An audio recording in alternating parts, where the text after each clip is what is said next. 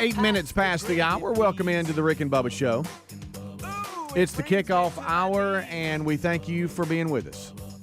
We do just what it says. Kick things off for Rick and Bubba. Rick here, Bubba joining us shortly. Eddie Van Adler will be here for the main show. That's 1 hour from now. So until then, it's the Good Time Gang kicking back and rolling you through this hour. Busy show on tap today. Don't forget, Bible study live today, noon Central. We got that going for you. Good friend of the show, Damon Johnson, will be with us. Brother Kane has 2 shows this week, one in Georgia, one in Alabama. We'll tell you about that and talk to Damon Johnson in about 3 hours from now if you're listening live. And tomorrow is Read Across America Day. It's Dr. Seuss's birthday, March the 2nd, and we'll have Read Across America's annual reading of the Green Eggs and Ham at 8:20 a.m. Central Time. So rather than going to our website and signing up your class, what we'd like for you to do is just tag us in your posts at Rick and Bubba, and then we'll retweet those and make sure everybody sees them. If you don't have social media but you'd like for us to see what's happening and how your kiddos are watching the reading of Green Eggs and Ham, you can just email that picture to support@rickandbubba.com, spell out and A-N-D. So that's there for you. Well, let's bring everybody in. To my left is Mr. Greg Burgess, and to my right it is Michael Helms. What's up, boys? Gentlemen. How are y'all? Good. Pretty good. Fired up? Yeah. Ready to Ready go. to go? Oh, yeah. Ready to go. Oh, whispering. Yeah. Whisper Hey. chipper. I forgot something, and I apologize. I meant to introduce, over to my left, Greg Burgess, to my right, Coach Bullet Helms. Bullet Head Helms. Never mind. If you can't do Bullet that. Head Helms. I don't really want to be known as Bullet Head. Well, That's not no, very flattering. Yeah, I don't. I'd just be honest. I don't. Well, people said you were talking like a coach more. Am I? Yeah. Well, Has that coach speech. Probably am. Yeah. So they said, hey, call him, You know, call when him Coach Helms when the you whole leave hour. here and spent 8 to 10 hours with Yeah. college athletes, you'll do that. Mm-hmm. Yeah. So That's why I wish I would have done that. Coach Bullet Head Helms. That's hard to say. Yeah, really just fast. leave yeah, it alone. let's just not say you it. say it, Greg, while you're You're- chewing on something. What is that? None of your business. You know, he'll get a straw or something and Yeah. chew on it. Is that what it is? No, it's floss. That's so About good. that. Oh my goodness. Well, here we I go. like chewing floss every now and then. Yeah. What's wrong with that? I don't know. Nothing. Reese had his. We tried desperately to keep the cleanings and everything on schedule. Speaking Sure. of floss, maybe I'm think of on dentist. schedule, by the way. And I guess it was Monday. He had a Dr. Dudney cleaning, and it was at 4. And he normally gets off work at 2:30, but they could hold you over. And he's You working never in know. downtown Birmingham, and so that's the day I was in Huntsville with my parents, and so Terry said he barely made it, but he made it. It would have been easy to cancel because they held him over a little bit. And with what he does for a living, he probably needs to go home and get a shower. Yeah, but that's sometimes he don't that need ain't to. possible. He didn't need to show up to the dentist office in a high res shirt, full of dirt. But he barely made it, so we kept him on schedule. Because if we get off schedule, Yeah, it's once you hard to get off, back, man. You spin out of control. It's hard. It's real hard. I'm current. I'm Yeah. caught up. I Yeah. think I did bump it, but I've got it current since. That and the dermatologist are the two that I really tried to make sure I stay with. So anyway, that's a the little- one I need to see more. Yeah, I know. Greg's been Yeah, talking I about a spot definitely on need his to. face or something for years. I mean, Just just like- I know I'm a candidate. I've Just been like dealt with it. yesterday, I try to wear long sleeves when I'm out there just to kind of protect the skin, and I even put sunscreen on the face and neck and ears, take care of that. But I took my long sleeve off yesterday and got into short sleeve and underestimated the 2.5 hours I was in that sun yesterday, and I am burnt from here to here. Oh boy! Don't think little bit. Think the color of the willow meat, red. Really. Yeah. Oh yeah. And then you- of course Amanda hollered at me, "Hey, why are you not putting on sunscreen?" I'm like, "I did. I just took my shirt off and Yeah. Have you ever heard those people, and I used to work with some of them, that said long sleeves are actually cooler than short sleeves Yeah. in the summer? And I no, I'm sorry, it's not. Not to me. They claimed like you would sweat and then it would cool. They tried to I explain know. it to me. I've I said- never I said I understood wore a that. long sleeve shirt in the summer, Right. and it's hot, Right. and I've worn a short sleeve and it's not. Yeah. Greg, I don't understand that argument either, because I was much cooler yesterday in a short sleeve than I was Yeah. a long Yeah. sleeve. Yeah. There's a guy I to used to work with. In summer, it didn't matter. He always had them down here buttoned. And I said, do "Buddy, wear it's hot. Oh, it's buttoned." cooler this way. I said, no, it's No, not. it's Wait, well, not. put a jacket on. You'll really cool off. I do wear a long sleeve a ton, no matter the temp, because I feel like it's protecting me more than anything. I'll see the Destroyed. landscapers, and they've got long sleeve, Destroyed. shirts on, and they're out there every day, all day. So I get them. Yeah. And I've tried to be sharp sometimes. Like I'll cut the grass and go, I'm going long sleeve today. I can't do it. No. I'm ripping it off. You like to go shirtless out cutting. What if I did? Get the neighborhood fired up. There's a guy If I went shirtless, I'd be burnt so bad. There's a guy that jogs shirtless in Helena. I don't care what month it is. Oh, yeah. I've He seen the jogs shirtless shirtless. joggers. And he hasn't changed his look for years. And I'm wondering, man, he must eat bad because he jogs a lot. Oh, yeah.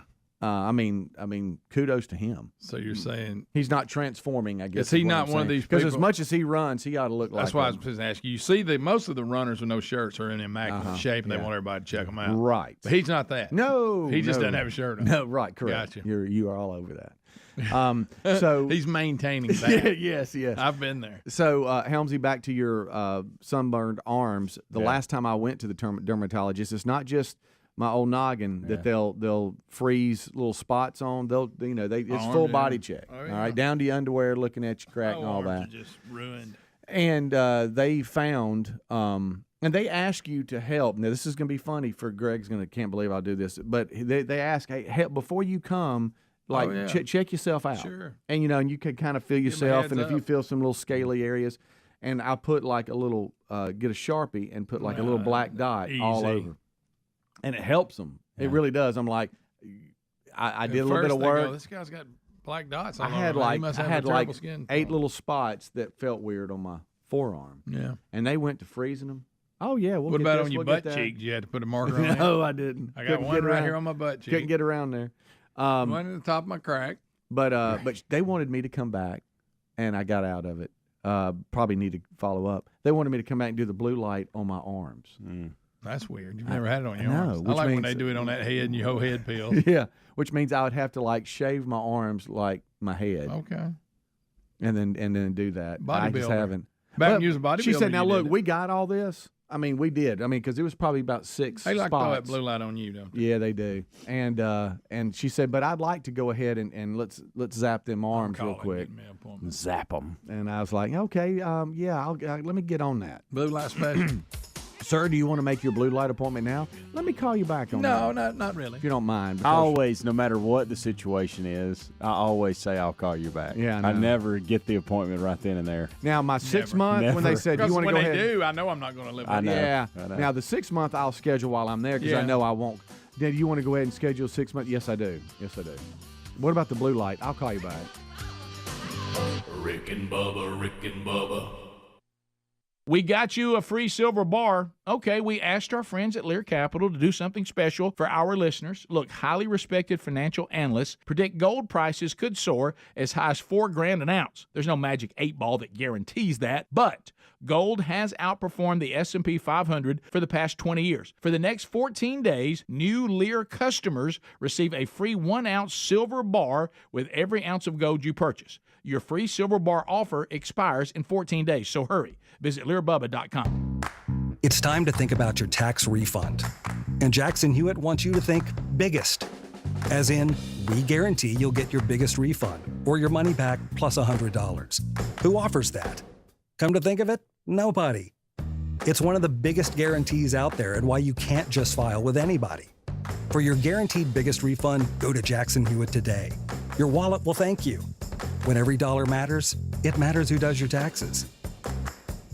These days, every new potential hire can feel like a high-stakes wager for your small business.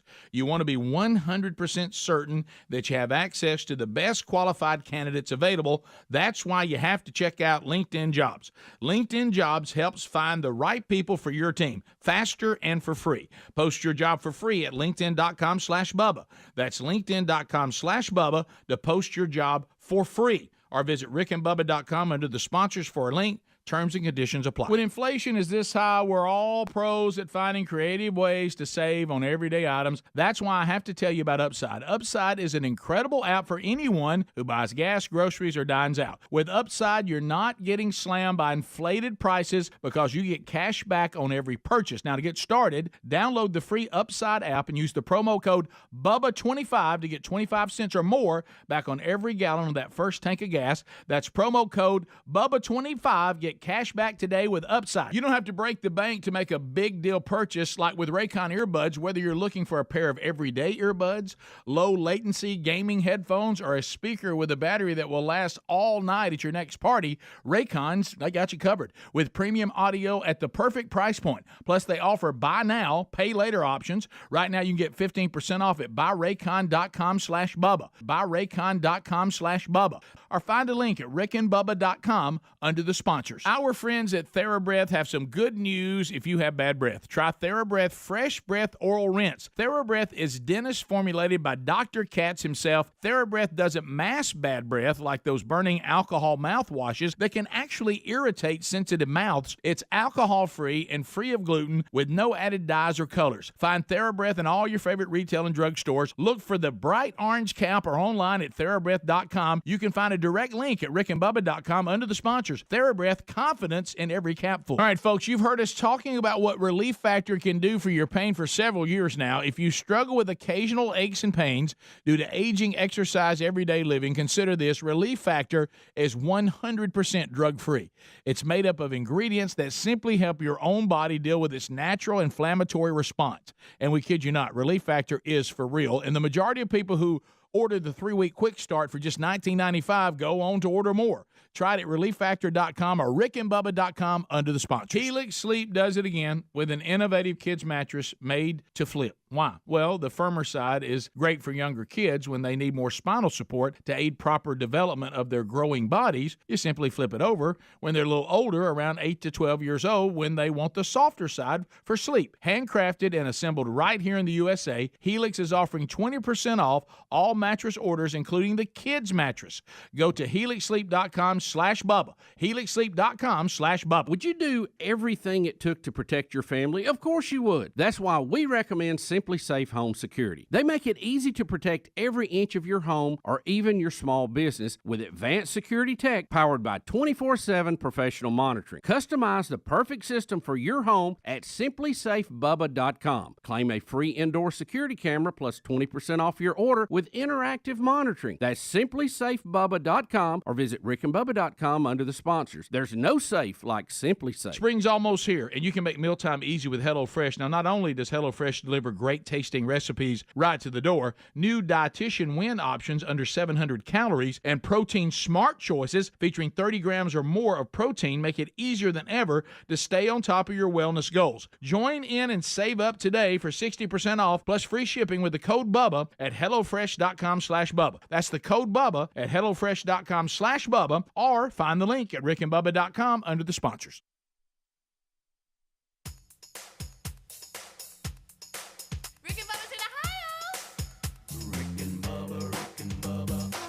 The gravy, please. Rick and Bubba. Ooh, it brings me to my knees. Rick and Bubba. I can't start another Rick and Bubba. Day without 'em, brother. Rick and Bubba. All right, we're rolling back 21 minutes past the hour. Don't forget, tomorrow it's Read Across America, and the Rick and Bubba Show will have our annual reading of Green Eggs and Ham at 8:20 a.m. Central Time. If you're listening live. If not, we always send that out on social media, and you can catch it on the podcasting later when that's released. But we'd love to see the setup on how you're watching or listening to the reading of Green Eggs and Ham. And so you can do that by just copying or tagging us at Rick and Bubba on your social media. And then we'll retweet those or resend them out. And then you can also send them via email if you'd rather do that, support@rickandbubba.com. All right, so today, Bible Study Live today, noon Central, and then good friend of the show, Damon Johnson. We catch up with him. Brother Kane, that's a big talk. Brother Kane's always had a great history with this show. They got 2 shows this week, one in Georgia, one in their hometown of Birmingham, Alabama at Iron City Friday night. We'll talk to Damon about that. So that's coming up. All right, so Helmsy, what you got over there, kid? You said you had some questions. I do. What you got? Let's go here first, and then we'll get to the others if we can. All right, zip up. This really is from Greg, Greg, from Jeremy. Okay. He said, I'm listening to the podcast from January the 27th. All right. Greg said, whenever he finds Adler at the urinal, he walks up behind him and gooses him. Right. Yeah. Would you care to elaborate on what exactly goosing is? Wow, you need to get out, pal. Greg, calm down, Greg. Right. Greg has been my role model. See, you made fun of him, No, and now I mean, everybody knows listen. what goosing somebody. Hey, Evidently Take they your don't. finger Evidently they don't, Greg. and you let me poke them let in the me ribs. finish. You're a role Greg model. has been my role model for years, but may be demoted depending on his response to this question. What Thanks, could be Jeremy. negative? I want to take it, Greg. I don't know if you know this or not, but our audience is worldwide, baby, like Pitbull. Okay. Oh my goodness. And people goosing, I don't necessarily think is something that everybody knows. So explain what goosing is. But like if you sneak up behind somebody and you take your finger and you jam them in the rib cage in the back. Yeah. That's what I call goosing. Yeah. And you even do that. Woo! It's unpleasant for the gooser. Yeah. Yeah. You're spooking them with The a finger, goosey. with a finger poke to the ribs. Yeah, yeah. Yeah. Goosed him. Snuck up on him or jump out around the corner and get him. Yeah. It's got nothing to do with, he's trying to make it tied into somebody peeing in a urinal. It has nothing to do with that. Yeah. Well, Greg- He just has to be standing there. It's not a urinal-based thing. Guys, don't get mad at Jeremy. The urinal part has nothing to do with it. I'll sneak up on you in the hallway and give you a Speedy will goose you. Yeah, He'll goose you in a minute. that's what I'm saying. Goosed me the other day. So, yeah, he's trying to somehow pull the urinal in it. Well, Greg, Look, when you the talk fact- about It's just funny because Adler is one of these people, and it's hilarious. I mean, there's nothing wrong with it. How about this? Probably 98% of people this way. When he's in there at that urinal, he's concentrating. He don't want to look to either side. And he wants it to be over with. yeah. And I'll come up behind him and goose him. Yeah. And it's he don't know if it's me Maybe or a stranger. maybe he thought it was the I know what some he was people would get trying. just the one-legged like push. Sometimes people get their foot and push their butt into the urinal. You're like, hey man, what are you doing? You ever seen that? No, I haven't seen that one. No, yes you have. No, you grew up in a locker room. You did. Kicking people in the urinal. We goosed them. Okay. Well, but goosing, yeah, it's really more. Take your finger it's really and more. jab it in their back, basically. It's spooking. Yip! Them. It's If you'll give a spooking yip. them. You're spooking them. Yeah. And you're giving that little finger to the ribs too. Yeah, pretty much. Yeah. If you here's So hopefully you're still Greg. his- Here's what I want to tell you. Did you know you're a role model, Greg? No, didn't you're know. not going to want to know what I'm about to say. By the way, because I just thought, well, I'm gonna just Google goosing and see what it comes up. Because if you don't know that, if Jeremy seriously doesn't know maybe that, I- Greg, I listen. didn't know there would if be you- a- Listen, let's just listen. If you're out there and you go, hey, what is he talking about? This goosing? Let me look it up. Do you know what the definition I says? have no idea. I don't even know that I can read Unless this. it starts no. back at Oxford High School. Unless it starts like that, I don't know. It actually says poking someone between the buttocks. Well, that's not what I did. Okay, maybe. But that's what it says. Maybe he thought that was it. And so, to my point, Ugh. if you don't know what that is and you go Google goosing, that's what people look at. It's so kind of you like do that but to Adler? You're just doing it in the rib cage. Yeah. You do that to Adler, huh? Yeah. Well, I will today then, just to see if y'all want me to. Thank you for reading that. Well, whatever it takes to goose somebody. Yeah. But I want to go back to the fact that Greg's somebody's role model. Jeremy. That comes with a lot of There's a lot of responsibility, responsibility, Greg. Yeah. Huh? As you Well, chew on know, floss. Look, it is what it is. Yeah. I can't help it. I know. Terry chiming in this morning. He says growing up, goosing was pinching someone on the butt. Nah, I don't know. We didn't call that. And a lot of it is if you'll double come up on both sides of the rib cage, like that. What's that called? That's goosing. Is that double goose? That's a double. It looks Look. like there's different. Look, if you want to stick your finger in somebody's butt, that's you. Greg, The definition I'm talking about. Hey. This guy- Hey, role model. Ribs. Hey, This Mr. guy- Role Model. He didn't say that. This guy said pinching someone He is said what? goosing, pinching, It's in the same I know that's why family. you said that. pinching. It's in the same family. Yeah, well, that's what did you just put in your mouth? Huh? Nothing. I've had it in my mouth. It's Oh, a okay. piece of floss. Well, you took it out and then put No, something I in. did not. I'm sitting here watching you. I didn't take Why it are you out. so defensive this morning? I didn't. I I'm didn't about to take goose. anything I'm out about of to my really. mouth. I'm about to goose you. Fight! I tell you what I'm about to do is goose you with this microphone stand. Did y'all ever, when you were around something, start screaming fight? Did No, y'all I know don't do that. that? It's very irritating. Fight! He said, no, I didn't. That's very irritating. I know. Everything's irritating to him because he's a role model. That's right. Do you know that it does come with responsibility? Yeah. Well, Sorry, Jeremy. well, anyway, I hope he's clear on that. It's nothing Yeah, he is. weird. I hope he is too. Now, there maybe like you read that definition, there's some people who could say they're goosing somebody. It's a little different. Yeah. But Greg. in my particular case, what we grew up calling when you would go up behind somebody and poke them. I got to tell you, In when the I ribs. think of goosing someone, I never thought of anything like what the actual description is definition online. Yeah. I always thought it was just Yeah. poking somebody in the ribs.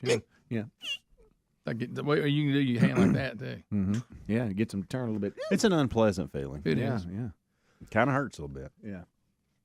Uncomfortable. It is very uncomfortable. But I will say this: if Adler's in the stall using it, I don't go in there and goose him. Oh well, that'd be good because that Well, Even if he's well, standing thank up. you for I'm clarifying I'm not that. talking about not sitting down. Even if you know, like some people, they're scared and they run get in the stall. you got to- him sitting down. Oh, to wow, throw a fastball, right. and they go in the stall for some reason anyway, even though there was a available urinal. Mm-hmm. I leave him alone. Well, that's that's- awful gracious of you, yeah. Greg. You mean you don't kick the door open? Well, I may do that. You're right. Go. Well, you scared of the urinal? Yeah, I saw a guy go in there yesterday and do that. It's just a weird bathroom. It is. Yeah. Well, I will go in. I Yeah. will go in there and do that if 3 of the 4 are taken. So you instead of going side by side with Yeah. somebody, you'll go. Well, it depends on who it is too. I dare you to goose a stranger in there today. Greg. Just see if you'll do it. and making noise too. Yep. All right, that's the challenge. All right, then. I want to video it. I got 2 more questions for y'all when you get back, and something that I Okay. want to try. Hope it ain't like There's that. something out there that I've never done before, and I want to try. Oh boy. And you can zip up about another half inch and Let me it'll be get it. all the way. Let me get it. There we go. Goose me. Goose. Bubba, Rick and Bubba.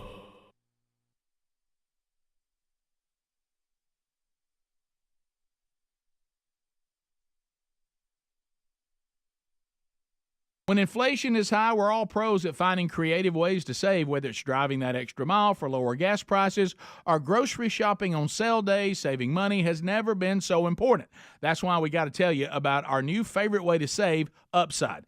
Upside is an incredible app for anyone who buys gas, groceries, dines out. With Upside, you're not getting slammed by inflated prices because you're getting cash back on every purchase. To get started, download the free Upside app, use our promo code BUBBA25 and get 25 cents or more back on every gallon on that first tank of gas. Next, you just claim an offer for whatever you're buying on Upside, check in at the business, pay as usual with your credit or debit card, and get paid. Upside users are earning more than $1 million each week. That's probably why they have a 4.8 star rating on the App Store.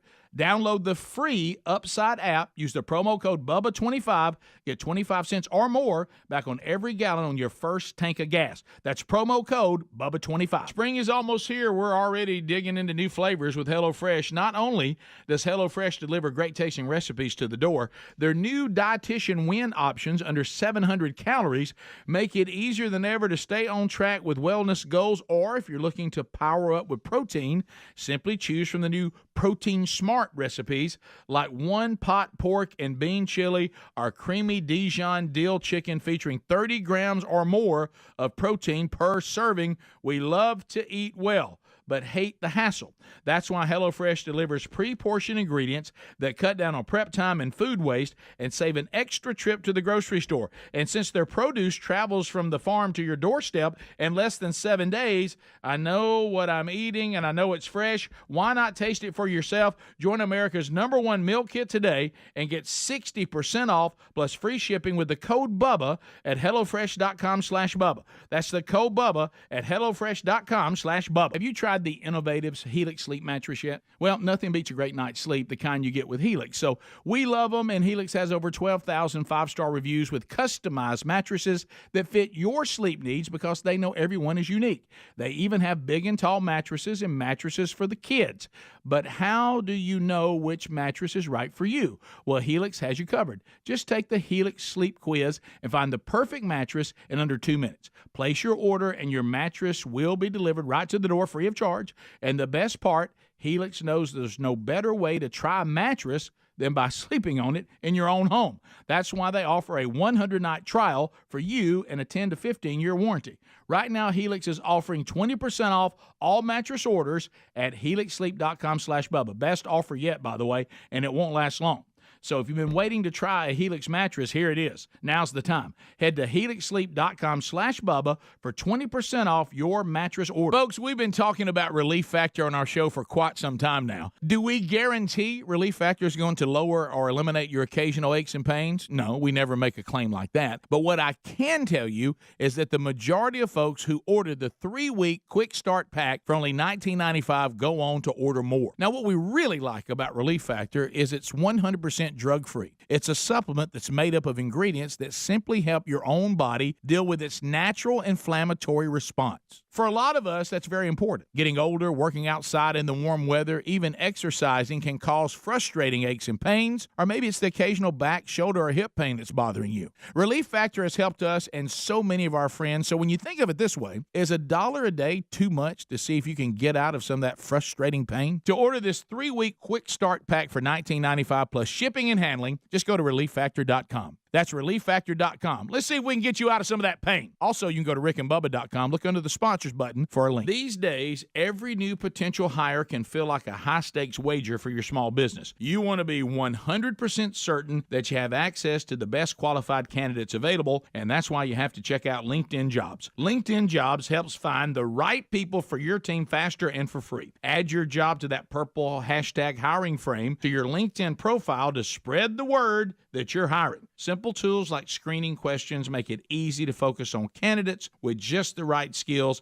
and experience so you can quickly prioritize who you'd like to interview and then hire. It's why small businesses rate LinkedIn Jobs #1 in delivering quality hires versus leading competitors. LinkedIn Jobs help you find the candidates worth interviewing. Did you know that every week over 50 million job seekers check on LinkedIn? Yeah, post your job for free at linkedin.com/Bubba. That's linkedin.com/Bubba to post your job for free, or rickandbubba.com under the sponsors. Terms and conditions apply. Rick and Bubba's in Ohio. Rick and Bubba. Pass the gravy, please. Rick and Bubba. Ooh, it brings me to my knees. Rick and Bubba. I can't start another. Rick and Bubba. Day without him, brother. Rick and Bubba.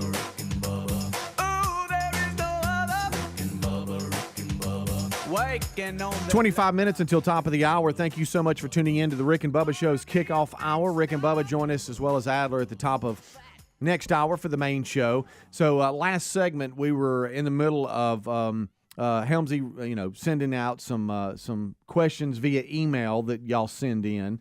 And one was giving us, hey, Greg talks about Goose and Adler in the bathroom, whatever. Okay, We went through that. Greg found out he was a role model. And then we wanted to continue that conversation here, Helmsy. Well, got a question from one of two things. I got a question from the audience from Eddie, and then there's something I've always wanted to try, and I want to see what y'all think about this. First of all, Eddie, what is the last video game you've played? Eddie? Yeah, this is Eddie's question. Oh, I thought we were It's a asking. I was like, QFTA. okay. What is the last video game you've actually played? Can you remember? And it's been years, but it was Madden. Okay. Football. Now, when you say years, are we talking 5, 10? 10, over 10. I would say I did play Between one of 10 my and boys in football. I think it was Madden. You can't have his answer. Or it was the NCAA. Thanks for ordering lunch. It might have been the NCAA football, not Madden. Yeah. I think it was, because we were each we could pick a different college team. Yeah. I want to say that was it. But I played COD about 2 weeks ago. Excuse me? Call of Duty. Did you just say COD? Yeah, Is that's- that Call of is that Duty. what they say? Yeah, that's what everybody calls it. I did play that too, but I think Madden was after that. And Reese was actually playing JC who was at his apartment. But COD's And- done got weird. Yeah. Because Would usually y'all it was quit just calling it Army that? and we're That's fighting. what Now it's we got called. all kinds of Yeah. weird aliens and all it kinds is. of. So I sat down for I like the old COD better. Yeah. I sat down for a second and played just for a second, but it's hard for me to control I don't know, man. I get Yeah. lost. I'm like, how y'all moving like that, man? That's crazy. All right, I'm I haven't completely played caught it off guard. in like I say, in over 10 Yeah, years. COD So- in a long time? Just No, stop. so the fact how it looks and how you move is so Yeah. different from when I Right, played. right. All right, so I understand. This has caught me They're off guard, addictive. Greg. Yeah. The fact I that love it. Yeah. I see COD, Speedy. you like COD? I see No, not so Speedy much. playing games because he has kids that play games. I've dumped into some stuff just because of kids Yeah, playing when games. Taylor, that was when he was. Okay, so that's where I was going. I would was not play expecting you to football. say you've played Call of Duty. Yeah, I have. Pretty fun. Mm-hmm. It is. Yeah. I mean, I don't like to sit down and have my own profile. You know what I mean? I mean, like if I play it, one of the boys are gonna hand me the controller and go, Dad, Yeah. see if you can do this or whatever. But they take it like real serious. Yeah. And they don't want you to mess up. Dad, what are you doing? I'm like, well, man, I don't know. When Taylor was really small, we used to play, and I'd have to let him win. If he caught me letting him win, he'd get mad. Because I was letting him win. Oh, he hated that. Yeah. I've thought about moving like Xbox and PlayStation stuff upstairs to the main TV. Okay. And grabbing, playing every once in a while. But to your point, I'm afraid I'll get addicted to it. I'm afraid I'll do Hey. it too much. Oh, yeah, yeah. And so we that's all why talk I've about people steered clear. They got their nose stuck. I'll be honest with you, it's if you Yeah. get to playing it, it's hard Yeah, not you to. can get lost It's fun. in it. You can get lost in it. Good thing about you, I mean, we're too busy to be I know. addicted to it. We ain't got enough time. But I just don't know. I just would rather. I don't know. I've just never had an interest in that. You know, of just I've never gotta been a sit down gamer. and play. Yeah. The I know people football that was do, but fun. most people our age, I don't know that they do that. The football was fun playing against each Yeah, other. it and was. stuff. It That was. fun. It was Or any good. of the sports games were fun. Yeah, talking smack. Well, my second question was going to be, but you just answered it. My second question was going to be, outside of a sports game, what is the last game you played? But y'all jumped right into Call of Duty and caught me off guard. Yeah. I didn't That know was the y'all- last, but I will say this, and me and you've had this discussion. When Taylor was small, and we kind of played it together because he was pretty young. Yeah. Zelda. I loved Zelda. Got in Zelda. I'm not into Loved those kind of games, Zelda. but I got into that, and I remember I got to one. I mean, we were deep in it, Yeah. and I couldn't progress, and I couldn't figure it out. Yeah. So that's the thing. I wonder if I sat down, if I took, say, 3 hours today, and you brought me every video game that's out there that's popular, what would I like? I know. Like, what would I go, And like I okay, say, this they is the look one so I'm much going to different play. from when I played them. I know. It's unreal what they look like. Yeah. It's funny, though, because back to my boys, it's like Saturday. Normally, you know, Tyler Mabry, they've got their own thing going on, and then Reese he's busy, whatever. We don't normally have everybody standing at the same place very often. And so JC was playing Saturday, and Terry said, hey, y'all come by and see him. Well, we finally got everybody there, and then when everybody was dispersing, they'd be like, okay, man, hey, when are you going online? You going to be on? Okay, 7 o'clock. All right, good. And we were walking off, and we're like, what are you talking about? Oh, we're going to play tonight. To see, Dad, y'all think we don't see each other? We talk every day for an hour or two because we're playing either against each other or with each other, teaming up. I'm like, really? Okay. Well, so y'all do see. I mean, y'all aren't visually seeing each other, but you're talking a lot. Yeah, I thought that was funny. So we're getting on what time? 7? Okay, sounds good. What are y'all talking about? When Taylor was younger, and so the technology, it was just whatever. You had to buy something where you could play other people. Yeah. And I remember I thought, wow, when he would be playing Madden against other people that we didn't even know. Yeah. But that was like when it was very first coming out. Right. But now it's just, like I said, the technology is just so much better. Yeah. I'd like to have a few hours to jump into some games, I'll be honest, just see what's out there. All right, something I've always wanted to try, and I've never. It's addictive. Don't do it. No, I've never attempted this, and I want to know, one, have you ever attempted this? And number two, do you desire to give it a shot? And this is going to be strange. This is not what you're thinking that I'm going to say. I was scrolling through. So I get a ton when I go to social media. That I get to Speedy's point. I get a ton of coach speech. I get a ton of tennis. I get a ton of basketball clips. I get a ton of track and field clips for some reason. Mm-hmm. I've always wanted to try to pole vault. Okay. All right. And I've never, Okay, I have never tried this, and I know had a that I run would when I be wanted to try it. wildly unsuccessful at the attempt. But before I die, I want to try to pole vault. Well, When I was in high school, I had you tried second, it? No, I didn't. When I thought I'd like to give that a try, but a friend of mine, I think I'm right. Bruce Harmon. Yeah. He was doing the pole vault, and when he pulled up, he hit himself in the mouth with his knee and knocked his front tooth out. They're my friends. And I remember that. He appreciates that story. And I was kind of like, I don't think I want to try that. No, I'm like you. I've always, when I see it done, I'm like, wow, that's amazing. So impressive. Back before, let's see, Reese started driving. So now, Bubba was a good pole vault. Was it big 3 years ago, maybe, or whatever? The boys, and still do. JC goes to Tinsley Performance, and just outside of the inside portion, on the outside, there's pole vaulting practice where it looks like they're either teaching or there's a team that comes. I don't know. And I would always position myself in the parking lot to where I could watch them practicing, where they go in and it's practicing, sticking the pole, and then they would start, and you could tell they were going in stages. Yeah. And then there were some that were more advanced, and they were like going all the way up, and then there were some that was just going and learning how to just get the pole vault, stick it in that groove.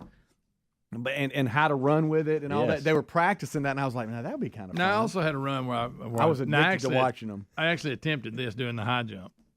Okay. Wasn't very good at it, but I actually attempted that. Could you jump over this table right now? Oh, yeah. I had a decent vertical leap. That was a long time ago. It didn't pan out. I mean, obviously, I didn't do the high jump. How'd you bow that back? Oh, yeah, I do the old flop. Mm-hmm.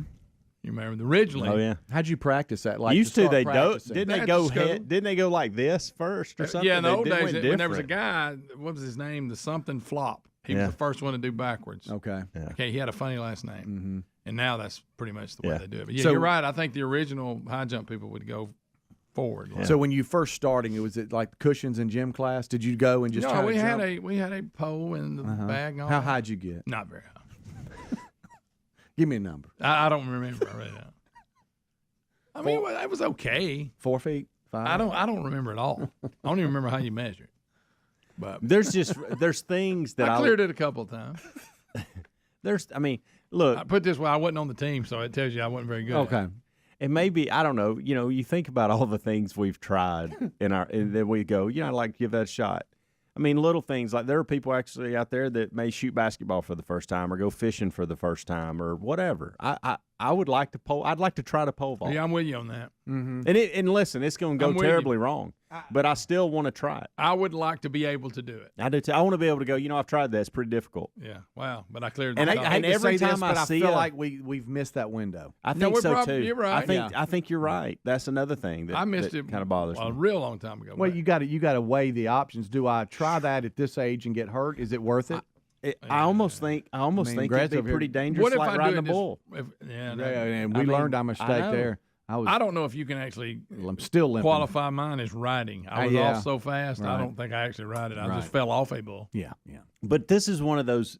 Look, it takes a ton to impress me. Yeah. But when I see somebody pole vault and get up there, I'm like, God, that's impressive. Well, there's a lot involved here. Mm-hmm. There Strength, sure is. The technique is key. Well, I mean, coordination. There's a lot of. Yeah. We just look at pole vaulters and act like, yeah, I know. But when you Right. sit down and think about it, that's really a good skill. If you It think about is. before they get up high, I mean, they're basically doing a handstand. 'Cause think about it. they're upside down all the way like this. There's somebody who It's was the best unbelievable. pole vaulter of all time, and we have no idea. I know. They get no attention. Yeah. They get no praise. I mean, there's the Michael Jordan of pole vaulting, and if you asked me to name him or him Can't. or her or whoever, I couldn't do it. Yeah. You're You're right. right. Yeah, you're all over that. I say we need to bring awareness back to pole vaulting. You got the haircut for it. Yeah, you do. What has my haircut got to do with it? Yeah. Huh? I want to see you do it so bad. I'd like to give it a shot. We'll be right back. Rick and Bubba, Rick and Bubba.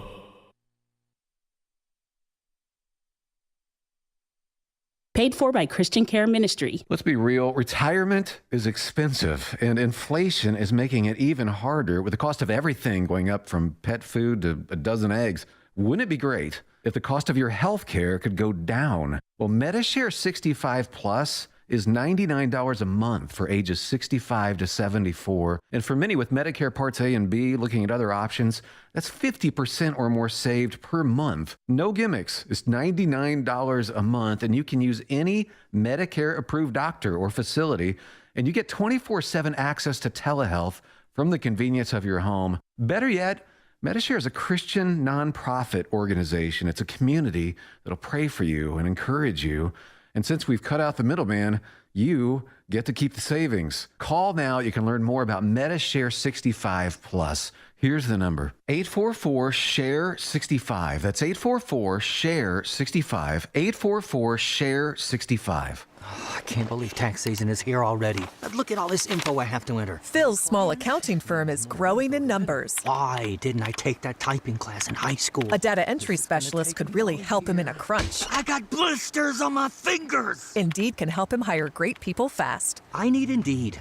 Indeed you do. You can schedule and conduct virtual interviews all from your employer dashboard. Visit Indeed.com/credit and get $75 towards your first sponsored job. Terms and conditions apply.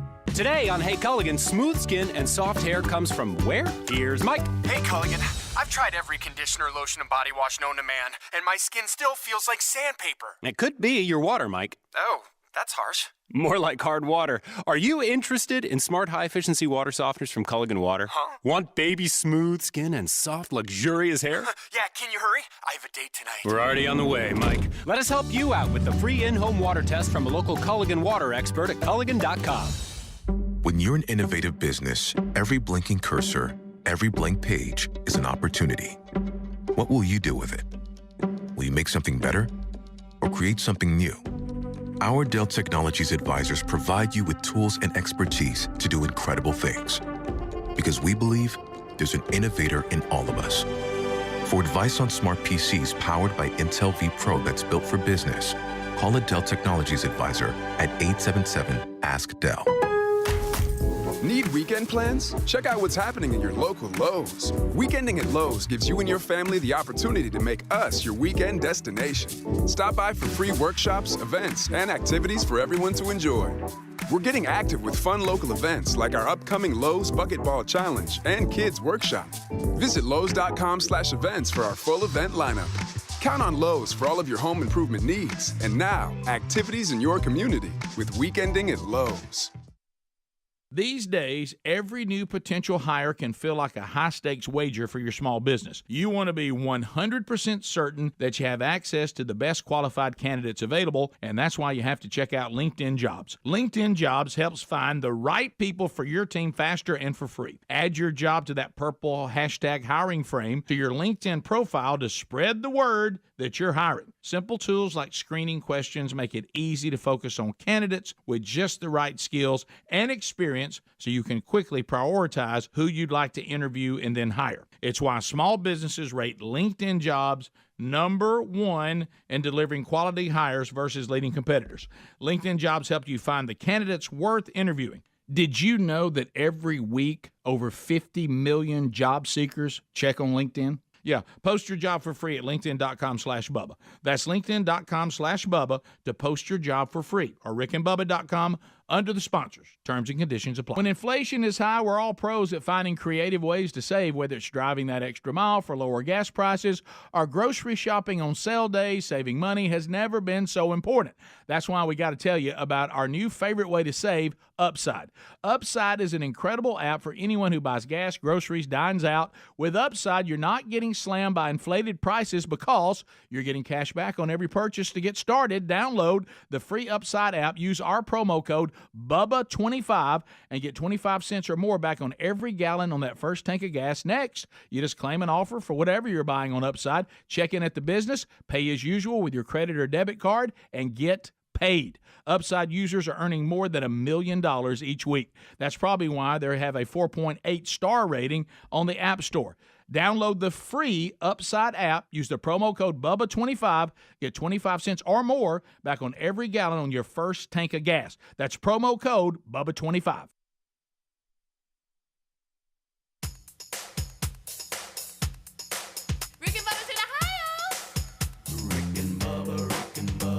Pass the gravy, please. Rick and Bubba. Ooh, it brings me to my knees. Rick and Bubba. I can't start another. Rick and Bubba. Day without him, brother. Rick and Bubba. Ooh, there is no other. Rick and Bubba. Working on their blubber. Rick and Bubba. Gonna be a big star. Rick and Bubba. Fat will get you very far. We are rolling back 8 minutes until top of the hour. 866-WE-BE-BIG is the number. Thank you so much for being with us. This portion of the show is brought to you by MyPillow.com/Bubba. MyPillow.com/Bubba. You know, MyPillow is known for providing you all-night comfort. Now they've expanded their success to also provide you with all-day comfort. How about men's athletic T-shirts? Did you know they have those athletic T-shirts as low as $9.99? They've got the cotton cargo pants as well, just $26.99. Men athletics shorts as well, just $17.99. For all the ladies in our audience, they've got you covered too, head to toe. Check out their cotton pants for just $17.49. The women's button-down long-sleeve shirts, I should say, $13.99. And the two-piece rib tank set is just $29.99. I could go on and on with what they offer, but you need to go to MyPillow.com/Bubba right now. All socks, by the way, men or women, are 30% off at MyPillow.com/Bubba. So check them out right now. They've got the women's bathrobe closeout sale, men and women's lightweight or heavyweight robes, just $59.98. So check it out, MyPillow 2.0. Have y'all seen these commercials? How he's upgraded the MyPillow 2.0, buddy. Yeah, there's a MyPillow 2.0 too, so to check out. Made in the USA. I better check that out because I like my old original. Yeah, it's the brand new temperature regulated technology that keeps you comfortable throughout the night. MyPillow.com/Bubba is where to go. Go there today. MyPillow.com/Bubba for all the special show savings. You can also find a link at rickandbubba.com under the sponsors button. All right, so we are rolling back. We've had a fun hour together. Rick and Bubba, as well as Adler, join us for the main show at top of the hour. Don't forget, tomorrow, we keep saying this, for those of you that watch or listen for 5 hours, thank you. We could get repetitive for you, but for others, you're in and out. Tomorrow is Read Across America Day, so remember, you're not going to rickandbubba.com and signing up to register. We would rather you just have... we're trying to be hip now because that's old school. Hip to the groove. The new thing is to tag us in your photos of your classroom, your homeschoolers, whatever, watching or listening to the reading of Green Eggs and Ham, and then we'll repost that. Are you ready? You're reading it this year, right? Well, no, but I remember. I think it was Hobie had you come. You went and did you read Green Eggs and Ham or did you read Larry the Leaf? I read Larry the Leaf. I thought you did. Yeah. Dad was talking about Larry the Leaf the other day. And a Scots class, and we went, and Larry the Leaf was a huge hit. They loved it. Has he got another one coming? Well, yeah, he's been writing a couple, and he's got a few in the hopper. But he's got two out now. Larry the Leaf is his first, adventures. and but the chapter books are big for all the teachers with the kiddos reading and stuff. So now he's got that chapter book. But he was talking about that just the other day because whenever we go to some of his doctor's appointments, you start small talk with nurses and things like that, staff members, and we find out hey, they got some small kids and stuff, and so he brings up what he does, and then we start talking about the fact that he wrote all those books speaking into his phone in the Notes app, which is remarkable. Sure. And so anyway, he has sold a lot of books that way. They've gone to Amazon and ordered them right in front of him. Always promote the product. There's nothing wrong with that. Love it. Yeah. We've got a number of stories here. This one is drawing a lot of attention in Major League Baseball, where they finished out a game yesterday without any umpires. Which is kind of weird, but where'd the umpires? It's another reason for me to be bothered by officials. Yeah, well, it was a meaningless bottom of the ninth, and the Pittsburgh Pirates and the Baltimore Orioles agreed to play the final frame of their 9-inning spring training game yesterday afternoon without umpires to call balls and strikes or outs on the field. The Orioles have somewhere to be. Really, that's my point. The Orioles were trailing. Are they not there for that? Can't take 10 more minutes. I know. The Orioles were trailing 7-4 when a ground out ended the ball game, or at least it should have. Both managers for the Pirates and the Orioles had a quick discussion that resulted in both teams gearing up and heading back out to the bottom of the ninth. Now, if there was a regular season, that wouldn't have been allowed, but since it was spring training, want to get some more reps. Yeah, we got batters that need to bat. The game's pitchers over, we get it. Pitchers that need but the pitching. ump said we're out. Yeah, it's not common. But it is something that, both teams come together. It almost was like happy a hour. little inter-squad and kind of spring training. Hey, let's keep going. But it was weird because you could, on the broadcast, you could hear the catcher calling balls and strikes. I'm afraid that they're making baseball worse by what they're doing with the changes in the pitch clocks and all that. I mean, I know that They're trying to speed it up. I get that, but like you said, let's see. And here's the thing. Here's what I've got to ask. And it's early, guys. We're a couple games in, so calm down, Helms. But they're showing the average time comparing games this year versus last year with this going on.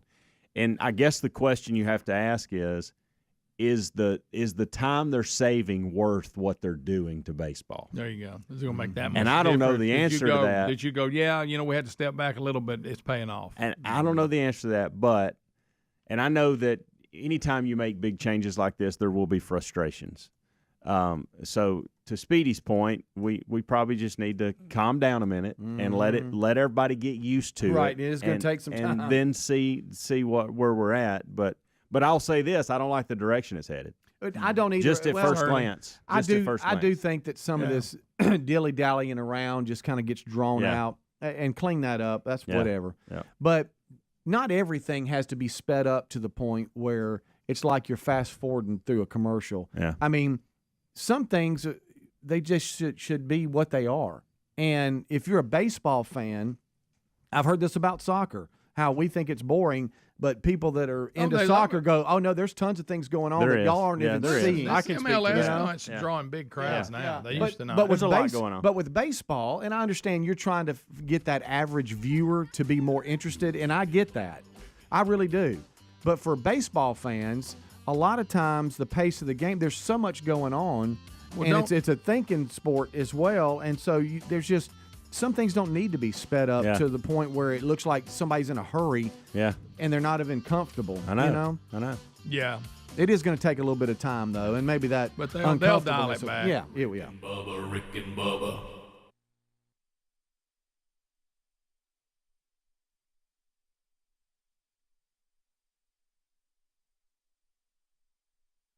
The smallest changes to your routine can make the biggest impact. And you don't have to break the bank to make a big deal purchase. Even the smallest things can be a part of a big change if it's something you use every day, like Raycons. Raycon is premium audio at the perfect price point, so you can build great habits without breaking the bank.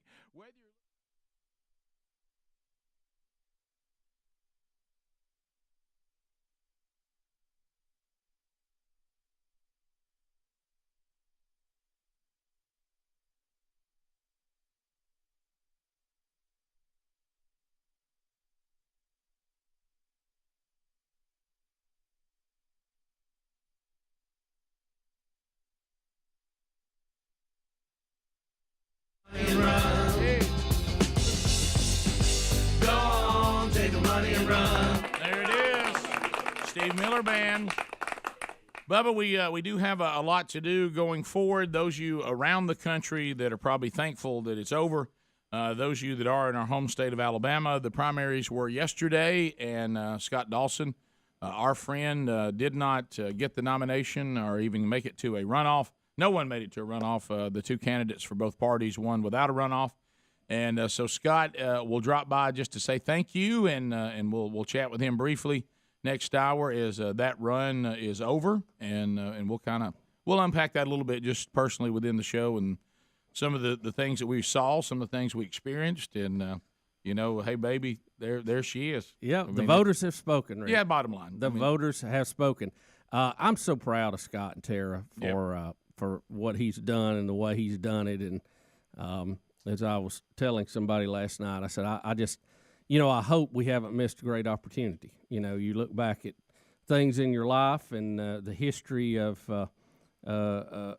your state and your country, and I hope we haven't missed a great opportunity. But the voters have spoken. We're good with that, and Scott is back to, hey, he's not candidate Scott anymore. He's just our friend Scott. Well, and that kind of was the way all the way through. It's the only reason why we were really involved in it. Somebody was asking me that. They were like, well, why would y'all get involved like this? And I said, it's no more. As a matter of fact, I talked to one of our friends who he and his family donated money to the campaign, and he said I really went back and forth on that because I didn't know how much I really cared about politics and did I want to invest money in this and that. And he said I got down to the end of the day, and I said, you know what, this is my friend. This is what he feels like he's being called to right now, and we're friends. Mm-hmm. So if your friend needs your help and your friend says, I got something I'd like for you to help me with, if you're a friend, that's what you do. Mm-hmm. And then let the chips fall where they may. I mean, his friendship with us far outweighs any other concerns that I have. Absolutely. So anyway, we'll talk about that. And I remember there was some of these people that actually know more about this, and I'm looking at that number right there.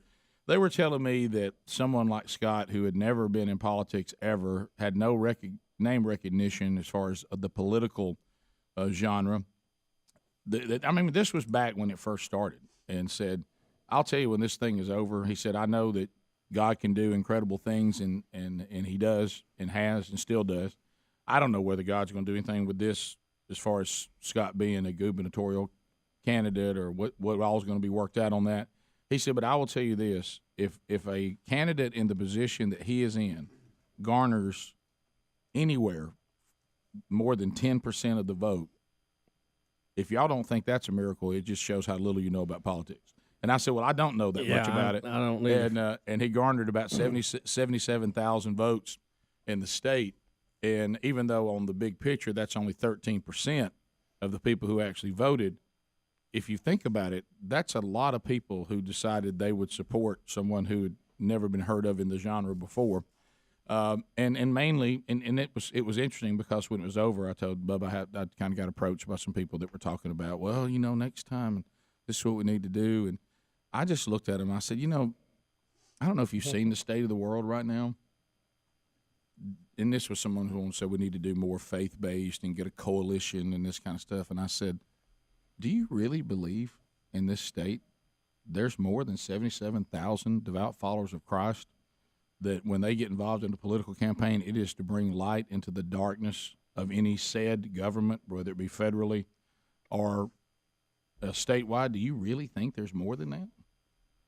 I mean, really? I mean, based on the world we live in and how horrible it is, you think there's more than that?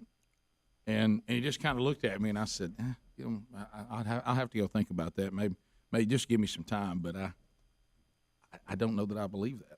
Too soon. Well, plus I just don't believe it. I don't, because first of all, you got to have people that say, my faith is the focus of everything. I don't ever hang it up. I don't ever put it on the shelf. I don't separate the two. Everything I'm doing to advance the kingdom of God into every corner, including a government or whatever. And then you have the people that I certainly don't question their salvation that just say, well, yeah, I'm a Christian, but when it comes to politics, I don't care about any of that. Mm-hmm. Because now you've lost them, they're out. You know what I mean? And so you're like, do you think there's really any more than that? So anyway, I certainly don't know the answer to that. That's just, but I can look around and say if it's more than that, then society should look different than it does. Yeah. We'll be back, and Scott will drop by a little bit later on, and we'll give you an opportunity for him. He just wants to say thank you to all of you. Minutes past the hour, the Rick and Bubba Show. Howdy, howdy, howdy. Thank you for being with us. Another day and another hour in Rick and Bubba history. And we sure are thankful that you're part of it as we start this hour. As is tradition, unless I get distracted and forget it, it is the national anthem. There we go.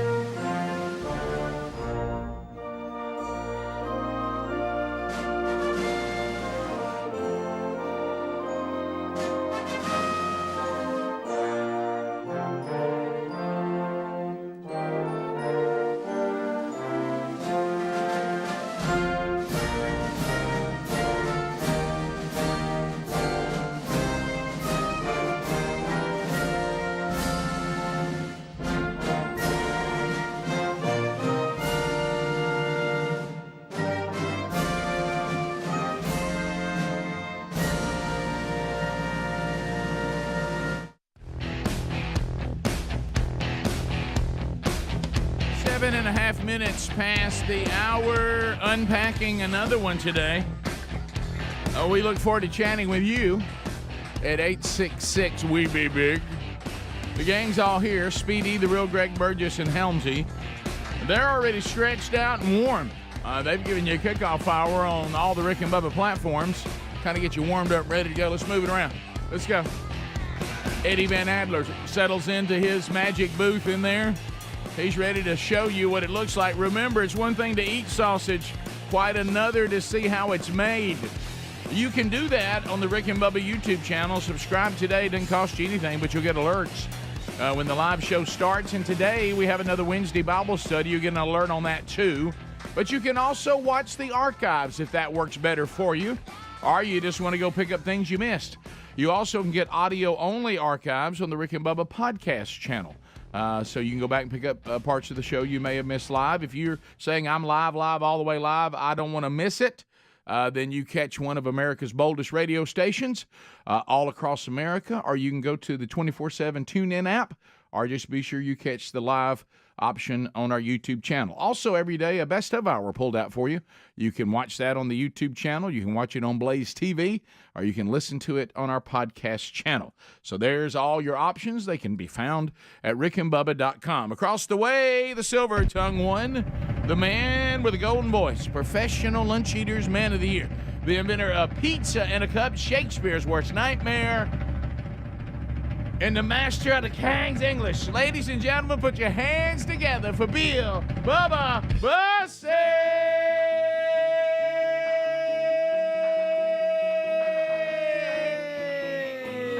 Howdy, Bubba. How about it, Rick Burgess? Friends, neighbors, associates everywhere, welcome into the little party we call Rick and Bubba.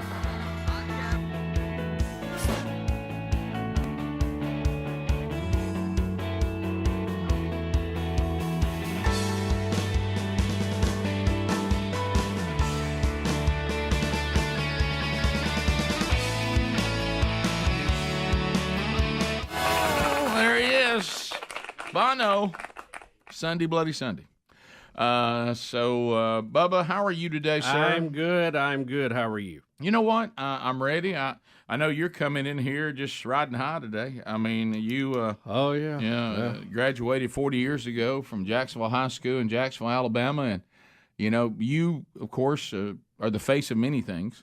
The face of Jacksonville High School in Jacksonville, Alabama, not Florida. Yep. A lot of confusion there, but you probably are their most famous. No, I wouldn't say that. Alumni. If you think about it, I mean, you've gone out to the world, draped in blue and gold, and you have. Well, I don't get to see a lot of games, but fortunately for us, the state basketball tournaments in our city and our state Athletic Association does a great job with that. They put that on at Birmingham at the BJCC and Legacy Arena, and it's a brand new complex. Going to be hosting NCAAs, by the way, coming up here in a few months. So it was a lot of fun. Big win last night for the Golden Eagles, Rick, as they soared high. And so not just any win. I mean, this is state champion. Yeah, they're in the Final Four. It was the semifinals last night. Yep. So they're moving on to the championship, right? Yep. Play Friday afternoon. Try to repeat as 4A state champs. Are you going back? You going to see it? I'm going to try to. I'd like to. I'm not going to go unless Mike Succo goes this time. Well, and it also is on that rare list, and I saw some of the listeners and the viewers last night. They were gravely concerned. Yeah, that they should be. Let me tell you what we saw last night, Speedy. We saw Bubba go out on a weeknight. Yep. And he's made that clear. It's not good. That's not good. That's not a good easy move for me. Tip off was, and I don't know if they stayed on time or not, but tip off was supposed to be 7:30. Yeah. I must say tip off was at bedtime. It was at bedtime. Yeah. Ain't no question. Yeah. All right. So and he went downtown. Yeah. There's a lot of things there. A lot of bridges to cross. Let me tell you, Golden Eagle fans, that's devotion from Bubba right there. Yep. I've seen only a handful of things have pulled him out on a weeknight, and then to be able to pull him out on a weeknight and start that late and get him downtown. Right. Well, that's about. I can only think of about 4 things. And we'll pay the price today. Sure, you will. Sure, you climb aboard. These shoulders are broad. Rick, it was a big win over a very good Hale County team, 82-46. Didn't sound like they were too good. But no, they are. But in all fairness, the mighty Golden Eagles jumped out to an 18-0 lead, and that's just hard to make up. Shot 56% from the floor, 12 of 25 from 3-point land. Speedy. I know. Notes. He's got notes. He's got notes on a pad. Notes. He doesn't write many things down. It might be about Elon Musk or some space thing notes. or NASA thing. I have notes every day. He's written notes down, Rick. I mean, we got percentages and everything. The 3-point shooting, and a lot of that was early. I mean, it was pretty impressive. When you shoot 50% basically from behind the arc, that's hard to beat. Even saying arc. I'm behind the line. Greg has shared something with me that I will not share on there because even though we don't believe in mojo, I don't mess around with it when it comes to sports. But his son-in-law is a basketball coach, and put it this way, Greg said he was not surprised by that margin, and neither is anybody who follows. Yeah, they've had a very good year. I think they're 28-6 now, so that's a good run. So I know because they play a lot of schools bigger than them, during the season. So right, yeah. So, well, it was. So, Bubba, I'm glad you were there. Yeah, we had a good time. Enjoyed that. Good to see some folks I haven't seen. Saw some folks I used to go to church with, and saw some folks I used to watch and cheer on playing basketball. So these people that you went to church with in the past? Yeah, back at Jacksonville. Baptist? Yeah, First Baptist. That's where I went for 30-something years. Did you let them know? Don't start. Here we go. Yeah. Here we go. That's so good, Rick. Thank you for pulling him in on that. You see him walk right in. Oh, yeah. For a minute, I Rick, thought Rick, you had a nibble. You went, hold on. I went. I don't think they go there. I don't think they go there now. But, right. No, right. It was good to that's see. Just a. It was good. That's to a see. running ongoing thing. With Did you let him know? Rough patch. Did you let him know? Are they aware? Aware as they need to be. Right. Look, it goes back to what I said about wearing a suit anytime I preach in a Baptist church. I don't know what my meemaw can and cannot see, but I ain't taking no chances. Yeah, really. Yeah, no need to push it. 15 minutes past the hour. More of the Rick and Bubba show coming up right after this. Rick and Bubba, Rick and Bubba. So much, and that really was cool to see you do that. 16 minutes past. Yeah. Here, Rick, that really caught my eye that we've got to discuss today. One is a man using ketchup to defend himself from a stabber, a stabbing attack. Really? Yeah, and his wife. I mean, it's a great story about the multiple uses of ketchup. The other one, and I saw this headline, and I thought this was some kind of Babylon Bee joke that Speedy had printed out. Are you kidding me? IHOP is changing their name. I knew that, and I know the kickoff. Now, Rick, I don't think I can take this in conjunction with yesterday. I just don't. I think that I'm at my tipping point here. Why would we change the name of it when everybody's good with it and we know it has breakfast? Don't we know that? It's an iconic name, Rick. International House of Pancakes is now going to be IHOB. Mm-hmm. International House of Breakfast. Well, yeah. IHOB. IHOB. I don't even. Rick, do you want to say to a bunch of your friends, "Hey guys, meet me at IHOB"? No, I do not. Huh? Because I used to see that logo and I used to hear that sound and it made me happy. Rick, I'm shocked. Really, I mean, are they struggling financially and I don't know it? Because every time I go, there's a line to get in. Well, after the regional so why director, are you messing with it? The regional director said that they've been kind of changing that over for quite some time now, and because they're International House of Pancakes, they're going to start presenting international breakfasts on their menu. So it's going to be International House of Breakfasts. What does that mean? What do you mean? What's it mean? What kind of international breakfasts are we looking for here? Like regional, stuff that's in this region where these restaurants are that's popular. They'll offer that for breakfast. What's next? Cracker Barrel going to be changing to Cracker Bucket? A lot of this is already going on with IHOP. And they're just changing the name, which Bubba, it's iconic. I don't know why they're changing it. I think it's a marketing.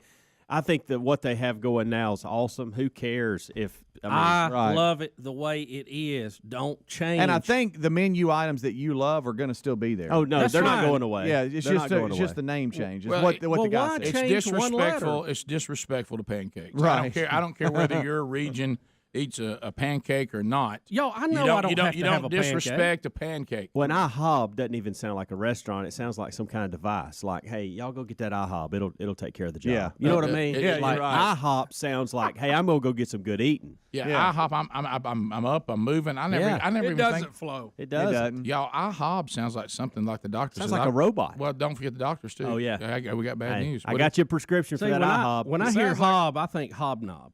You know, that's what I relate to. So, like, I'm going to go out and hob. It sounds to me like you're getting caught doing something wrong. Thank you, Greg. Hobbing. Thanks, Greg. I'm now you've really messed perplexed. It up. Right. Deeply. I thought it was a new product Apple came out with. Hob. Mm-hmm. The iHob. Yeah. You hob online. There you go. I'm picturing now Lord of the Rings with a cloud. Hobbits. I'm picturing Hobbits now. I don't like any of this. This is not good. I don't either. This is not good. It freaks us out a little bit. Well, like I say, it'd be like us all going, oh, it's not Cracker Barrel anymore. No, it's Cracker Bucket. Yeah, what? Yeah.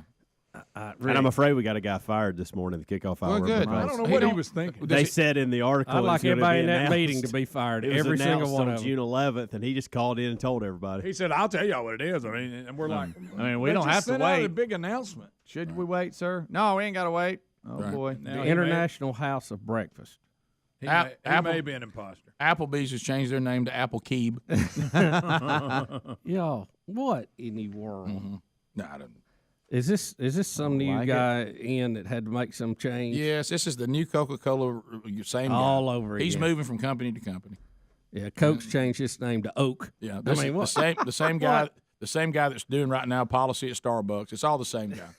Now he claimed that on the menu it already has IHOB for like the section with breakfast is in it. Well, that's enough. Fine. I know. Hey guys, Well, does anybody great. not? Hey, you know what, Greg? That's just dandy. That's fine. That's outstanding. Does anybody not understand that I see this logo that I love. I see the letters that I love. Does anybody think I can't get into there and figure out? I know, Rick. You know, that it's a place where you get breakfast, and wherever I'm at, that breakfast will be in here. And I think you brought up a point we were talking about. You don't have to change the name to kind of change the menu a little bit and offer different things. But Speedy, it's like Waffle House. I know they have other things than waffles in there. You don't have to tell me short order breakfast food that's high in cholesterol. You know, you don't have to call it that. You can get salad, lasagna, and wings at most pizza places. You sure can. You can. Yeah. But we don't have to change the name. No, you can't. That's right. Do you think? What's next? Pizza Hut? Yeah. You know, I like it just straightforward. We know what it is. Right. Well, how about this? Do you? Is this bothering you? Speaking of that, I'm very upset, borderline mad about it. Can I tell?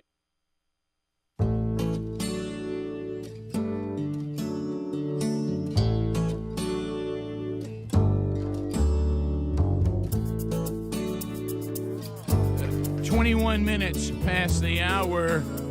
Brother Kane, for those of you that are not watching on YouTube, bringing us back one of their best. Hard act to follow. Yeah, that's good.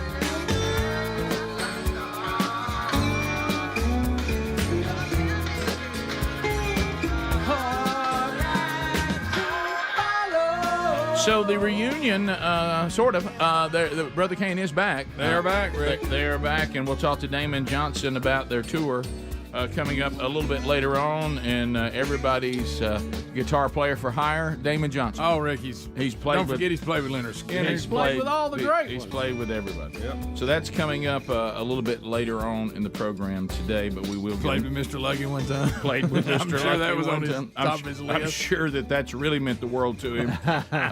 That he has. And so we'll talk about that coming up a little bit later on. Well, Calvin Speedy Wilburn has come in with news today, and he's he's helped us all. You know, it's one thing. Is this a technology update? Is it? Well, I mean, do we let Speedy do those? I mean, Yo, check this out. Okay. Hey, what's up? Yeah, by the way, check it you would not have believed who that was. Who was? I wanted That to is hear it. Bill Bellamy. You're close. That sounded a lot like Bill Bellamy. Okay, That sounds pretty good, Bubba. Gosh, I don't know how to bring it back. Okay, because what is it? It was Kid. Was it Kid and Play? Kid and Play. Yeah. Yeah. Do you remember that? Yeah. Oh, yeah. Was it the one with the big tall hair? Only we would have a liner from Kid and was it? I'm not sure Kid which and one's Play. Kid and which one's Kid and Play. Play, and it not be under Kid. Yeah. But anyway, we got a lot of things under Kid. Was it under Boeing Arrow? I don't know. What would it be under? Is his real name? My favorite one I don't know. ever. Well, Kid and Play was in the title a little bit because I saw it, but when I search Kid, it doesn't come up. I'm gonna try this. No. What about Kid Play? But I mean, kids should bring that up. I mean, it's not important, Rick. Do the thing. All right, here we go. Do the thing. Technology, Here we go. but not as much as you think. But I still love technology. Everybody. Always and forever.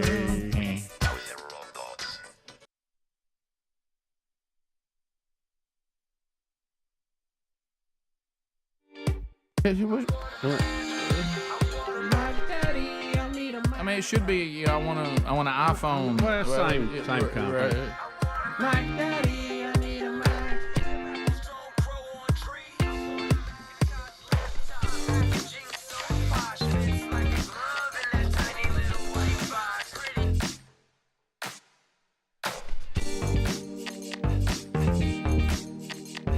So, I mean, Speedy came in and he was saying, "Hey, if you've had the latest update on your iPhone, of course they'll wear you out and just come in so hot on you making sure you do the latest updates." Well, they've hit the little green stuff in this one. We're gonna save the world, and they don't even ask you if you want to participate or not. You know, where will it end? Are we going to have to just go back to paper? Is that where we're headed? What is it called? Green apple? Yeah, everybody's calling them green apple now. They snuck in a feature that determines if and when an iPhone charges. It can slow down the process when sustainable electricity is unavailable. They say they quietly rolled it out, so a lot of you might know about this, but Daily Mail had a story about this woke feature that hit yesterday afternoon. It reduces a user's carbon footprint by slowing down the charging of your iPhone if you're not in if like what they do is they communicate with I guess the power plant or whatever to find out if you're in a smart charging area, and if what not, does that even mean? Depending on sustainable energy will depend on how fast your phone charges or doesn't charge. It's called clean energy charging, and it scours emissions reports from local power plants to determine if and when the smartphone recharges, depending on if sustainable energy is available. So come on, what? people. So was it searching for windmills or solar power? What are you talking I about? guess so. Rick, let me just say this: Tim Cook, get your hand off my charging cable. Yeah. You, however, can turn the clean energy charging off with a simple button toggle here, and I'll tell you how to do that. You just go to systems or settings, I should say. Then you just kind of scroll down to where you see battery. You hit battery, and then under there you'll see like battery percentage, low power mode. You'll see battery health and charging. Click that, and then in the listing you'll see maximum capacity, peak performance, optimized battery charging, and then there's clean energy charging. And then you can just simply turn that off. It should be green now, but you can turn it off if you like. Good night. Phone. So the iPhone will try to reduce your carbon footprint, it says, by selectively charging when lower power emissions electricity is available. This is where we're headed. Lower power emissions electricity. This is what always happens. That ever available in Alabama? I started to say, I guess our phones will just go dead here. Because I don't think we got a lot. Well, I understand it. It's not actually sensing directly if it's some kind of green power, but it says it skims emission reports. Yeah, it from says your area. Yeah, it says it scours emissions reports, just what you said, from local power plants to determine if and when the smartphone recharges, depending on the sustainable energy that's available. But what if it doesn't ever do that? What happens? I'm not sure. Then your phone will not charge as fast. It'll slow the charging process. According to this story, I'm just reading this story. This isn't how me. does that? I mean, how does that save energy by slowing it down, other than to inconvenience you? Now you're veering into what I want to talk. Y'all realize this doesn't do anything. This is feel-goodism at its highest level. This is Apple wanting to think they're doing something. This does not accomplish It's PR is all it is. It's all PR. It's all feel-goodism. It's all propaganda. Look at us. We're being green. We're Green Apple. We're just going to save the planet and make sure you're charging on clean charging. Yeah. It's ridiculous. It's absolutely ridiculous. It really is. It will have no impact. None. I mean, let me ask you this: how does it sense when you're charging in a car? Thank you. Well, I don't know. It says it says here that it can, depending on your charging habits, it can figure out when you normally charge your phone every day. Right. And it says the clean energy charging works with optimized battery charging to learn your charging habits. It says that's kind of the awareness that it goes through. But it goes on here and talks about a number of different things. But I guess the biggest thing is the users were upset because if you have an iOS 16 update, this woke feature was in that update, and sometimes it'll say click here to see what the update is. Yeah, and nobody ever does. I mean, it's just so much stuff, and this one here is in there, and a lot of people go, so you turned it on, and I didn't have the opportunity to do that myself. So you actually have to go in and turn it off if you don't want that. Let me tell you something. I turned this off today when Speedy showed me how to do it. As quick as I get in any automobile that has that stupid your car goes dead at a red light. Yeah. I turn that off the minute I get in. Yeah. And of course, they make it where you have to do it every time. Yeah, no. Right. What a bunch of... Again, go down. All this is feel-good. It's feel-goodism. It ain't saving it. It's not doing anything. They want to be able to say, look what we did. Yeah. Oh, thanks, man. That's awesome. Yeah, look at Until they can answer the question of how this green movement by charging with power plants, when they generate most of their power with carbon burning fossil fuels. Yeah. I don't see how, even with electric cars, we're just shifting where the carbon footprint is, right? Right. These same people that fight for, well, I don't even want to get into it. Bubba, Rick and Bubba. Since we've gotten into this The more I think about the matter, I'm getting. Since we get into this genre, can I ask the question, if I were to completely blindfold you, and you have no idea, if I set you down in a booth at a Huddle House or a Waffle House and you ate, could you tell the difference? No, it's the same thing to me. I interchange the names sometimes. Yeah, I do too. I get the breakfasts mixed up. I don't think I could tell the difference. It's the exact same restaurant. See, different Huddle, color. You can get pancakes at one of them. That's I about believe. the only difference. Huddle House. It's You can not. get I mean, I pancakes. know we're not think. in a huddle. I know what they do. I don't want them to change their name either. Oh, well, Not a lot of them around. it's actually going to be called Puddle House now. Yeah. But if you went in Group there that congregates and I house. threw a waffle in front of you from Huddle House or one in front of from Waffle House, if I stayed the menu items the same, Don't know the difference. would you know the difference? Nope, not the waffle. I don't think so. No, the waffles are different. I would be able to look at the waffle and be able to tell. Now I will tell you. I don't know if I could even do No, I'm that's gonna, all the same. I'm gonna tell you this, and I can't do it Different anymore. grill. I can't do it anymore because I'm getting old, and you can't get away with the things you once could, Bubba. And I've had that discussion just in the last few days. When you get our age, everything's compounded at a terrible The rate. margin of error is less. The margin of error is just there. Yeah. But there was a day that there was really few things that were more wonderful in the food world than to roll into a Huddle House and say, I will have the Huddle Burger plate and a waffle. Yeah. The waffle was almost my dessert. Sure. yeah. And I would have that Huddle Burger right off. With that old double stack. Yeah, which was incredibly good for me. And the bun was always just a little toasty. And my side would be the hash browns Man, with the I'm getting burger, hungry right now. then the waffle. Now I can't do that Talk anymore. to me. If I want to continue to live. But I will tell you, it when I was young enough to handle that, it was. And I never ever, Greg, do you agree with this? 100%. I never ever placed that order that I wasn't starving.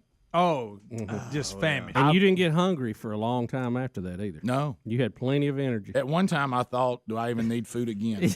I've As you said walked this, out. I've said this before, I know, but as a kid, we had a Huddle House not far from our home. And that was the first restaurant I ever saw that said open 24 hours. And I thought, how is that possible? I know. Yeah. I couldn't believe it. I remember- said, it was on the sign, said open 20. I said, they're open 24. That can't be right. Because back then, nothing was open on Sundays. Nothing, they're open 24/7. I remember asking the manager, Greg, because that How can you do it? It was typical. I asked the manager, is there a need for a lock on the door? Yeah. Why you put one on there? We always Why even have it? My mouth's watering. Sure it is. We'll come back. We'll take your phone calls next at 866-WE-BE-BIG. Phone calls, lines are available, so you can come on the old program, whatever you want to talk about. 866-WE-BE-BIG. Also, don't forget, check the website, upcoming events. You can find out what's going to be happening maybe with a member of the show somewhere near you or all of us together. The Rick and Bubba Outdoor Expo coming up at the end of the summer. Don't miss it. Rick and Bubba, Rick and Bubba.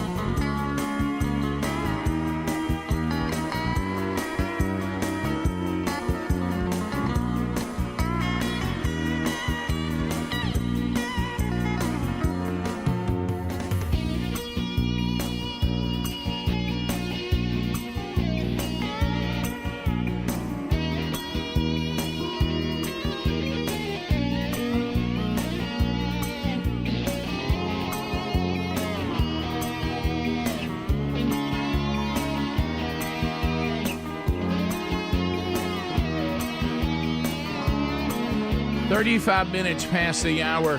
We thank you for being with us as we crank out another one today. Things you need to know. Today, the Wednesday Bible study is back. Watch it live on the YouTube channel, noon Central, 1 o'clock Eastern. We're walking through the Revelation right now. Today, probably the best-known letter to the churches, the letter to the church in Laodicea. And we will walk through that today. Watch it live at noon Central, 1 o'clock Eastern, or you can just catch the archive, which is done soon after, and then Adler makes that available to you on your own time. Also coming up this weekend on Friday, Andy Blanks and I from Team Men Church head to First Baptist Church, Pottsville, Arkansas. Barbudas is going, Les Bradford is going, Bones is going. I mean, we'll be coming in, doing two sessions. We'll have some of the latest resources from themanchurch.com, including the new 31-day devotional Transformed.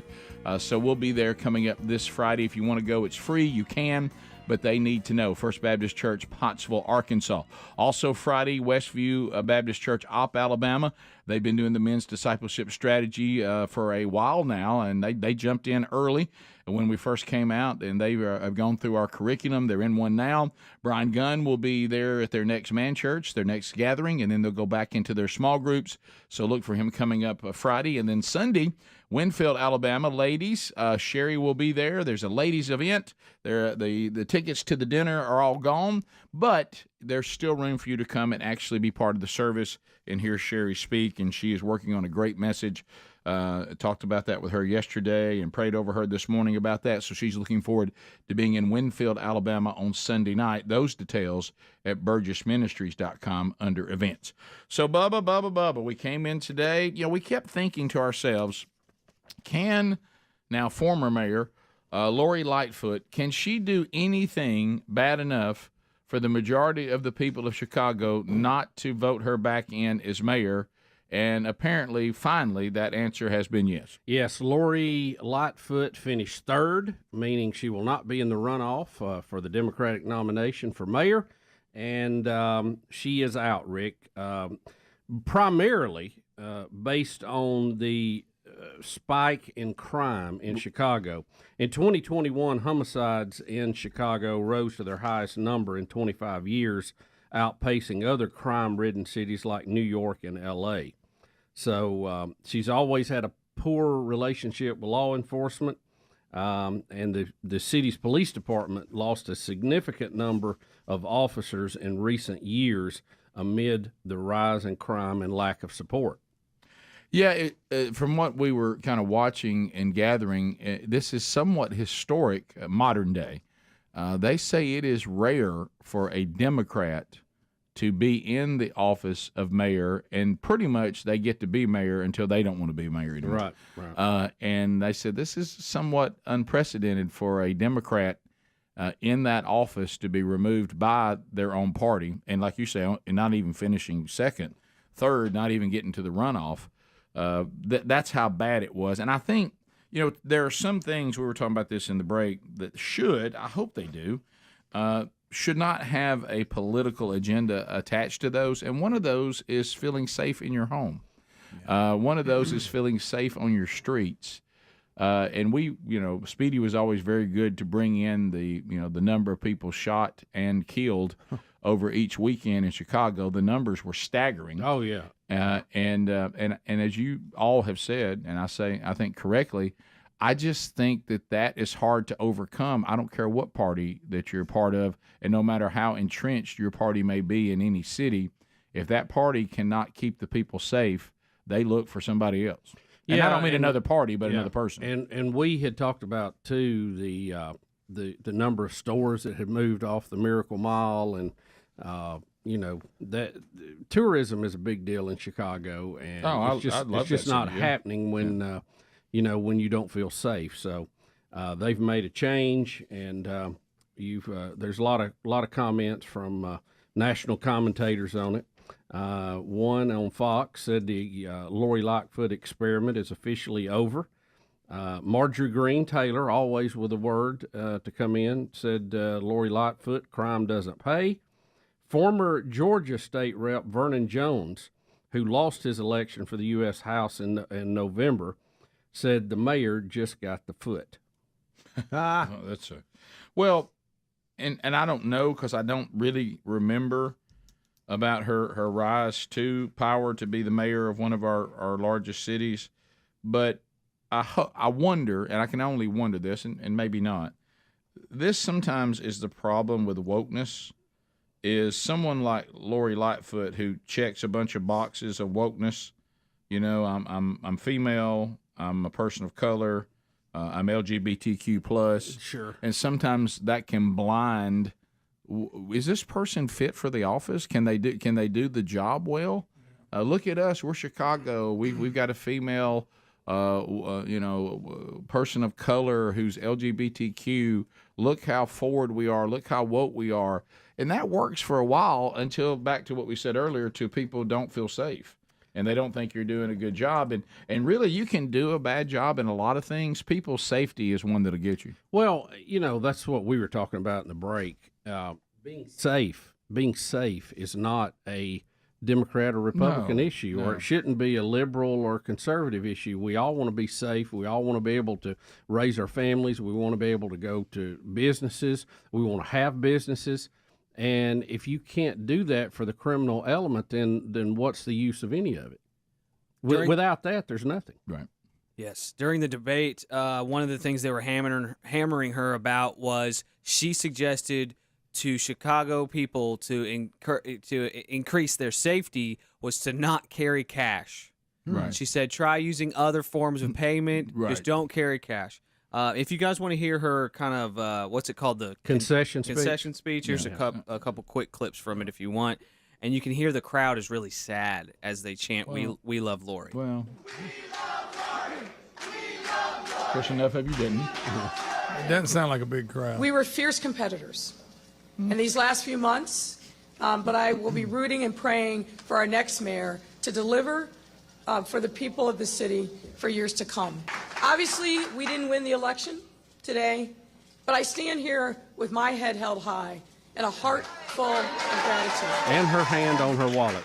And regardless of tonight's Oh, my outcome, goodness. we fought And the her right hairline held fights, and we put this city on a better path. No doubt about it. What? I don't understand that. Her definition of better. You got to say something. I mean, what are you going to say? Look, I was a loser. Right. The city is a mess. Cats and dogs living together. Right. I know, but I know what are we politicians gonna can do? kind of spin things. Yeah, but for her to say that's that and then the insane. White House talk about how great the economy's doing, how much they've done, some of it is just it unbelievable. borderlines insanity. Is It what does. It borderlines. Well, yeah, it's and the thing I always wonder is when like what Biden's doing. Biden, I think maybe, but I'm going to say more like the Biden administration. Yeah. When they say these things that even C students from Calhoun County can easily refute, do they believe it? Or are they just hoping they say it enough and enough people will believe it? I don't know. Maybe somebody from the spin department come in and has convinced them that, hey, Right. this is the way we need to look at it. I don't know. Like when she says, I've got Chicago on the right path, does she really think she did that? Well, you mean if business is moving out, Right. crime skyrocketing, murders by the dozens every weekend? Yeah, and as Greg pointed out, you see men do it, but rarely do you see women embrace a receding hairline. Yeah. They normally do something about it. No, I'm just comb it different. I'm just saying, women usually say, because sometimes rare, but Go with a hat. Their hair is different, but they don't usually face some of the hair issues that men face, and when they do, they usually do something about it. That's all I'm saying. Yeah, I know. Anyway, I know that she wears like men's suits, but she didn't have to have a men's receding hairline. Who was it said she had the same hairline as Stephen A. Smith? Who was it? Was that you, Speedy? Huh? Yeah. She had the same hairline as Stephen A. Yeah, Smith? she Right, does. Yeah, right. Yeah. She does. It's going back in there. Right. Huh? No, it is. Now, that has nothing to do with the job she did. No, I'll say her hairline is where my headphones start. I will say this: Yeah, right there. her hairline was already leaving. All right. It's Like many of the businesses. It's like her hairline and businesses were leaving Chicago. I'll tell you that. Yeah. And now she's out. And so I'm with you, Greg. Yes, there were some people saying we love Lori, but it wasn't a lot. It wasn't a lot. That didn't sound like a big crowd. And if you don't believe that, I think it was just- her kinfolk. Listen, if you don't believe that, just look at the vote. Yeah. Pretty obvious. Not many were yelling. No. That was their family. It gives that you came to hope for watch. Chicago. It does. There's hope for Chicago. This actually is good news if you're in Chicago, and I know that you're still going to end up with a Democrat, but maybe it'll be Look, that's fine. Just keep the criminals from running the city. right. Yeah, maybe it'll be And one that's- Democrat owned. Maybe it'll be, like you being tough on crime. I don't think that belongs to Republicans or Democrats. No, it shouldn't. I think we all want to be safe. We'll be right back. Rick and Bubba, Rick and Bubba. Found himself in the middle of, Here you are again. and then here you are again after you've taken us on another journey. The journey this time was, hey, Rick, I think God's calling me to run for governor. And, of course, we kept telling you, go back and check that call again. That you sure that was the line clear? Was there static on the line? And so I would. Welcome to Buck's Pocket. I will say this, and I will say this with zero reservation. You, and including all of us who went with you, went on this journey reluctantly. Yes. But felt like it was what you were called to do. I asked you that on the bus coming back when we knew it was over and it would now be handed over to the people, and you and your wife both said with zero reservation. The whole deal is when God says to do something and you know you're being told to do something, you don't know why he's doing it, you just do what he says. Yeah, and I think when I go back to it, there is no doubt in my mind we were faithful to his call. He did call us to run. He didn't say you're going to win. We gave it our best bet. I feel like we had the best message. We had the best team. Unfortunately, we didn't have the best fundraising principles, but that's a different story. Around Alabama, the people have voted.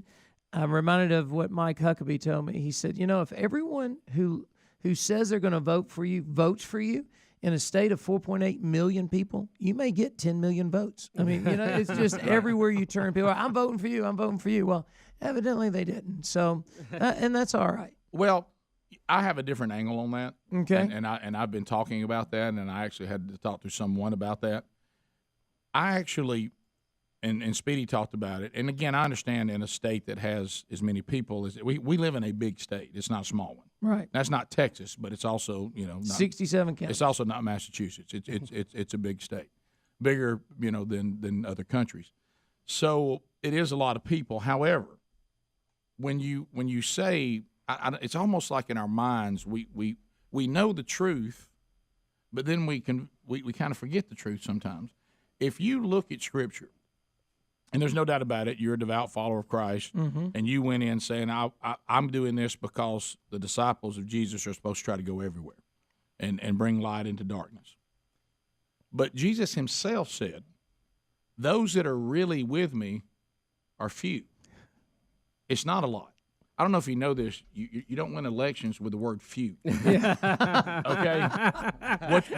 What you need to win. That was the problem. And that was the thing I kept thinking about. Golly. Is first of all, if you got every single person who says, all I care about, first and foremost, is that the person that takes this seat is a person of character, integrity, and devout to the faith of Christianity. Let's say you get every one of them. It's still not a lot. Yeah. And so then you got to convince people that don't believe what we believe to support you, which is a tough road. And so I actually told some, because you have to get perspective. Think about how many devout followers of Christ that you know that is the most important thing to them no matter what, with everything. Right. There were over 77,000 people, enough to fill up a big-time professional stadium. That'll fill up where the Titans play. Okay, it'll. Matter of fact, there'll be people in the parking lot. Yeah, you got overflow. You got overflow. That said, this message resonates with me, and I'm in. Now, in an election, that's only 13%, which can't win it. No. But when you think about that number, do we really believe that there's that many more people that truly, when in places you don't talk about at parties, that truly say, because then you're going to lose the ones that say, and I'm not in judgment of them at all, you're not going to get the ones who I do believe we'll spend eternity with that say, but when it comes to politics and usually football and business, my faith really doesn't mean that much to me. I'll go vote for somebody and just get the job done. You hear that a lot. Just get the job done. I'm often wondering, what job are we talking about? Yeah. Are we talking about advancing the kingdom, or are we just talking about some earthly thing that we're more concerned about than that? Now, I certainly don't stand in judgment of what people did and why they did it, and they may think that there were other people they voted for that, when it comes to faith, you're no more devout than they are, right? And they certainly can make that own call. But my point is this mindset that all who claim to be followers of Christ will all get in line, all together, all organized. You've been in ministry long enough to know that. Bubba and I were talking about even get into the denominational stuff and all that. That everybody's going to get in line and march to the same beat and say, let's get on the same page like they were in Acts, and let's advance the kingdom of God. We all know that ship has long sailed.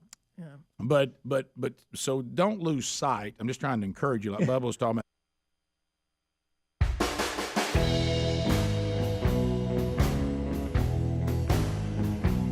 We're back. 10 minutes to the top of the hour. We'll get to some of your phone calls coming up here shortly. Gang's all here today. Damon Johnson will be with us coming up later in the program today. So that's still to come. COVID update. Let's go. Well. So we've got, it's kind of confusing, and I'm going to see if I can find the exact headline. I tried to tell it to the guys a minute ago, but I'm not sure that I worded it just right. From our friends at Babylon B, I'm just going to tell you, these guys, they slay me. They're funny. And they don't miss. And they even lost a key player and still kept moving. So the one, where was it about, because it ties, here it is, a couple of them. Fauci jealous as China getting all the credit for creating COVID. That's a good one. And then the one that we're going to do with this clip, and it has to do with the conspiracy theories, and they, here it is. This is a good one. Listen to this. To catch up on today's news, man just reads 2-year-old post on conspiracy blog. Yeah, that's so funny. so remember conspiracy theorists, anti-vaxxers, crazy people, xenophobics, and you things. had to be a misogynist too, didn't you? Somehow, I don't know how that got in there. Yeah. Somehow, this means you don't like women. But so I don't. You know what I am, Rick? A helophobe. You could Fear not of busting the gates of hell. There wide you go. open. I wish we had more of that in our country. That'd be helpful. You have, like I said, we Just fear for you, Don. we fear everything that we shouldn't. And then when it comes to fearing God, we're like, nah. So I'm terrified of this virus that has a death rate of a whopping 1%. But God, nah. But remember, you could not say it came from Wuhan. You could not say that you had natural immunity, and that was just as good as the vaccine, if not better. That was not allowed. You couldn't say that any of these treatments worked. Only the vaccine was what would work, nothing else. You couldn't say that the vaccine was obsolete and didn't work anymore. Right. You couldn't say people who are vaccinated will still catch it and spread it. It was bat sandwich and get you shot. That's it. Anything other than Bottom that, line. you were shut down, you were tied up, you were gagged, you were thrown overboard. So is this a montage of 2020 things that now that are absolutely not true now, and we were told that they were facts? Yeah, pretty much a flashback of what they were saying and claiming about some of the theories that were out there. Now we got you on video. This is important. We got you. Listen, this is important, Rick and Bubba family. This is important because though it's too late on all this, we're learning. This should at least prepare you for the next time this kind of stuff is attempted. That it is okay to question and to research and to have your own opinion and not just be spoon-fed things by a bunch of talking heads. Right. Okay? So here And comes... Rick, can I say you might get tired of this? I know you, so you can come out of it whenever you want. Yeah. But Blaze TV put this out yesterday. It's pretty good. All right, so About 4 minutes worth of good Ooh, stuff. Okay, let's go now. That's what I'm then. saying. You just come on out We whenever need to you're get ready. started then. Yeah. Here we go. Lab leak is a theory with no evidence whatsoever. There is zero evidence that this virus came out of a lab in China. There's no suggestion that this was cooked up in some sort of lab. There's no evidence that that conspiracy theory that we've heard going around was leaked from a lab. Conspiracy theory that the Chinese made this virus up. At the lab in Wuhan. In a lab. An unsubstantiated theory. It's about a government laboratory in Wuhan that was the origin of COVID. Now, I've seen this kind of, stuff peddled in the right-wing media, and I'm still trying to keep an eye on, but it's still stunning to read it. There's just no evidence that anybody had it in the lab anywhere in the world prior to the outbreak. One of Trump world's most favorite conspiracy theories. New York Times reports this, quote, senior Trump administration officials have pushed American spy agencies to hunt for evidence to support an unsubstantiated theory that a government lab in Wuhan, China was the origin of the coronavirus outbreak. That's according to current and former American officials. U.S. officials have yet to offer credible proof the virus came from the Wuhan lab, a theory that's also being shot down by Dr. Anthony Fauci for lacking any scientific evidence. It's very, very strongly leaning towards this could not have been artificially or deliberately manipulated. Is a new, dangerous conspiracy theory. I mean, this is serious stuff, folks. Don't worry about your ratings for 1 week. Don't try to spool up whoever was wearing tinfoil hats Jimmy in Neutron. your audience. But that's what's happening. We're still these conspiracy theorists are still saying things that are going to be extraordinarily What has she done to him to change him so much? In the I think I know. 1980s, I remember when the far left trafficked in rumors about CNN. HIV having been invented in CIA labs. The far right has now found its own virus conspiracy theory. The they conspiracy did, Willem theories out Dafoe. there have essentially closed down communication between scientists in China and scientists in the US. We need that communication in an outbreak to learn from them how they controlled it so we can control it better. It's sad to say, but it will probably cost lives. 27 public health scientists from across the U.S. and the world wrote this letter in the journal Lancet, condemning conspiracy theories and citing scientific evidence including the U.S. Centers for Disease Control, that supports the theory that overwhelmingly conclude that this coronavirus originated in wildlife. There's evidence to strongly indicate that it is a natural occurrence, and zero evidence to indicate that it's a lab leak. Just weeks ago, Dr. Anthony Fauci rejected the conspiracy that coronavirus was man-made in a lab in Wuhan, China. And yet this week, Donald Trump is still pushing the debunked bunkum. The virus was not man-made. The growing consensus among America's closest intelligence partners is that this virus came from a market in Wuhan, not from the lab. Everything about the stepwise evolution over time strongly indicates that it evolved in nature and then jumped species. SARS-CoV-2 emerged from the wild into the human population, or has that not been proven yet? Well, I'm a scientist, and what I do is I look at the evidence around a hypothesis. There is a huge amount of evidence that these viruses repeatedly emerge into people from wild animals in rural areas through things like hunting and eating wildlife. The evidence from a diverse array of international evolutionary virologists feel rather confident that it was a natural occurrence. And a new report is fueling a debate over how the COVID-19 pandemic started. The Wall Street Journal reports the U.S. Energy Department has concluded the pandemic most likely started with an accidental lab leak. We've said it here. This is the I remember update. Tom Cotton got attacked by some newspaper. I forget it. Maybe it was the Times. I forget who it was, for talking about the possibility of a lab leak. And we said on the show, we don't know. Maybe it was. You didn't say That's not what you said. Jimmy Neutron. We don't know. You didn't say that. You said we were all stupid. You said we were going to kill people by saying that. How about I'm embarrassed for him? Jimmy Neutron. I'm embarrassed. Hey, we don't know. We didn't know. We've been on this show, like and I'm embarrassed. Like we said. Hey, like we said on the air. We just played what you said on the air. Don't you know people record that stuff? Idiot. Good night. Wow. So keep in mind that 4 minutes of garbage. Yeah. All has now been done away with. What they were saying wasn't true. We were removed from Facebook for saying that. Yes. Oh, yeah. For even suggesting that. Right. Top of the hour. We'll be right back. Rick and Bubba, Rick and Bubba.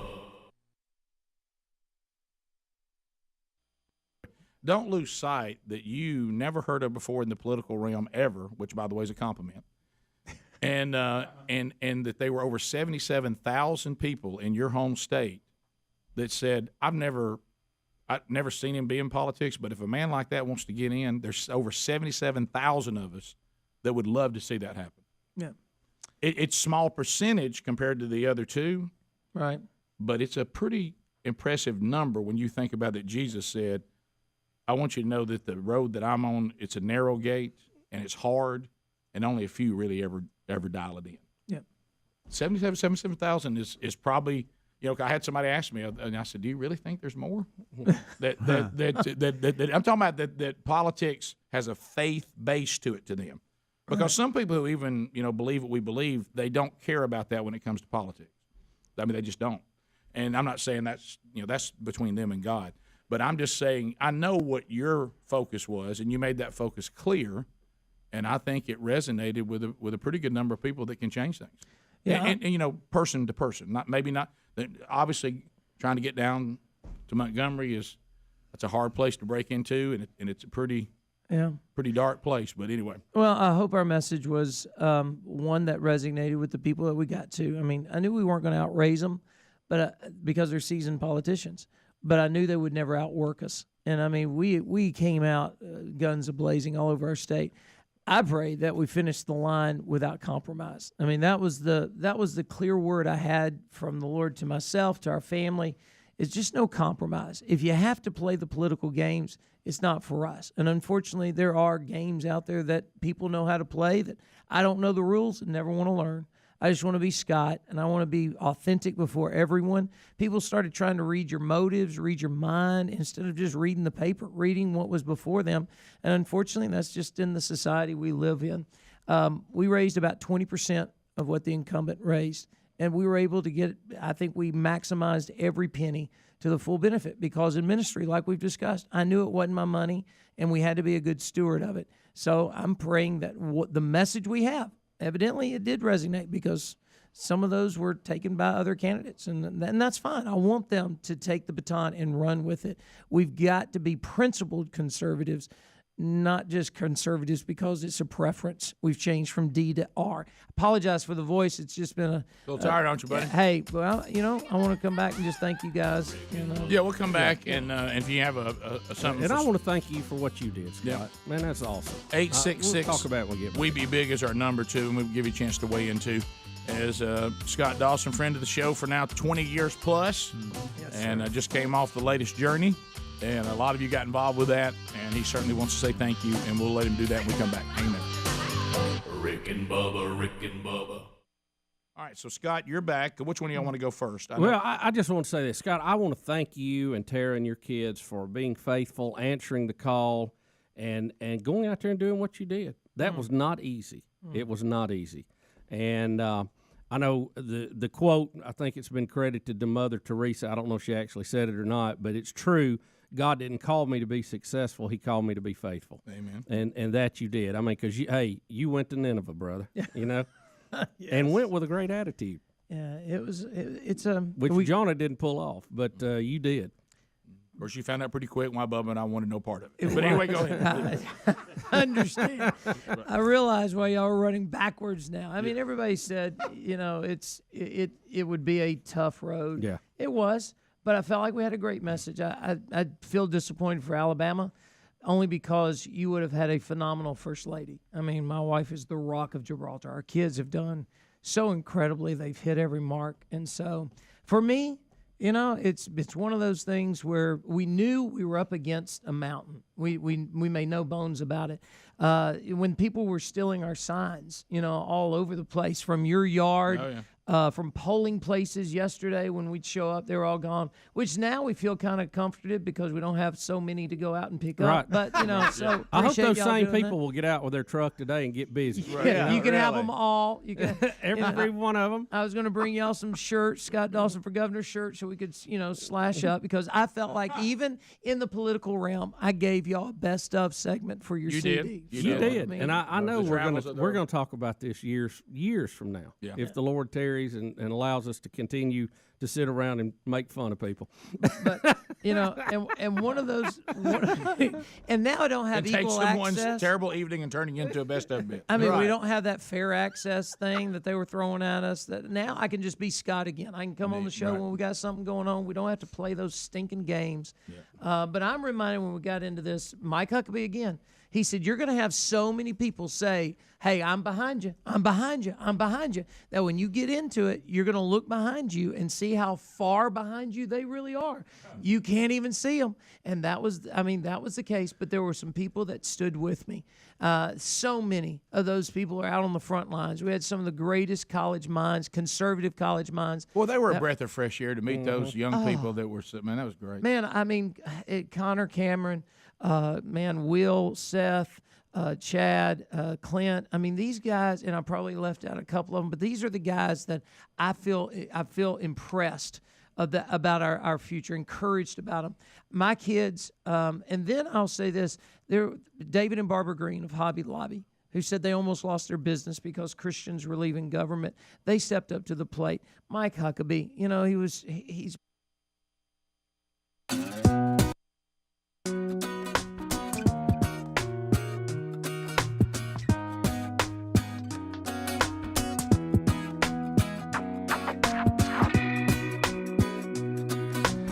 6 minutes past the hour from the No Name Studio, living on the bleeding edge of technology from sweet home Alabama to the world.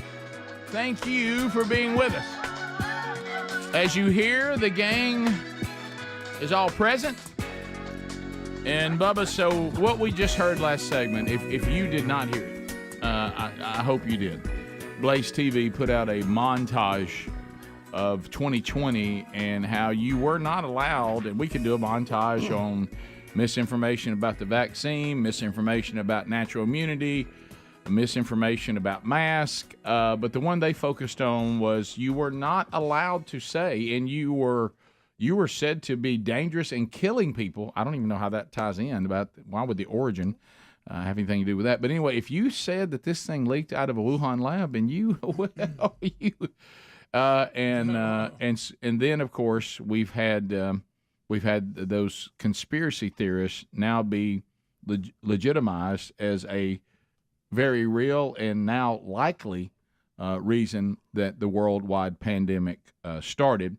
And we did get a couple of clips of them having to now report that. And then a weird one when Joe Scarborough, how you say his name? Joe Scarborough. Yes. Scarborough. He tries to convince us that he said all along that this was possible. He didn't know at the time. Joe, come on. So you're better than that. And Bubba, you were going to expand. We ran out of time on the latest one, which is the Department of Energy. Well, we had asked the question, and guess what? A lot of other people did too. What is the Department of Energy doing investigating the source of COVID-19? Correct. But apparently the research facilities in our country that are owned by the federal government, all of them fall under the Department of Energy. So that would be nuclear, medical, viral, all this stuff all goes under the Department of Energy. That's why they were investigating it. So we have 9 different investigations from 9 different U.S. agencies into the source of COVID-19 for various reasons. The FBI and the Department of Energy have concluded that it came from the lab. We have 3 or 4 others that said it happened naturally. We have a couple that said we haven't finished yet, and we have a couple that says it's inconclusive. So it's all over the road. Yeah. So to rule out anything, though, is being disingenuous. Which is what they did in the beginning. Right. And you should have just said, well, this is possible. I think more and more you're going to see them go to this because they realize this thing of somebody ate a bat sandwich is just not going to hold up long term, because if it did come from that, then why are we not having more come from that? Right. You see what I'm saying? Well, if that was a generation bed for these viruses that are way ahead of our immune system, shouldn't we have had more come out of there and still be coming out? Right, because one of the guy that kept wanting to remind us he was a scientist and we didn't need to question him. Right. But remember what he said, these types of viruses usually come. Yeah, but this wasn't. This was novel. This was advanced. And that was in the name to begin with. Yeah, this was advanced in stages. And so we're not saying that that's never a virus has never come from wildlife. We're not saying that. We're wanting to know where this one came from because it looks like it had it was generations ahead. March 2020, the very first intel we had on this was that it was 5 to 6 steps ahead of the last known variation. We talked about the fact that we didn't know what the term gain of function. We didn't know that they actually. I remember when Dad was like, "What is that?" Yeah. But we learned later that scientists are advancing these things to work on drugs to defeat them. So when they come out, but you can't let it get away from you. And we know that the U.S. had investigated this lab because, guess what? They were giving them money from Fauci's bunch. Not as secure as we'd like to see it. The NIH, and they came back and said, look, these guys are not taking precautions. This is a dangerous situation. And it was less than a couple of years that we had some of the doctors working at that showing up in the hospital with high fevers, unable to breathe, and they were posting videos online, something's up. And they disappeared. Yeah. Most of them. So, again, you look at the evidence of the way China handled COVID-19 and the general population. We're talking about China here. If that had come from that wet market, they would have destroyed that wet market and they would have destroyed the caves it come from, and they did not. Now, some people might say, well, why didn't they destroy the lab in Wuhan? Well, because they're still using it. Right. And also, if they start plowing down the lab, guess what we're all going to say? See? Right. And then we said that you wouldn't send. And I don't know if it was intentional or accidental. I'm gonna hope in a, probably a naive way that it was accidental that it got out. Yeah. But we know we did this type of research in the U.S. They outlawed it because it was so dangerous. That's why it moved to China, because they'll accept that kind of danger because the population doesn't mean that much to them. Individual rights. So, and that asks the question now. What do you do about it? What do you ask China to? What responsibility? Well, they've had enough time now to cover up all the evidence. You can forget that. Yeah. But here's the question. We all got through it, and we're fine. We're good. We lost a lot of people, and that was a tragedy. But how do we prevent this from happening again? That's the real question we ought to be talking about. And to answer that question, we got to know where it came from. Right. And we can't let science become politicized. No, you can't, because then people. I think that's more dangerous to people's lives than I know they love to shift it and say no. It's the questioning of us that's endanger people's lives. No, it's really not. You know what, Rick? In science, you should invite questioning of your work. Right. That's the whole scientific process, is to put out what you did, results you got, and have it peer reviewed, peer tested. See if people can get the same results doing the experiment the same way you did. Science has always been about questioning the results. Yes, and asking questions, and and critical thinking. I do, and we can't lose that. That's one thing we can't do again. Anytime a tyrannical government and its talking heads start declaring things you can and cannot say, you can't question this, you got to be leery of that. And remember what Bubba is trying to teach. For some of you that are young and you're being indoctrinated into socialism, I really want you to understand, because I'm going to try to use one of the things that rightfully should be dear to you.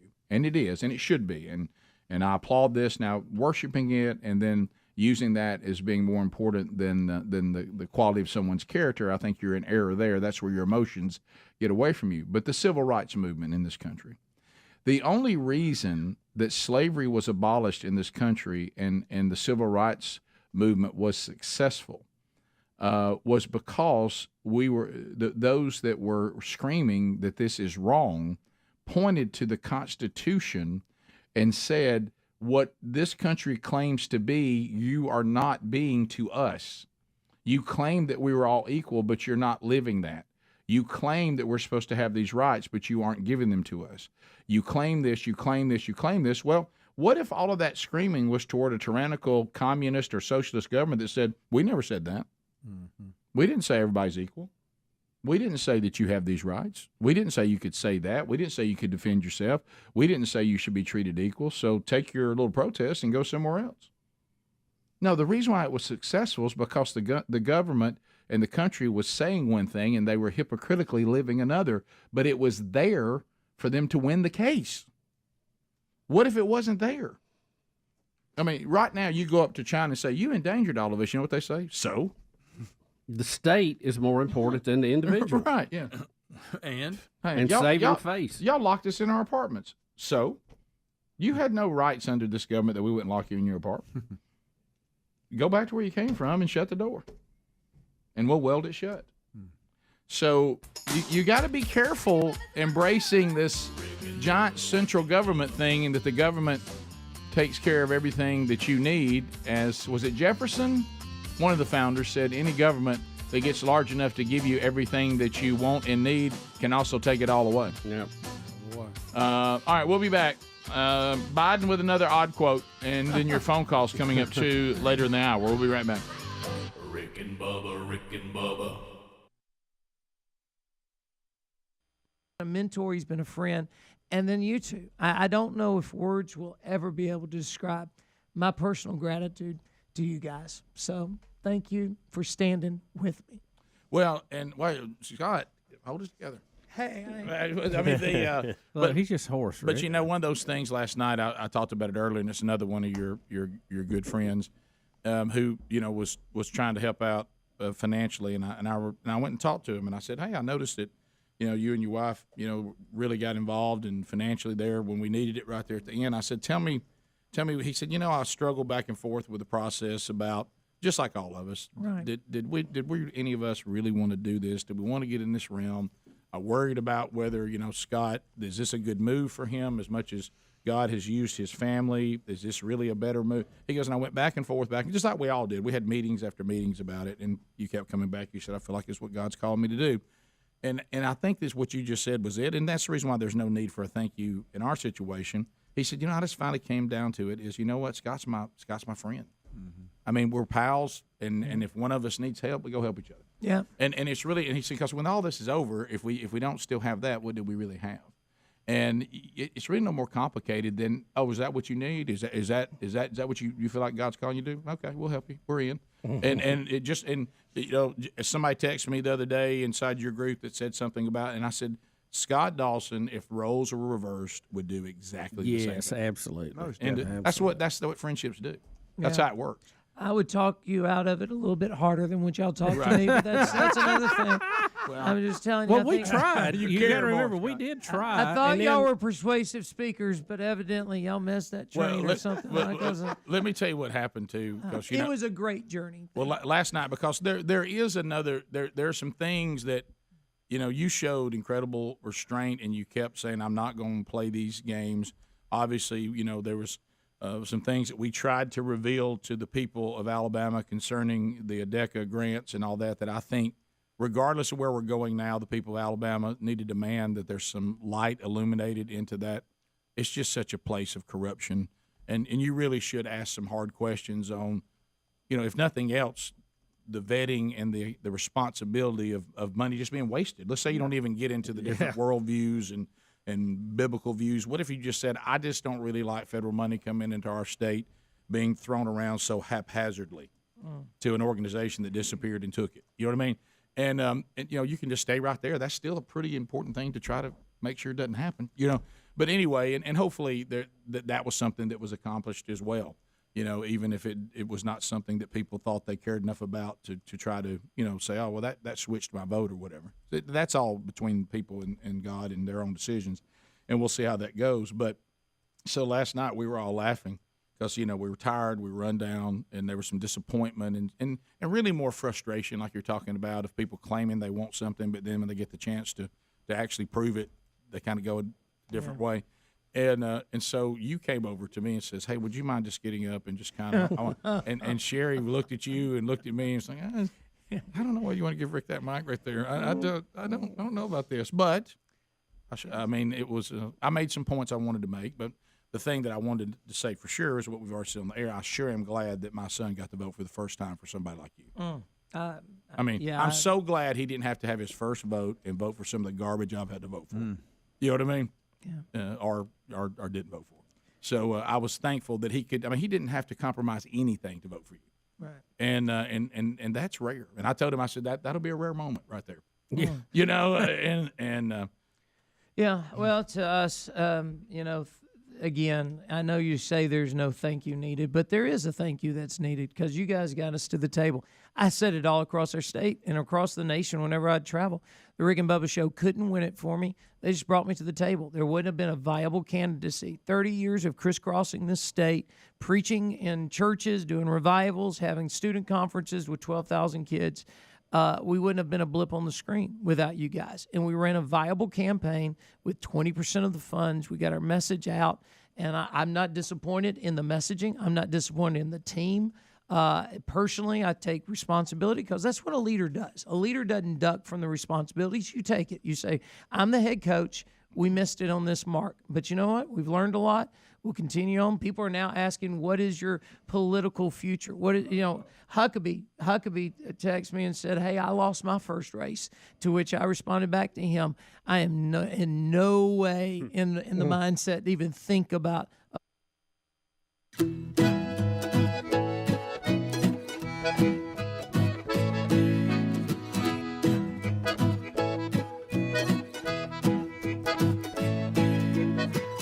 21 minutes past the hour, Rick and Bubba Show. Thanks for being with us today. Music from Brother Kane. For those of you not watching on YouTube, we'll talk to Damon Johnson. Brother Kane got a couple of shows coming up. And they're back together. Yeah, we'll talk about that coming up with Damon Johnson a little bit later in the program today. Wednesday Bible study back today at noon Central, 1 o'clock Eastern. The Revelation is our journey, and today the church at Laodicea, the letter they received from Christ to John and then to them. We'll cover that today, and you can watch that live or catch it on the archive a little bit later. So let's go to Joe Biden. We always love this. Oh, no. I always love this one.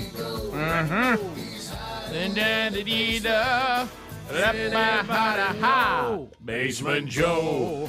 You know, sometimes, God love him, he just goes weird, and this is one of those strange moment. You know, sometimes it just gets away from him, and I don't think we really even know what he's talking about. But here's something involving a nurse. How does this come up? Is there some reference point? I don't know. Just his interaction with the nurse that he remembers is just very strange. That's all I'm going to say. Did the nurse call him Joey? No, but the nurse would whisper in his ear so he could feel her breath. Oh, my goodness. All right, here we go. And I had a nurse named Pearl Nelson, military. She'd come in and do things that I don't think you learn in medical school, nursing school. She'd whisper in my ear. I couldn't understand her. She'd whisper, she'd lean down. She'd actually breathe on me to make sure that there was a connection, a human connection. She even went home and brought back her pillow from her own bed because she knew the one I had that wasn't comfortable. But I'm not joking. There it is again. There it is. Why does he have to always? I'm not joking, y'all. Well, because I imagine there's people with a puzzled look in the audience. Yeah. Like, are you for real? Yeah, I'm not Brought joking. back my pillow. She breathed on me where I could feel her breath. Did you hear the laughter from the crowd, though, when he said she did things to me that they don't teach in nursing school? Does he know what he's saying? No. Well, I can answer that, sir. He Hey, realize sir, what he's saying? sir, I can answer that. No, he doesn't. She said she loved me. Hello, nurse. All right, let's hear it one more time. She breathed Let's on hear me. it. Listen. And I had a nurse named Pearl Nelson, military. Pearl Nelson? She'd come in and do things that I don't think you learn in medical school, nursing school. She'd whisper in my ear. I couldn't understand her. She'd whisper, she'd lean down. She'd actually breathe on me to make sure that there was a connection, a human connection. Breathe on him. She even went home and brought back her pillow from her own bed because she knew the one I had that wasn't comfortable. What? But I'm not joking. Nurse Nelson needs to be investigated. Yeah, he's correct. She did things other nurses did not do. Let me tell you what's odd about that. Is this? And they don't is teach this it in him? nursing school. Is this him somehow also trying to deflect where everybody says he's a little handsy and creepy the way he's always up Got there? somebody breathing on Yeah, him. like He's saying somebody else is creepy? Right? Is he just saying that he's made? It's just a human connection. Until it was before COVID. She can't breathe on Now, him what now. was the context of him in the hospital? I'm not joking. In all fairness, I do not know. He was speaking about health care policy in Virginia Beach, Virginia. Okay. So And that has to do with what? But I'm not kidding. I'm not kidding. I'm not Not joking. kidding, guys. Not joking. I said, Pearl, come here. All right, so video 3. Breathe on me, Pearl. Video 3. I gotta feel the connection. I don't know if all of you are as big a fan of PragerU as I can be at times, and my wife Sherry, she loves PragerU and Dennis Prager. But so they remember how we said the other day on the show, since we have a Democrat in the White House again,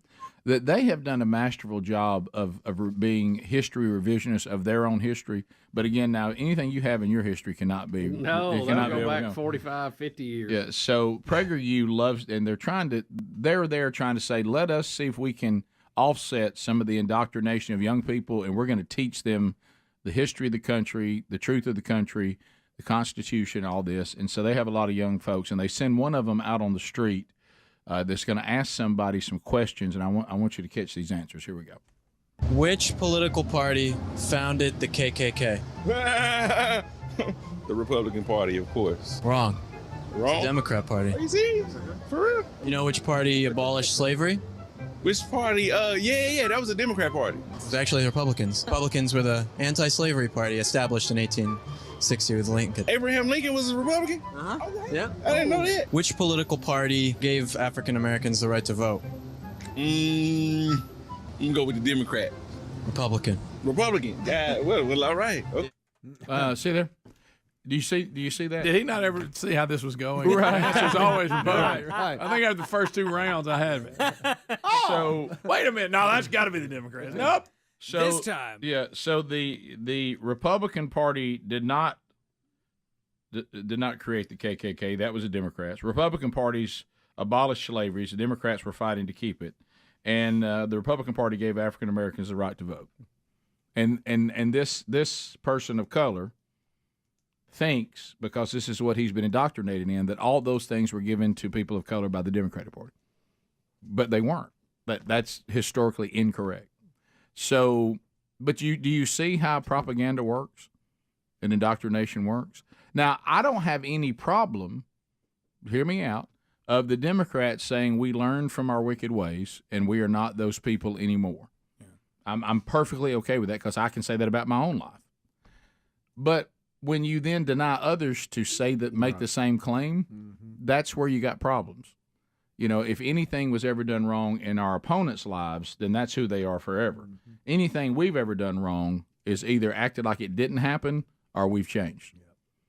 Either everybody can be redeemed and can be transformed into something different, or they can't.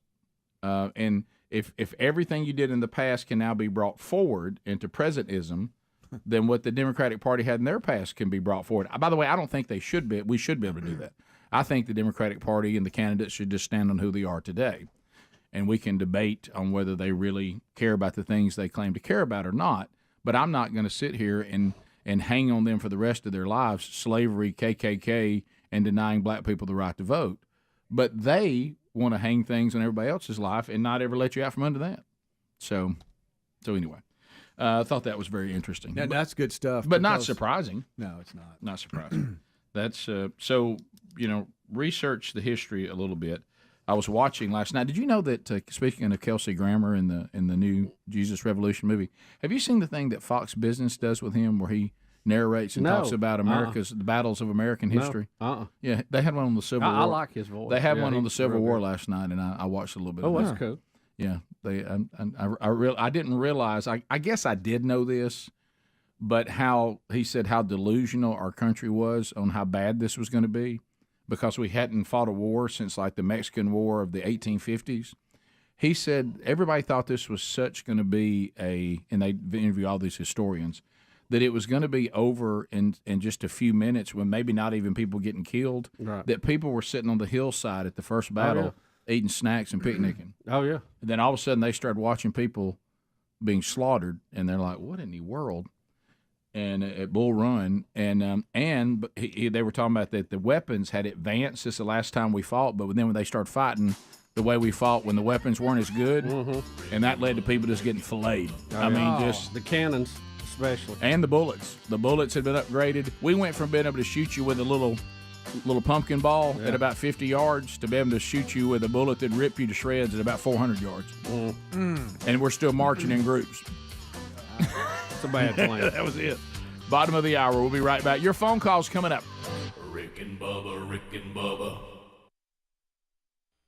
Future in politics. I know who I am. I didn't wear religion on my sleeve, but Jesus has changed my life. And if everyone else is supposed to be who they are, and I'm supposed to accept people for who they are, I felt like Alabama had to accept me for who I am, and that's a true, devout follower of Christ, and I'm not going to compromise, and that's where we are. Yeah, I'm glad you made that point, because I've had to say that to many people who always say you got to accept people how they are, and I said, that includes me, right? It works both ways. Absolutely. Why do I not get to be who I am? She likes the classics. Likes the classics. Done. Remember when you go to 1-800-Flowers.com, put the code Bubba in to see some deals just for us. All right, let's go to Clem. Clem, how you doing, buddy? This is Cliff. Cliff? Cliff, go ahead. I don't know why they call you Clem, but all right, Cliff, what do you say? Wow, what a wheel. Come on, Dawson, spin that baby. There we go. Yes, sir. Round and round she goes. Yep. Where she stops, nobody knows. Won't be long, Bubba, till we'll be spinning all kinds of wheels when gambling starts providing the schools with money. Yeah. All right, let's see. Here we go. Come on. Oh, yeah. Finally showed up. Moultrie. We finally got Dan's name associated with Scott Dawson, but the race is over. All right.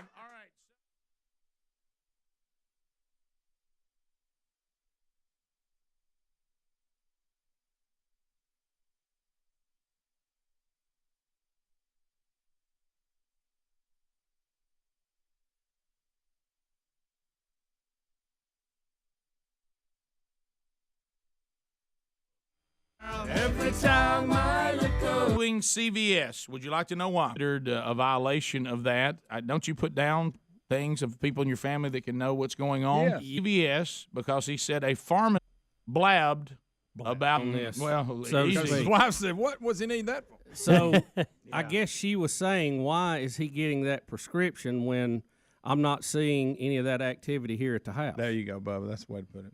Well said. So he must be going somewhere else. Who's on first? Said he had a prescription that he paid for himself. He was paying straight cash, homie. So would not go through. So it wouldn't go through insurance. And he said that he strictly told the pharmacist that this was Keep it down home, keep it down home, cuz. And his wife must have come in for something. I don't know what would have ever brought up this conversation between the pharmacist. He probably and said, "Oh, by the way, I got this for you, husband." Yeah, that was probably it. By the way, your husband didn't pick this up. Get that all the today. time. Yeah, you want to go ahead and get your wife's Well, prescriptions? in all fairness, Yeah, look, absolutely. the pharmacist needs to fill my medication and tell me about drug interactions we may not have caught. I can't ask them to keep my family secrets. You know, that's not on them. I'm going to give the pharmacy a pass. But Bubba, that's not what the lawsuit's got to find out. The lawsuit has to say, did the pharmacy chain violate the Privacy Act under HIPAA? If they did, then it doesn't matter whether we think it's their responsibility or not. They got it. Here's the problem. I hope he doesn't win, because if he does, we'll have more papers to sign, and our wives won't be able to pick up our medicine. We'll have to go get it ourselves. Yes. And so I see it being a giant headache to me, so I'm against him. All right, tell me whether he's ruining it for the rest of us. It's like, hey, pal, you're killing the rest of us here. Yeah. So do you think at home he claimed that's was, and then somebody else was over there getting a prescription benefit? Well, a drug that's all it's used for. So, some people may get it to straighten out their arms and legs and have joint trouble. There was an old man that told me that he took he actually took a half of one so he quit falling out of the bed. Right. Did y'all? Rick, now you're in on it. What? I mean, I'm just saying you're making some assumptions here. Wasn't it? No. It was a medicine for something else. And that had Yes, that's what I'm saying. Now nobody uses it for that. Right. Yeah. I can't remember what it was. We know It what was everybody supposed gets it for now. It was supposed to grow. Stop it. Well, don't stop him there. Let him. 5 minutes past the hour, first phone troll of the day, and lots of topics out there for you. You can join us, and we'd love to hear from you at 866-WE-BE-BIG. Let's go. All 10 lines are available. The real Greg Burgess takes the phones, not a time minions, to chat with Greg Gregory.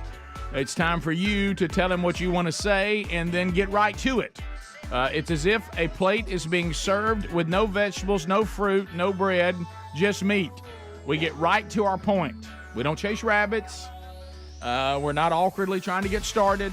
You get in there, you make your comment, you ask your question. You think to yourself, I want to be a master communicator. Hopefully your cell signal will be good. 866-WE-BE-BIG. At the end of 30, the buzzer sounds. We'll move to another caller, and then you have had your say. There are a couple of timeouts possible. They're not likely. But Bubba has one, Helmsy has one, but there's a limit even on that. HelloFresh.com/Bubba. Let me tell you something. If you I made the mistake last night. We were not updated, and I tried to get something delivered to the house to eat, and it just turned into a nightmare. To an hour and a half waiting on it. But anyway, so HelloFresh.com/Bubba. Go there right now. And you can see great meals. Chefs do such a good job. If you're trying to do better, Dietitian Win option, 700 calories, these meals, and they are delicious. Help you look at that. If you're going protein, hey, I want a lot of protein. They've got some of the new Protein Smart recipes. They are great. That creamy Dijon dill chicken in one pot, pork and bean chili, really good. 30 grams or more of protein per serving. Or maybe you just want great food, you want some quick and easy stuff, whatever. It can be on your doorstep in less than 7 days right now, and you'll know what you're eating is delicious and fresh. Taste it for yourself. America's #1 meal kit today. They send you the ingredients. They send you the recipe. All you do is prepare them. 60% off and free shipping with the code Bubba right now at HelloFresh.com/Bubba. 60% off, free shipping, also at the sponsors button at rickandbubba.com. Let's start with Tracy in Alabama. Tracy, you got 30 seconds. Go ahead. Good morning. Hey. I was just listening to that about Biden's little speech about the nurse blowing on him and breathing on him. did that maybe cause him to start sniffing women and girls when he hugs them? Well, that was I kind of went down that road for a minute. Is this him letting you know that when he does that to people, it's not weird because it's, all it did for this nurse is it's still weird. Human Still connection. I don't want people sniffing me and breathing on me, even if it's the president. You know, Rodney in Alabama. Rodney, 30 seconds, go. Yes, sir. I was wondering if we could get this vetoed, but anyway, NASCAR is going to be racing down the streets of Chicago 1st of July. What do you think? They're not going to be in the streets, are they? What, you talking about coming down the streets of Chicago? I think they're doing a road race like Indy and Formula One. I guess it's Formula One. Yeah, well, and now that Lightfoot's out there, maybe they can get through there without getting shot at. All right. What? I mean, that's a fair statement. That's a good line. That's a fair line. statement. That's a good line. Let's go to North Carolina. Mike standing by. Mike, 30 seconds. Go ahead. Good morning. I have a nonprofit called Race Against Drugs here in North Carolina. We have a local sheriff's department down there who is against clean needle sites and sites to control overdoses. And I want to get your opinion. Do you agree on clean needle sites and sites to put out to help bring them out of overdoses? Since our government is against it down here. Now, what are you talking about? Clean needle sites? Where, if somebody's using, we're never going to cure anybody using drugs with a needle. They go and get clean needles. It stops social disease as AIDS, hepatitis C. They can drop them off at a local site that's monitored to get clean needles. No, I'm against really giving out needles or anything that helps someone who is addicted to continue that addiction. I agree, except for the social disease caused by them. There's got to be a way to stop it. Well, I don't think that's the way you address it. There's other ways. You're just encouraging drug use and continued drug use. And I hate to point this out, in San Francisco, they've outlawed plastic straws because they're bad for the environment, but give out plastic syringes. Yeah, it's crazy. I mean, same plastic will still kill a turtle. Let's go to Jordan. All right, Jordan, fire it in there. Jordan, what's on your mind? Hey, you would let that interview play a little bit longer, and you missed after the nurse brought the pill up. She said, "Joey, I really like your hairy leg." Let's go to Justin in Alabama. Justin, go ahead. 30 seconds. Good morning.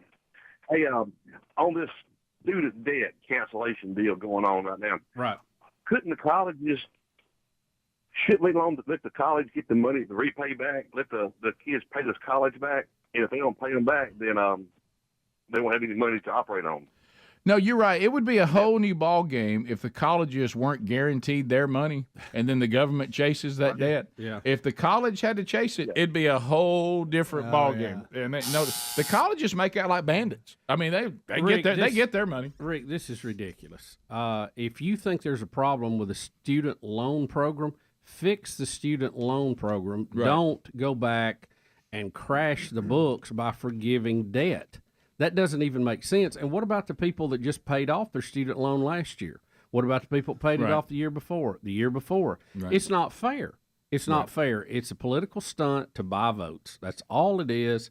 And like I say, get with Congress, fix that program, fix the interest rates, make it so that it's more affordable. Get with the colleges. How about that? And keep the costs from being so high. There's other ways to attack this other than just free. I mean, the Santa Claus mentality is out of control. Yeah. With the administration. And the way these loans, a lot of them are set up, man, they're set up for you to never get out from under them. If you want to get in there and talk about that and how the interest rate shoots up and you didn't know it and you're paying a minimum payment and you think you're making a dent in it, they didn't let you know all that is just interest. And before you know it, you owed more than you even took out. Yeah. I mean, there's all kinds of things, like you said, Bubba, that could be addressed. But just telling people, hey, don't worry about it. Some people had to pay them back, but you don't have to. That's not fixing the problem. No, all you're going to have is a whole nother generation of the same problem that needs theirs, forgiven too. Yeah. And you just can't do that. You can't do that. Let's go to Mandy in Mississippi. Mandy, thank you for calling. Why don't you give us your comment on Mandy? Mandy, go ahead. Hi, guys.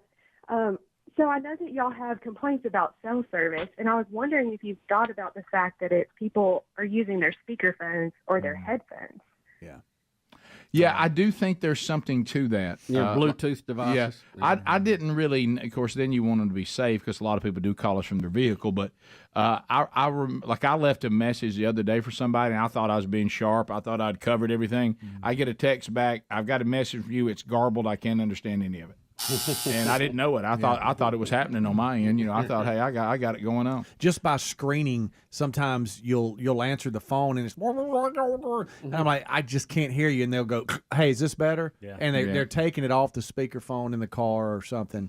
But I think some of that is contributing to it for sure. Alex in Birmingham, I've had it happen to me. Like my mom said, I can't understand you. And I go, wait a minute, and I'll just pick up, and she go, oh yeah, you sound good now. Yeah. Alex, go ahead. Helms, number 5, no tomatoes at Hots. What? Oh, I got you. What I is got that? you. What is that? Yeah, he got it. Jimmy John's. Yeah, he got it. Okay. Bam. I didn't know that. Jake in Huntsville, 100. Not sure why that, because we hadn't Yeah. talked about that in I don't know how long, but Yeah. that's Okay. Should go to? Yeah. Yeah. All right. And I'll do a lettuce wrap now, which I'm Really? not excited. Yeah, to gluten Not explain near to as y'all. exciting. But that's a good sandwich. Lettuce is And just it's fast. it's not an exciting thistle. It's not. But it gets the job done. It does. Oh yeah, It it's does. you need it to keep the train moving. I had one yesterday. It was a good food delivery system. Yeah. I did a lettuce wrap with a burger the other night, and it was fantastic. Yeah. It's not It can get fantastic, messy. strong word. No, it was Freddy's. Yeah. Okay. You can speak to that. It can get a It's little good messy burger. if the lettuce Hey. isn't. Hey. I mean, Yes, sir. Yeah. Yes, turns sir. into a salad if you don't. Jake in Huntsville, 100.3 The River. Go ahead, Jake.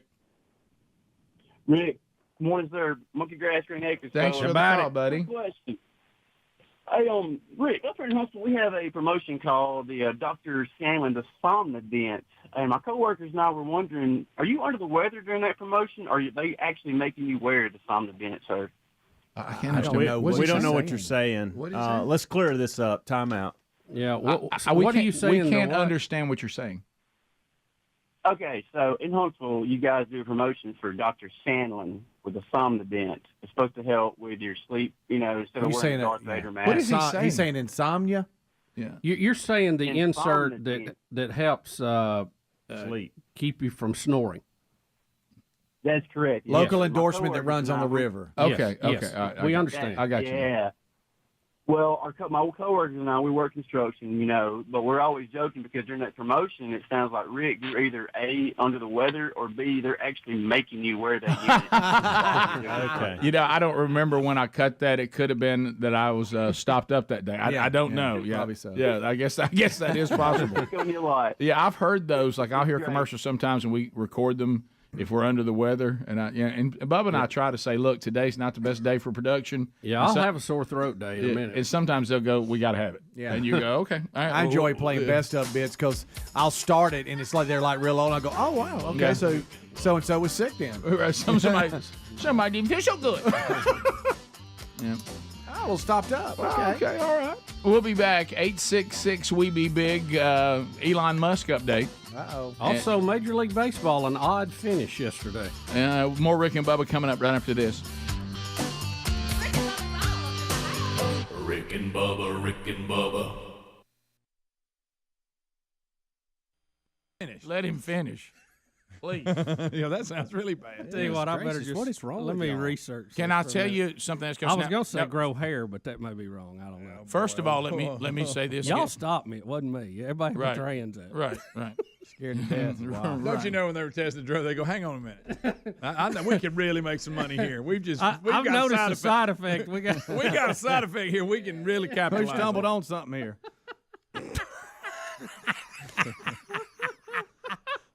I'm gonna go back to this again. First of all, and Bubba and I saw.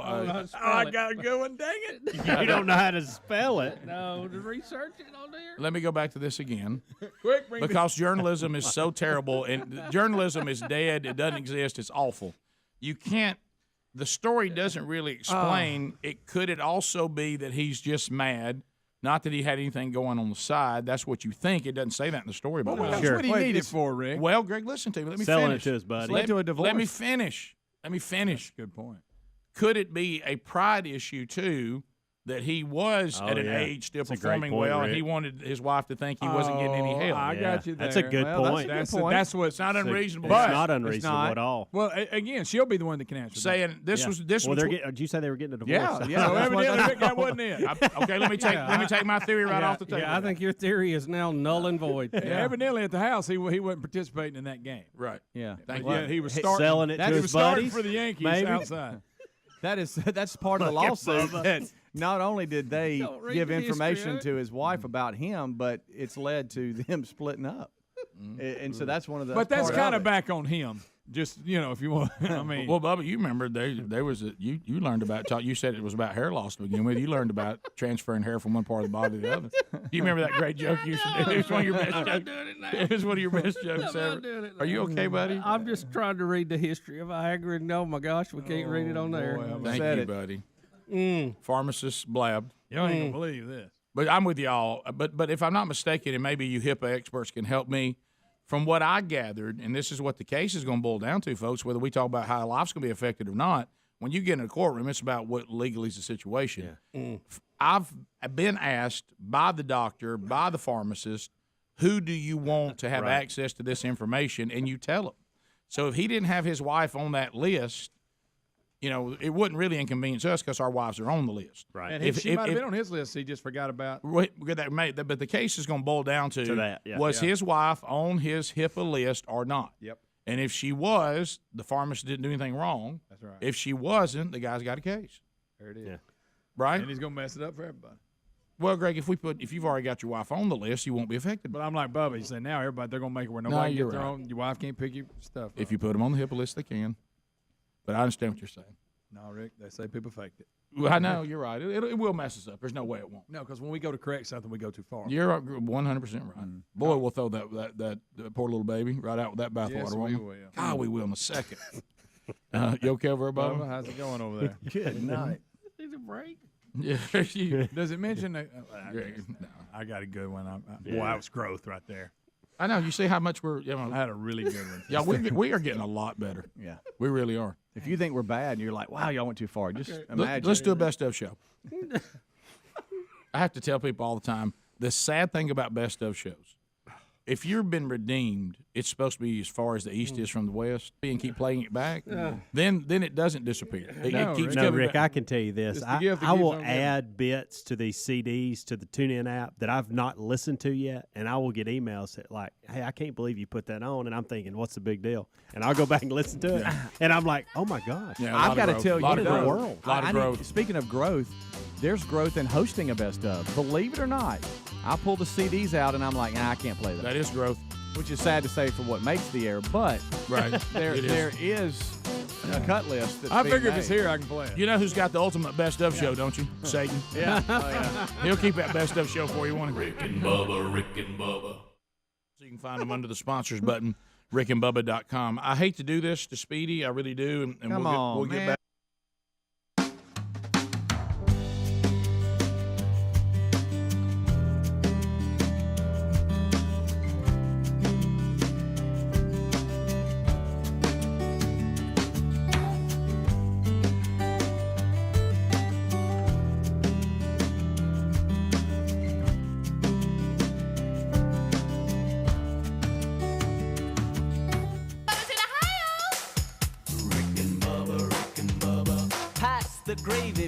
Just a name.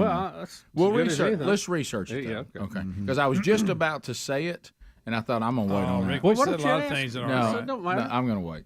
Throw it out there and see what happens. Our audience will know. Of course, our audience will trick us a lot of times too, and just be wrong. It just be wrong a lot of the time. Right. Yeah. I've had the passionately wrong. I've had the audience be absolutely, completely incorrect. So anyway, so let's move into what we do know, and that is that baseball is in spring training. The Grapefruit League. Yeah. The Orioles and Pirates both wanted to play the bottom of the ninth inning, although the game was technically over, 7-4. Okay. The umpires left the field thinking the game was over, but the managers came together and said, look, we got some people that still need to pitch. We got some batters that hadn't got enough times at the plate. Want to get a few more cuts in, and why don't we play the bottom of the ninth? So they did without umpires. Yeah, this is kind of how it all. I played think out. I'd like to see baseball adopt this. Yeah, completely. Reigning champs. This is the ground out in the top of the ninth. The Orioles were trailing 7-4. The Pirates were the home team, so the ball game's technically over at this point. And the Pirates have their first victory of the exhibition season. Away now. This is. I wonder if Baltimore is asked to play a bottom of the ninth inning. The umpires didn't know about this. The umpires seem satisfied with ending the game about 150 years ago. Nobody behind the plate. Used to do it this way. What do you think? Ball one. Neil's got it. I got it. You can hear the catcher saying ball. Neil, what do you think here? Do the announcers just keep calling it? Yeah. They didn't just leave like the umpires. All right. Boy, he's throwing heat. He is. What? Good night. What did you expect him to throw? He's in the major league. Well, I know, but still, that was Well, good heat. Yeah, you don't see it from that perspective much. That's it's coming on in. I don't know how anybody hits it. I don't know how anybody hits it. So how do you feel about this? The umpires are like, should they have stayed? Yes. Like, they hey, should. look, we got another frame. Oh, y'all want to do another? Okay, yeah, we'll stay. No, I wouldn't have stayed. I'm done. All right. Yeah. If y'all want to play, y'all do stuff. It's a half inning. Yeah. They're paid help. They're out of Yeah, there. right, They yeah. got places Spring to training. be. They It's got spring- It's little league another games reason to for go me to. to dislike officials. Right. Right there. You just leave. Yeah, but You saw them walking Well, they got out, and you places made to the be. decision. Yeah, I'm Right. sure. Probably a bar. Saddle up to a bar and have a drink. I have Happy hour. Look at them going. They really got somewhere to be. They're just like, no. Well, didn't they schedule to call a game? If the Pirates were losing, they had to call the bottom of the ninth. And quite frankly, they probably need more reps than anybody. Yeah. Well, that's true. That's hard to argue that. They need actually overtime. Hard to argue that. Yeah, but I mean, now to their defense, both managers might have said, "Hey, yeah, y'all go on." May have. You know, May we just need to see some things and move on. Yeah. So We're here. We're dressed. We're loose. We're gonna play a little more. I would have already gotten in my mind like when the inning started. Okay, so if they get them out right here, we're done. Yeah, and I'd have been thinking about where we're going to eat, and, all that, and I'd been like, what? But that's not real life, Rick. I need a blooming this is the pitch here, you know, Bubba, that comes on you quick right here. I mean, if you're not ready for it.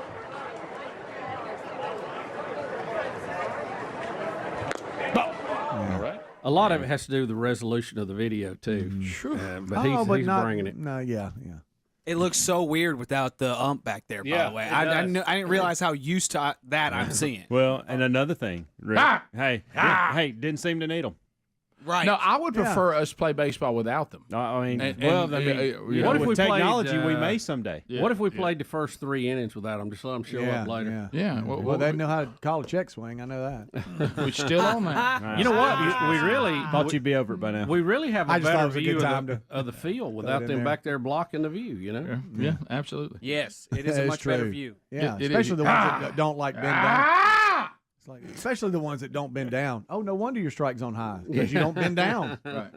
Well, and I will say this, and No, it's called a squat. somebody who would have been denied myself, okay, but I do. It used to really bother me when someone has let themselves go to the point that they can't physically get in a position to make the correct call, Right. whatever the sport may be. Yeah. Okay, I'm okay with your call if I felt like you actually saw it.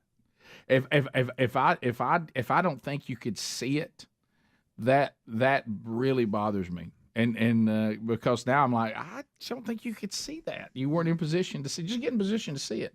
And then this happened to me. What happened here? Do y'all remember this? One of my favorite referee stories of all time.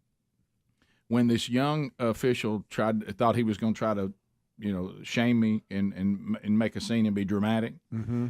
And so we had to wait on him to get to the game. Remember this? I do. And and so he was late. So we started late because he was late. Okay. And he informed us that he was late because he was calling big time stuff, college level. So we just needed to get over it. And his shorts are a little tight. That didn't help. Okay. So he gets there. Well, right out of the gate, he's just calling terribly, in my opinion. And then I feel like he's a homer. None of that's true. That's just how coaches always feel if it's going their against him. I said, I tell you one thing. I know why this team wanted to wait on you. Well, then he decides to be dramatic, and he stops the game and he makes a huge mistake. You want me to leave? You want me to leave?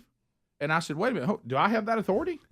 I said, are you allowing me to decide whether you stay and call this game or leave? Because I had another guy. Mm-hmm. And I said, if it's my decision, yes, I want you to leave. Yes, that's my decision. Please leave. And he just stood there kind of awkwardly for a minute. I thought he was important, didn't he? And I didn't know I was going to have that authority. But if you're giving that authority to me, I'll take it. I would prefer that you leave. Yeah. You can exit. Of course, he said, well, I ain't leaving. I said, well, I didn't. You asked. Yeah. Evidently. Rough game for us that night. Rough game. Yeah, that's tough. couldn't get him with us. That's and tough. that's all I got from this assistant. Hey, Birds, thank you. He's with us now. That's so funny. But I wasn't prepared to be given that authority. I thought, yeah, that'd be awesome. I'd love for you to go. Do I have that? Right. So I might like baseball without umpires. I think it might move a little. It might move on. I like it. Do you think we could live in a world where, like, the catcher would call it straight up? No. Okay. No. No, you'd have to have like a council of 3 that could override him. Yeah. I mean, I think they do a good job. Yeah. But I don't. Look, it's it tough. comes down to winning and losing. These are competitors. Yeah. He can see the corners better, though. Yeah, no doubt. We'll be back. Rick and Bubba. Some other phone calls, but because of all the different celebrities out there, you know, you think the people you try to get a relationship with, we ended up with really a pretty healthy, up to the incident, working relationship with Richard Simmons. Live like you were dying. Hey, it's Richard Simmons, and I'm squeezing my country buns with Rick and Bubba. Well, that's an excitable little man. Right there. He was full of energy. He was. And now he's suing a private investigator. Yeah, he's dealing a lawsuit this time, Rick. So this has to do with his drivers say that they planted a device on Richard Simmons to track him for over a year, and he was unaware that it had been placed on him? Yeah, he's saying that a private investigator has been tracking him with a device on his vehicle for as long as possibly 4 years. Yeah. And he's not happy about it. Now, he has a live-in driver caretaker, and Richard is saying that this guy, Scott Brian Matthews, has placed a tracking device on the car and has been keeping up with him for years. Live like you were dying. Stop it. So now the suit that Simmons has filed points out that California law criminalizes using trackers without consent except by law enforcement and seeks damages, including punitive and some other damages here for invasion of privacy and trespass. Now he has also sued the National Enquirer and Radar Online for that gender transition story. Remember? Yeah. He says that's false. He was not transitioning to a woman. And he's suing them too, but that suit has been dismissed on free speech grounds, which that's interesting. So Richard, If I missed it, I do apologize. But why? Live like you were dying. Why is Richard Simmons being tracked 24/7? Yeah, really. I need to know what he's done and who's Are you after saying him. who cares? Well, I mean, who hired the private investigator to track him? I think it has to do. Remember that guy started that podcast about what happened to Richard Simmons. That's why has true, he he did. disappeared? I think the person was trying to really figure out what was going on with Richard Simmons, and he crossed some lines. There it is. That's what I think's going on. Let's track him. Yeah, let's track him. Let's find out what's going on. You know what I thought about? Speedy, I'm sorry. I mean, but every time he can't be brought up without me thinking, now that I see this, that he has a driver, handler, live-in, I think he always dreamed that'd be you. Thank you, Rick. Well, he thought, because he you thought have- highly of Speedy. There's no doubt about You that. have that skill set. You're a handler. You certainly could do the job. And I think that when he was a little smitten with you, I think it might have been professional. Yeah. That he was saying he had his eye on you, sadly, literally. And I think that he maybe thought you could do this job. Is that an unreasonable statement? No, I think Speedy had his eye on him, Rick. If you Well, can I ask this? Richard Simmons had his tongue on Speedy's eye. If we want to There get it is. completely. People that I mean, I know this is uncomfortable for you, and it always comes up. And they just brought it up. Sadly, If I I did was not. you, I would burn every Richard Simmons story that comes across your desk. So has he done this in the past? I mean, how many eyes has he licked? Like, is it 10? Was that Was that the only one he's done? Did he take a liking to that. Speedy so much that he thought, I tell you what, I'm gonna make this so memorable. I'm gonna do something that I never have done before and probably will never do. Something outrageous. Yeah, I'm going to lick this guy's eye. Or is this something that he did 10, 15, 20 times throughout his life? I think he just couldn't help it with Speedy. He just being the victim here. Being the victim. I think he got excited and just went blah. Well, that was. Really? I mean, yeah. Okay. I mean, But Rick, we're acting like he didn't. Well, you know how Rick, he dropped his pants and jumped around. You forgot about that. No, He did that Bubba. too. No. Matter of fact, I The have. eye licking was really minimal. No, unless you're the everything we person saw. being the lick. What you're asking me if I'd forgotten, sadly, you just trashed 6 weeks worth of therapy because I had forgotten. He dropped his pants and bunny hopped. What? He did. But don't Can forget, I? don't Do you think forget, I when- should don't Google forget it? when he Burn called that picture. I'm afraid to Google this, but I'm going to. I just Googled Richard Simmons lick eye. And Don't see do what comes that. up. Don't do that, Helmsley. Please There's don't. Speedy. Don't do it. You better have a good filter. I on want that. some clarification. I never get closure on this, and I ask you every time, and your answers are just they leave me not satisfied with them. Okay, was he trying to do something else and accidentally licked your eye? No. I saw it coming in. I saw it coming in. Goodness gracious. And I couldn't do anything about it. Because I thought the whole It's almost time. like you get close to a dog and they just lick you. All right, so look, guys, let's Because put I this- was this close to Speedy when it happened. I saw it. You know how Adler. almost licked him. how Adler runs in here and uses my mic. Bubba, you had no friends. All right, go sorry, ahead. buddy. All right, I'm sure we'll say the same. You know about what? Pictures today. No, I'm actually feeling better about your health. If you survived that, you're actually pretty good right now. Okay, all right. You know how Adler will come in here and we'll share the mic, and I'll stand up. Well, we were Hey, right this here is not together. about me. Right.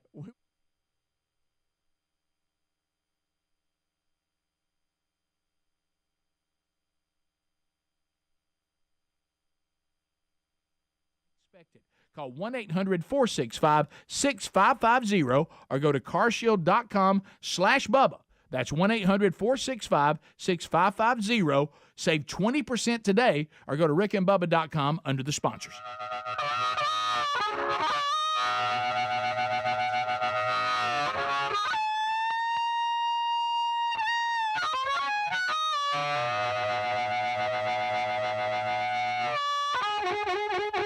Warning.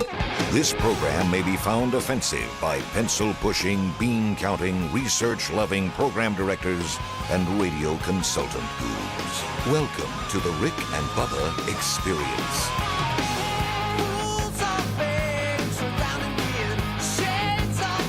Come on with it. Rats and snakes, they always try to get the best of me, but they won't.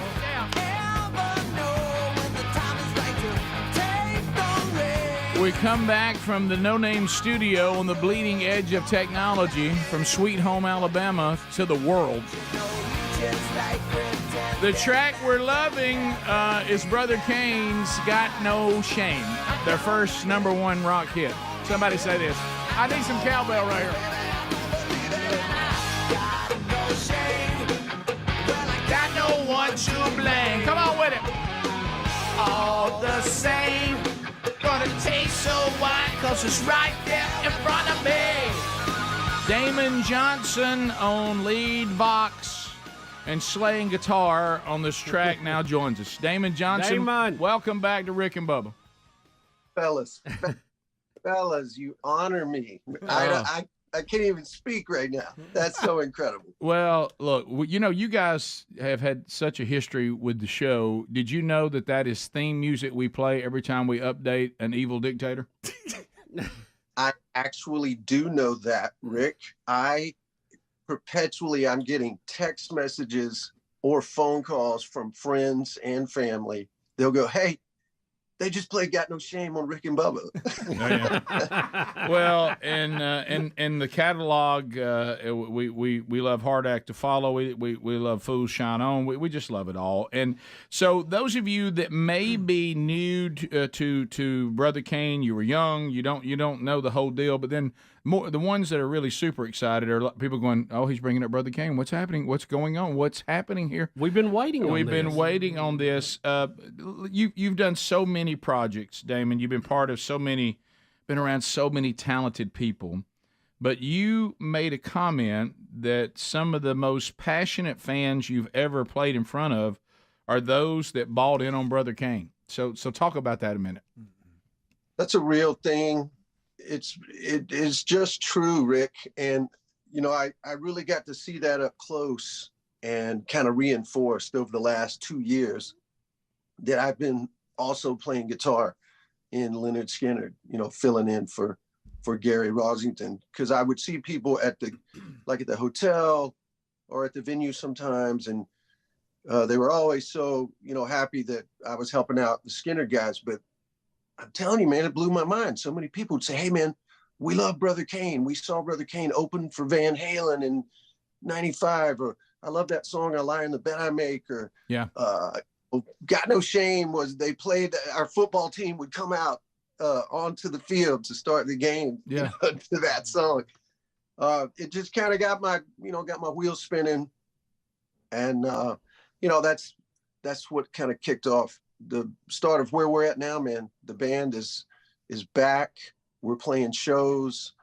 The thing that's the biggest thrill for me is getting to play with my old friend, Glenn Maxey, on the bass guitar.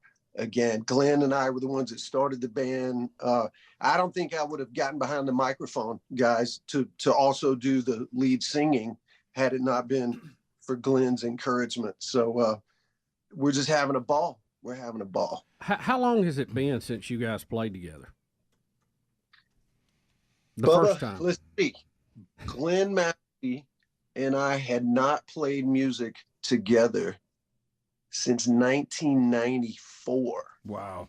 Wow, that was a good year. That's when the show started. I can tell you that was about 30 years ago. Yeah, that was about 30 years ago. We know that. We are 1 year shy of 30 years. And because Glenn left the band between the first album and the second album, and totally went down a different path, man. He just wasn't playing music really anymore, and raised his kids and worked a straight job, as we say. And I guess it was really kind of the start of the pandemic. Glenn and I were really talking a lot, just checking in on each other, making sure our heads were all right. And, I'll never forget the day that I called him with this crazy idea. I says, "Man, what if we did some Brother Kane shows?" And he got super excited. And, the other thing, fellas, we talked about it the last time I was on the show. I've been living in Nashville now for almost 10 years. And, I have the joy, the honor really to get to play with some of the best musicians in the world. And these guys are my friends. And, they've been with me in other projects over the years. So to have Jared Pope on drums, who's been my drummer in all my solo stuff over the last 10 years, Tony Higbee on guitar. He played on my last 3 solo records. And then Buck Johnson is on keyboard. You guys remember Buck from Whiskey Falls? Yeah. And he's my Alabama brother. We have the same last name, so we just tell people, we're related. We probably are. We just don't. No doubt you are somewhere. We have guys. And he was quite a basketball player too. Yeah. Yeah, exactly. Exactly. So but, the band is killing, guys. The band is just never sounded better. And it's to be, I know we're going to talk about it. We've got 2 big shows this weekend, man. Atlanta on Thursday, and the big hometown show in Birmingham on Friday. Yeah, so you're going to be over at Atlanta Way, as you said, at Mad Live Stage and Studios. That's coming up on tomorrow night, 7 p.m., and we'll get the links where you can get the tickets. And then coming up on Friday, returning back to Birmingham, Alabama, with the Suburban Love Junkies, Bubba, one of your favorites. Yes. At Iron City, and that starts at 7 o'clock. We've got that link in show notes as well, so you can get tickets to welcome Brother Kane back home. But if you're over Atlanta way, if there's any tickets available on that, catch that show Thursday night as well. And do you were talking about you and Glenn decided, he would go back, do a straight job, raise his family. I respect him for that. Did he stay on top of music? Did he do any? When you guys got back together, was it instant chemistry again? Well, it was definitely instant chemistry when we got back together. If he was on this interview with me right now, he'd be laughing, going, "Oh yeah, man, I was a little rusty. I had to pull the bass out and get reacquainted with that." And I got to tell you guys, when we had that very first rehearsal, because I had sent a bunch of songs to all the guys, text messages, "Hey, let's prepare these songs and let's run these down." No one was more prepared than Glenn Maxey. Yeah. I think he knew some of the songs better than I did, and I wrote those songs. So, so Damon, that's what I was going to ask. Are we hearing new stuff too, or just the Brother Kane we all love, or a mix? What all you throwing at us? Well, right now, Bubba, we're so on the front end of this thing. The show comprises the material from those 3 albums that we wrote and recorded back in the 90s. But I am thrilled to tell you we've got new music in the cooker. About a half dozen songs right now. We're trying to get scheduled to go in the studio with our old producer, Marty Fredrickson, who also lives here in Nashville. So it'll be a thrill to have Marty involved and, get in and see what Brother Kane 21st century version sound like. I know this man as a songwriter and a storyteller. I'm certainly not the same young man I was in 1992 when we were writing Got No Shame and Hard Act to Follow and those songs that were on the first record. So I just think for me and hopefully for the fans as well, it'll be an interesting observation, to see where we are in our lives now. Yeah. All right, let's come back. You got another segment with them? I will come back. We'll talk more with Damon Johnson. Let me hit those dates for you again because they're this week. So if you want to see him in Birmingham, that's Iron City. That is a great room for you. If you're a fan of Brother Kane, man, you'll be right there with him.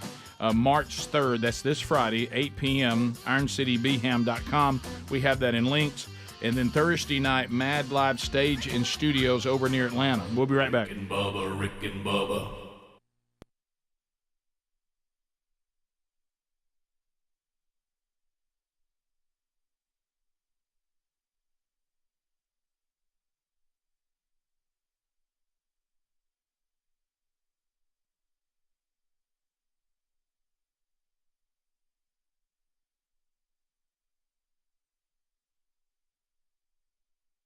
Morning, sir. Yeah, we do have a good bit to talk about, and I was looking through all the different things today, and then you with the time we go to bed and you get up and you get your phone powered up and look back at all the texts and stuff you received from the people who live a normal life, and you're like, well, look at them, they were all still talking away around 9. But anyway, and I don't know whether this is covered or not. Don't even know what it is, but we predict a lot of things here, and some of it is not difficult because it's just truth.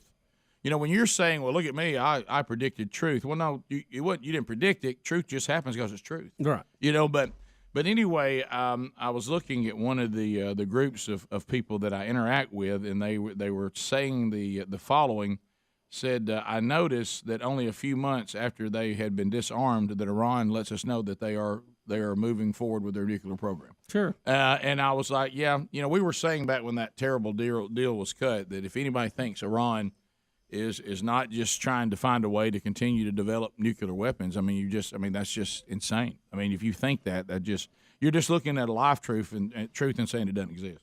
Yeah, you're naive at best. So look into that. That must have been on some sort of news that was going on last night. Well, the big story is the Obama administration allegedly gave Iran access to the U.S. financial system, right. And that was the big story out of Iran yesterday, or I guess the Iran-Obama U.S. financial system type story. But they're saying it was back in February of 2006. The Treasury Department issued a special license to a bank to authorize the conversion of the Iran's whatever into the U.S. institutions, and a couple of the banks turned them down, but the Obama administration gave them permission. Yeah, well, here's the exact. There were some things being talked about, and then the friend of mine said, in related news, here's a world shocker. He said, I hear Iran has fired up their nuclear capability less than 2 months after being, in quotes, disarmed. Which we knew that was going to happen. I mean, that deal didn't do anything but take their ability. They never completely shut it down. Well, no, and all we did was make it easier for them to kind of ramp it up. Yeah. So, but nobody cares about any of that because it was the Obama administration on a lot of that. Right. So, well, we better care about it. No, well, you won't see it on a lot of the media. I bet Netanyahu cares about it. Yeah, probably does. Which is why he was standing up there pointing at it, going, "You got to get out of this deal." We're not going to sit around like y'all do and just trust that evil dictators and evil regimes just suddenly say, today everything we've always said about you, we change our mind. Let's cut a deal.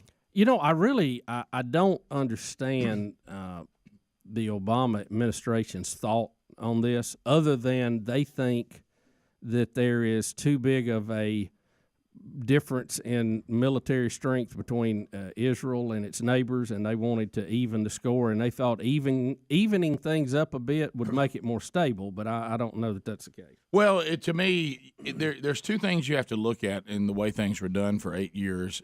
Either there was some sort of sinister view of the world, and I'm trying to work my way into power so I can help with the sinister worldview that I have. That's one option. I'm not pretending to act like I know whether that's the true option. Or the other one is I truly am so naive and so unplugged into the reality of the real world that I truly thought I could go around the world and be nice to everybody and they would stop hating us and would cease then to be our enemy and the enemy of our allies. It's one or the other. I know. Isn't it one or the other? It's just, maybe there's one that's in between the two. It's but perplexing. It's perplexing. I hope that there's just smart people in high places that will make sure it doesn't happen. Doesn't matter what your political affiliation is. Doesn't matter what politician you like or don't like. Doesn't matter what president you like or doesn't like. Okay, because now I'm just talking about truths. It appears as since the fall of mankind and the fall of the world, meaning we believe that it's not the way it's supposed to be, meaning people are inherently evil, okay? Right. If something doesn't happen, the heart is deceived, and it's always bent on bad. Now, I know some people say, well, that's not very hippie-like. Yeah, that's right, I'm not a hippie. Okay, so what we've discovered is if you go over and you grip and grin and you try to make friends with people that it might be. Rick and Bubba, earning a living off low expectations. 21 minutes past the hour. How about you? And sweeping off the dust. We're making our way back to the music of Brother Kane. They are back. And Damon Johnson, lead guitar, lead vocals. We're just talking about they are out and playing shows, and people are excited. They have a huge fan base. They've got a catalog that's outstanding for the 3 albums that they put out in the 90s. They were all hugely successful. Woodstock, Georgia, coming up tomorrow night, and then Birmingham, Alabama on Friday night. Go to brotherkane.com, too. If you click on events, you can get tickets to either one of those.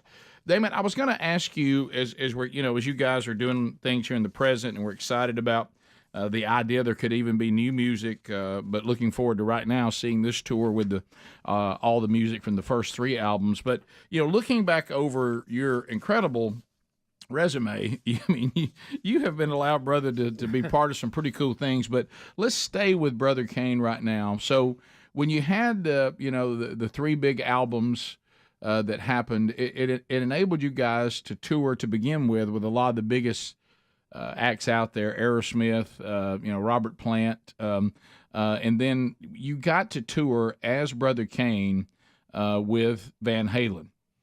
I cannot imagine what that was like, you being a guitarist, to be in the presence of one of the greatest guitarists that have ever played the guitar, and he recently, of course, has passed away.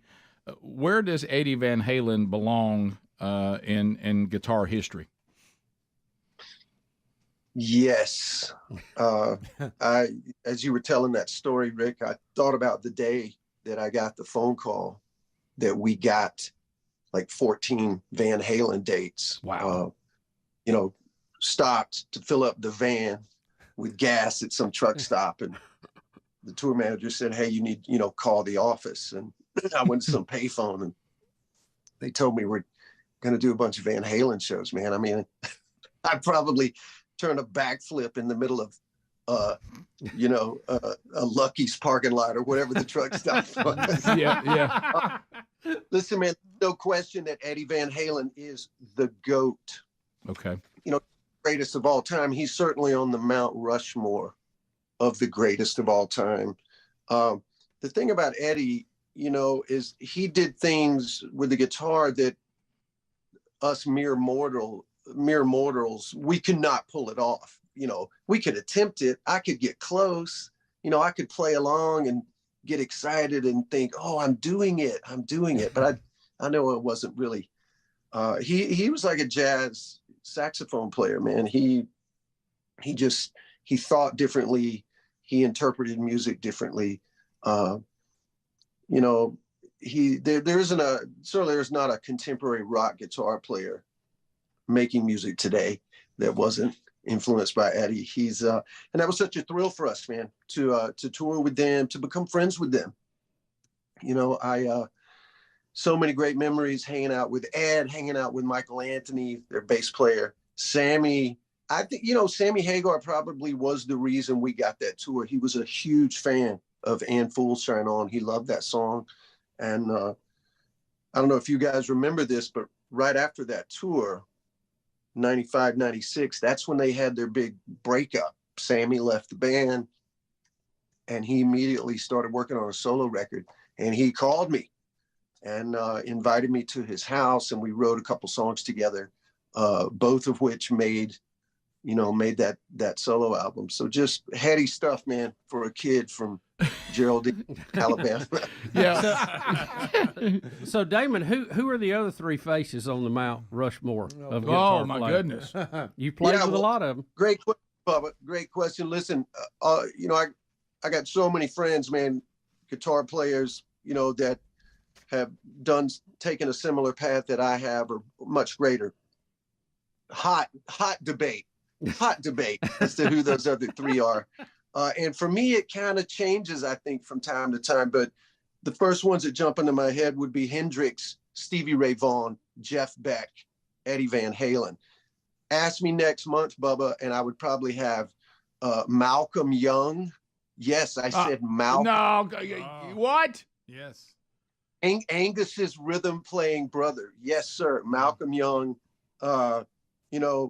Gary Moore, the great Irish guitar player, to me, the most fiery electric guitar player ever.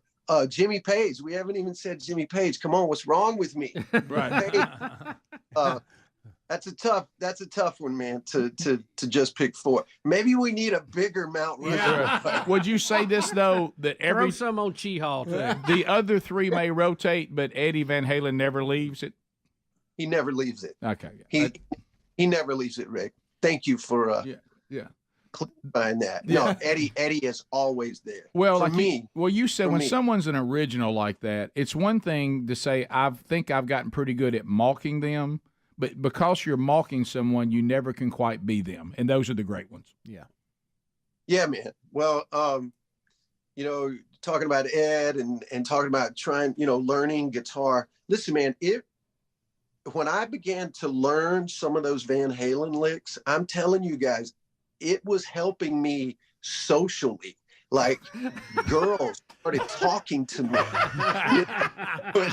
when word got around, like, oh, that guy can play Eruption. Yeah. He can play the solo to Running with the Devil. Yeah. Let's go talk to him. Yeah, that's true. Did you geek out when you met him, or were you able to? Was he pretty kind to you? Did y'all make y'all feel welcome?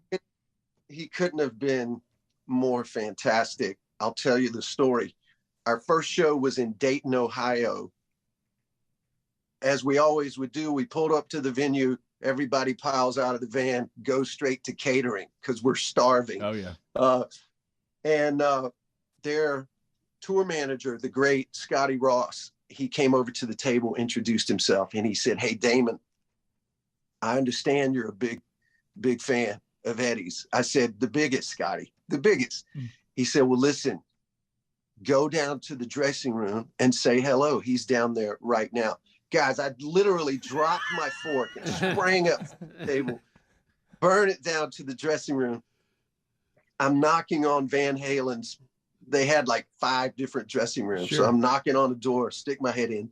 No Eddie. I went to all 5 rooms. I couldn't find him. So I was like, okay, well, I'll see him later. Maybe he went back to the hotel. So I go to the Brother Kane dressing room, and over by the cooler where we have all our sodas and Gatorades and stuff is Eddie Van Halen digging through our cooler. And he's got his back to me, and I recognize him, and I go, "Hey man, why don't you go down to your own dressing room and get your Well, that had to And be. man, he turned around, he cracked up, he came straight over to me, guys, and he goes, "You must be Damon." I said, "I'm Damon. Eddie, I'm freaking out right now." He came over and he kissed me on my cheek. He kissed me and he hugged me. And every time we would greet each other over the next month, that was what he would do. That's how he was with people. That's how he was with his brother, with his band. And I just can't, I mean, it was like a dream, fellas. You know, it was so long ago. It just doesn't seem real to get to spend that much time. Amen. We'll be right back. More Rick and Bubba coming up. Rick and Bubba, Rick and Bubba.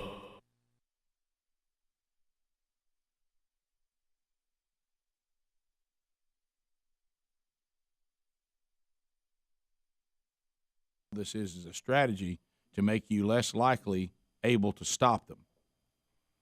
And what we've seen is when people come in and say, "I don't buy any of that, and I'm going after you, and I'm going to respond, and when you do things that we say don't do, there's going to be consequences." It appears that the latter foreign policy seems to work better than the former.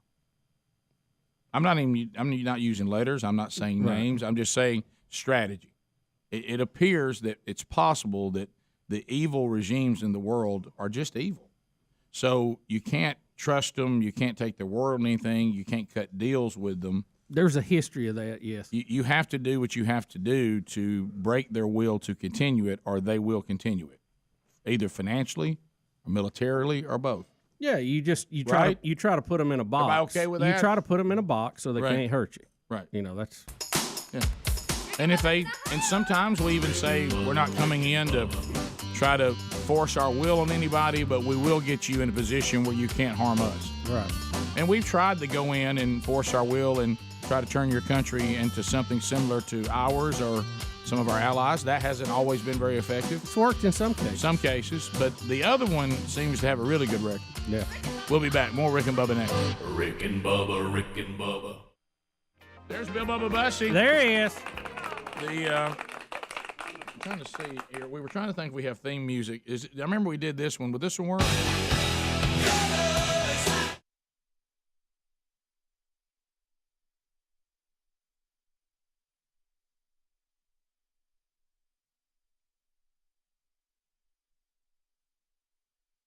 Because as we begin to age before your eyes and ears on the program, we may introduce a new theme, and that be the theme music for a Rick and Bubba Show health update.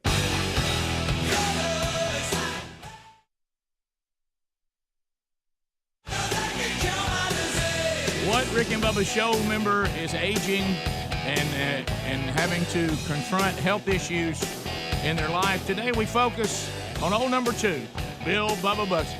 He's the oldest member of the group. And it's beginning to show. But not by much. I mean, by what, 8 months, 6 months? 6 months, something like that. And then me and you have a jump on everybody else for a year or two. Well, everything that's going on with you, I just say, tell me how it is, so when I go through it, I'll be ready. Yeah, you know, we've been dealing with a few little issues this year, most notably some vision problems, and it was time to get a checkup. And you know, our doctor, I have to give him props, Dr. Farley. He is a thorough thorough doctor, and he's what? He doesn't help with speech, but right. That's our speech therapist. Rick, he's very good at what he does. Yeah, we're taking speech and therapy. he really covers everything. But that person never wants to be mentioned in association with our name. Right, and rightly so. You should have said yesterday I was doing the Bible study. I have a hard time saying the word where Paul is from, Saul of Tarsus. And I keep saying Taurus. And that's the car. I actually had one of the guys in Bible study yesterday say, "Is that a different place?" And I said, "No, I just can't say Tarsus." Yeah. Sorry. Isn't it funny because there's some words that everybody has a problem saying, and then there's some that just you have that you can't get over, and your brain just won't let you say it. Let me stop you for a minute. Do you realize how sad that is? Yeah. To hear some men trying to be discipled. I've been put in a position to try to be part of that. They actually have trying to learn things about the Bible. Have to ask me, is this a different place than Tarsus? Because you're not saying Tarsus. Well, see, you're saying it fine. Do you realize how sad that is? I know. I mean, they're like, you're talking about the automobile. And I was like, yeah, I know. I said, I'm really am. Or the pistol. I said, I think. I'm just glad you didn't have to say Toyota. No, I said, I do think I'm saying Tarsus, but I realize I'm saying Taurus. Yeah. Okay, and I apologize for that. But it's not a different place. I'm just not saying it right. But now to your help. Well, and some other things this year, a little listless and a few other things. So in the Did process, you use the term listless? yeah, Wow. a little bit of that, Gosh. dragging a little bit. I mean, I'm used to having cat-like reflexes. Now the cat's Garfield, right? But yeah. Now we all knew. By the way, and we all can see it. We knew something was going on. Well, yeah, and when you have sleep problems and allergies, you're gonna have days you don't feel good anyway. So Right, yeah. we're kind of used to that to some degree. But anyway, he wanted to, and I totally agreed. As we're doing the A to Z check here, and by the way, all the labs have been perfect so far.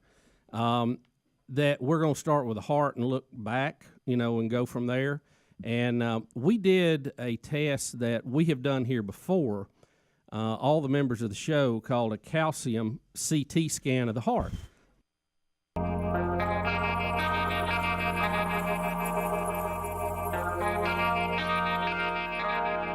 You're listening to the Radio Revolution. Rick and Bubba.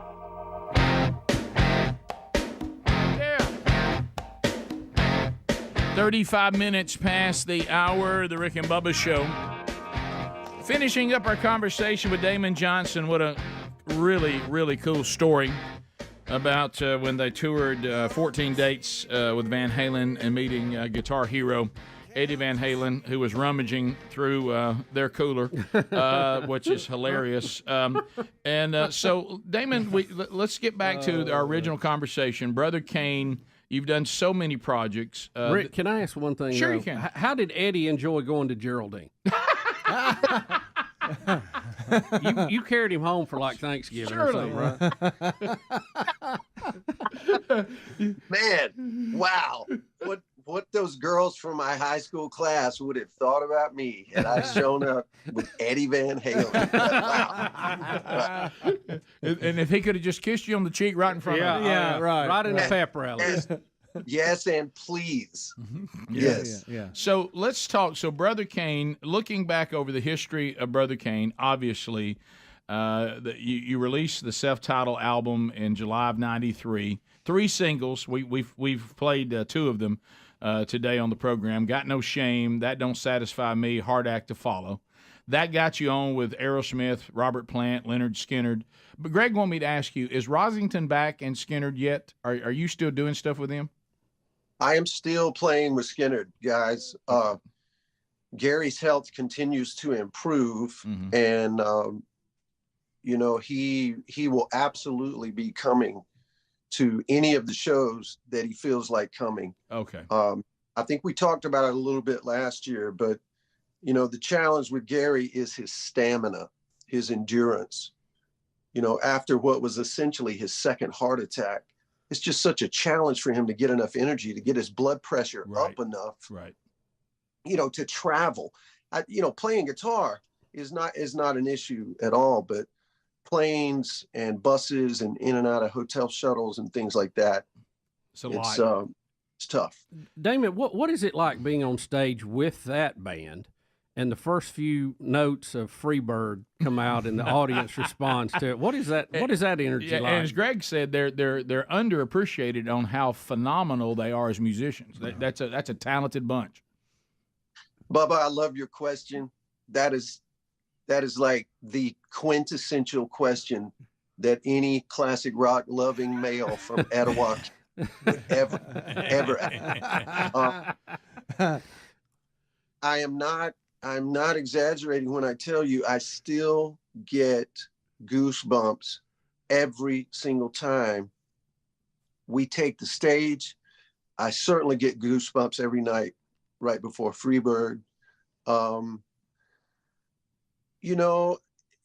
What started out as just me filling in for a half a dozen shows that turned into 26 shows. And then, all of last year we did about 45 shows, and probably going to be about the same this year.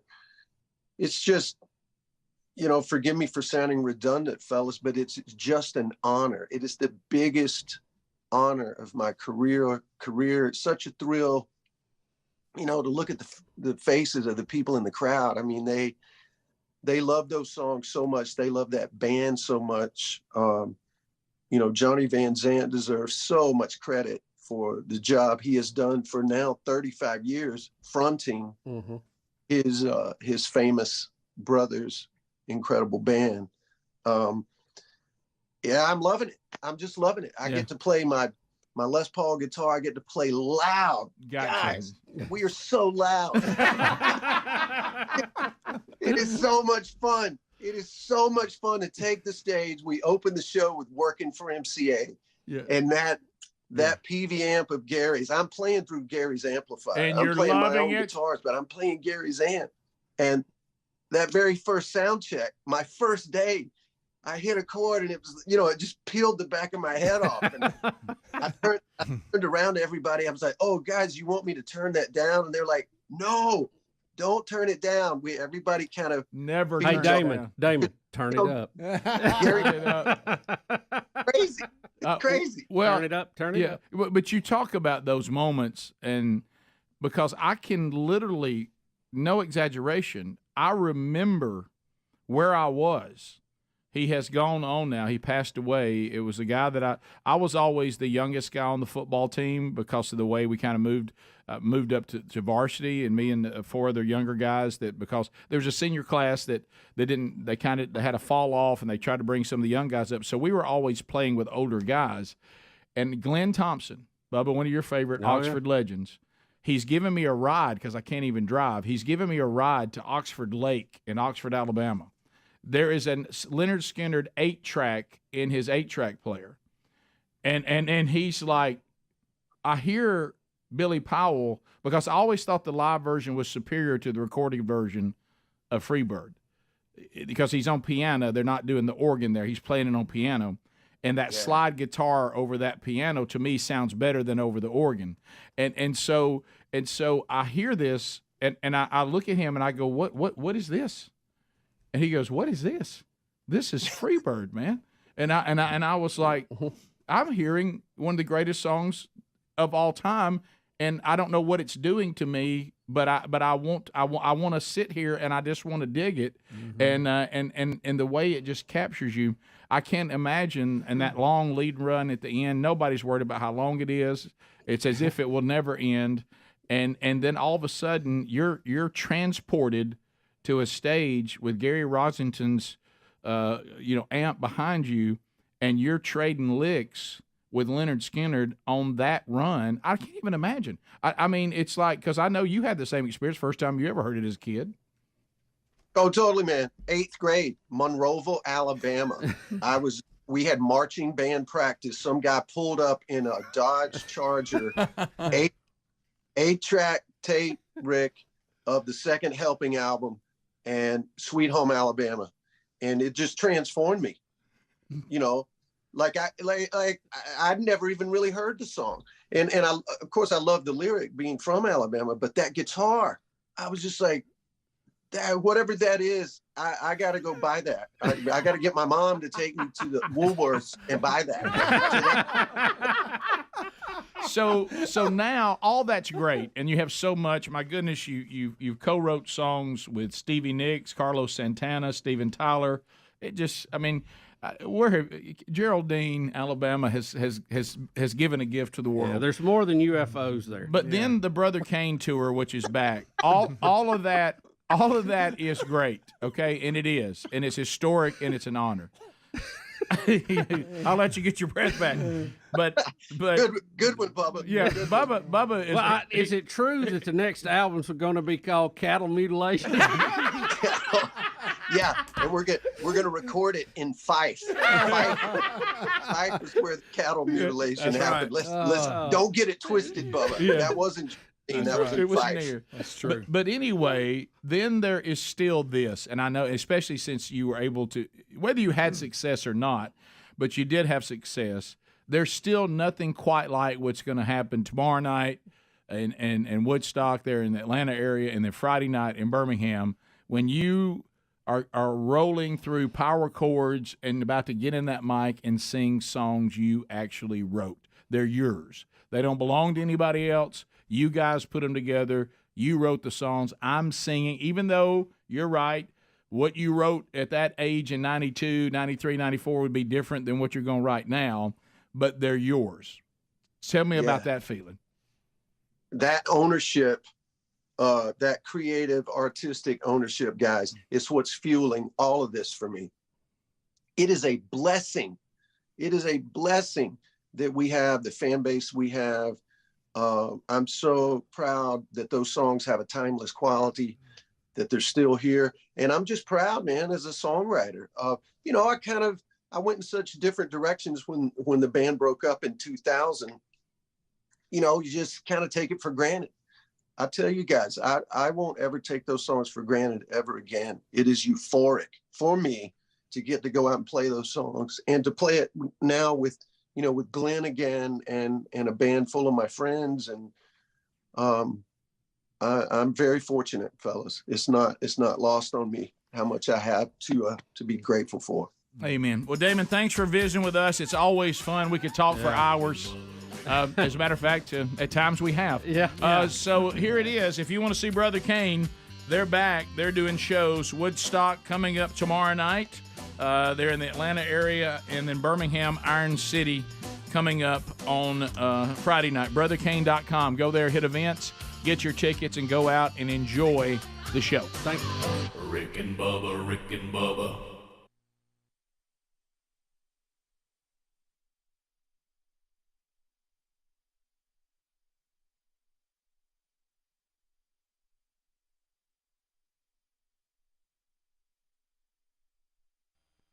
Okay, and this is where they score your calcium buildup in your heart. I can't breathe. And because plaque starts out as plaque, and then it will get harder and show up as calcium. I have to have one every year because, and Greg and I have, obviously, our dad had 5 bypasses, and we have heart disease in our genetic code. So I actually now at my age have to have one of these every year. And the beautiful thing about this test is it's not evasive at all. You just lay on the table, and the donut spins up a few times. They tell you to hold your breath. I mean, you get out of that thing quicker than getting your driver's license renewed. You know, I mean, it's a 15-minute deal. And we've all had it done before at several places where we have been promoting a new medical facility or something. So we'd had it done a couple of times and had a little bit of track history on that. Well, we got that done, and it came back a little higher than it should be for my age. So we're going to go to the next step. And there's a couple of other steps in there, some nuclear stress test things. But we have a very good friend that my mom used, and we met many years ago, Dr. Robert Foster, who is a cardiologist and also works with Dr. Farley and their group already. And I talked with him a little bit yesterday, and he said, look, let's just get this thing done. Let's go get the cath done. That's the final say anyway. These other tests are good, but and there's a little more risk with that, but just go and find out what we're up against. So. Well, no, please, is anyone, because I haven't, because, obviously I was going to let you dictate when you want to talk about this or not. Is anybody let JT know about this? I have not. I meant to email him this morning just to give him a heads up. I didn't want him to get it secondhand. Well, see, he's going to get it secondhand now. JT's our friend who always thinks he's dying, always. Yeah, well, he's And- been thinking that for Yeah. the better part of 15 years. And if you remember this, JT was the one who said he thinks you should have a heart cath every year because it's the only one that really tells the truth. It is Right. the walking boss because they look at the blood going through your heart and they can see if you have a restricted area or something else. And He wants to do one as maintenance, like you do a checkup. And if you do have a restricted place, they can go in there and angioplasty that thing open and put a stent in it and do it while you're there. So I think I'm gonna text JT. Are you serious? Just let him know. Well, he can't, So anyway, he can't hear this second hand. I will be off the show Monday, and we're going to go and have that done and find out what we're up against because, I miss my cat-like reflexes. So and I asked you this today, but I want to be sure I have this clear. Most of the time when they do a heart cath, if they say we have blockage, they'll go ahead and stent it right then. They'll work on it right then. Okay. And in a worst-case scenario, they might have to do a bypass or something. Bubba. I mean, Stop it. That is a possibility, but they scare just me like don't. that. They don't do a lot of those now. Killing me, Bubba. I know. Come on. Can't breathe. I know. Y'all's chest got tight. Mine did too. I gotta get my yesterday. inhaler out. I mean, it felt like an elephant because I really haven't had any chest pain, not until yesterday. Oh yeah, we all had it. Yeah. Good night. When Bubba got it, I've had it all morning. When Bubba started sending out, Get the elephant off of me. Hey, it's official, and I was in the middle of the Bible study, so I got it after the hysteria. Hysteria had already begun. So when I went out there and saw these things happening, and I had somebody actually in my office, and I was reading the text as they were sitting in front of me, and they kept saying, "Do you need to deal with something?" And I'm like, "Nah, I'm good." Yeah, and I'm sorry about that. Well, no, it was fine. But what was funny was the follow up now, because this is typical human. Now, is that when you couldn't say Tarsus? That was well, right after. Matter of fact, this person was asking me, "Is that a different place?" But anyway, so. All of us began to text back and forth on things we were going to change immediately. Right. And at one point we were even wondering if we should even eat wheat thins. I mean, we got to the point people. Speedy, it sounds healthy, but I'm not really sure. Speedy is throwing out chocolate chip cookies. He was that Bubba, you? it impacted me so much. I had green beans and carrots for lunch. Yeah. And I went to the pantry to get a garbage bag to replace the kitchen garbage can. And I saw Chips Ahoy, and all I could see was your face on the wrapper. Yeah, I mean, I was like, "Hey, Helmsy, when stay Helmsy away." texted, he looked. Has that cookie on there? He said, and the cookie had Bubba's face on Yeah, it. the chips were like where eyes are. Yeah, I'll be honest. Yeah. I thought when we all had that, you're talking about the scan deal, CT scan. I thought if it was good forever. So now, did you really think that? Not really, but in my mind, I told myself that. Right. Because Yeah. because least 10 surprisingly, when I years. did mine, and of course, I wish Speedy was right. He thought it was last spring. It but was. it's been, It's July. It was July 28th, 2015. Okay. That we went. So that's been 2 years. And I think I three, went three after years, that. excuse So me. maybe, because surprisingly, the cardiologist with our family history, he looked at me. He said, "I was very surprised." He said, "You're completely clean," but that doesn't mean that I still am. You know, you're supposed to have one of those every year. I've been told by the same guy we're supposed Well, to I have don't one every think I officially follow. I don't know.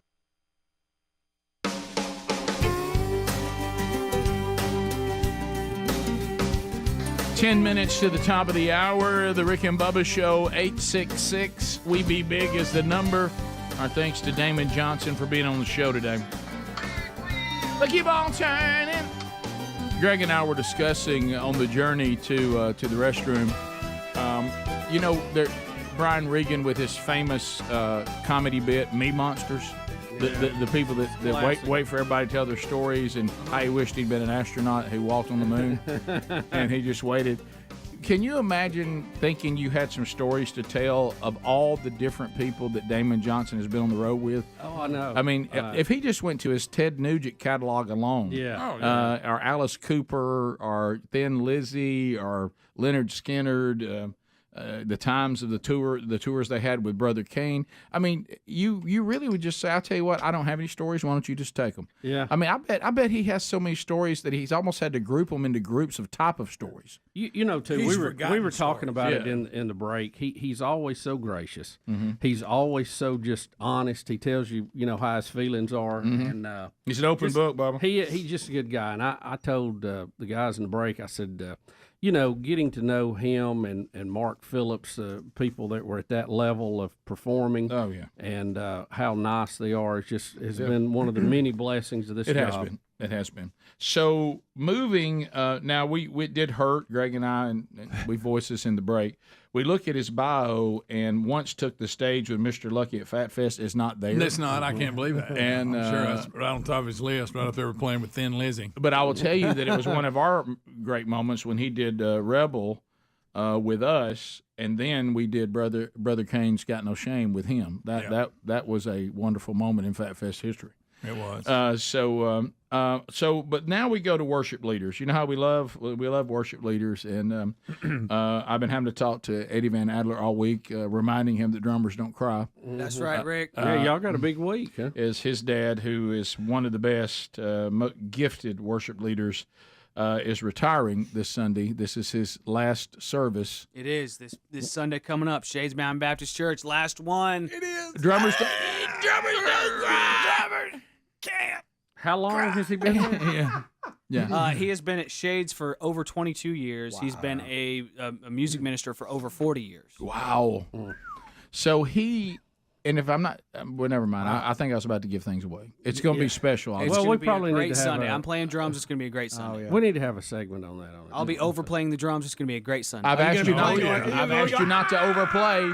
You're going to get emotional. I can't, and that's going, and then you'll use your kick drum as your cry. Yeah. Don't do that.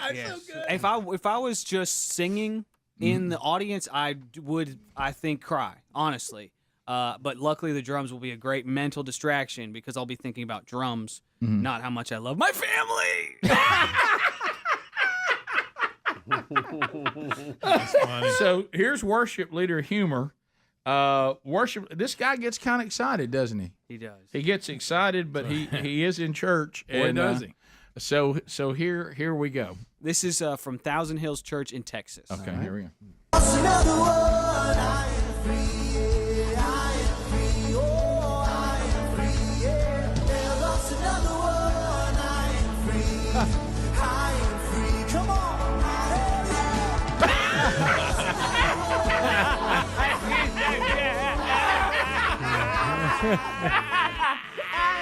He forgot he thinks he's gonna roll with Brother Kane. Oh, boy. Hell Lost Another One is the line that you're saying.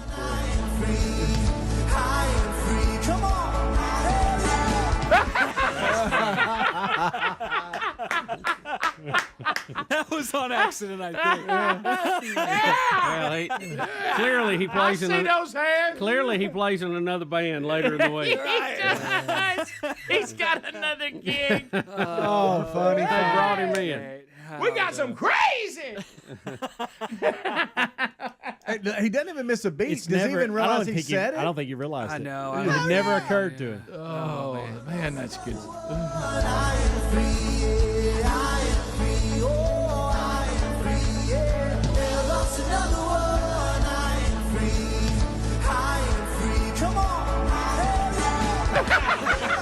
That's funny.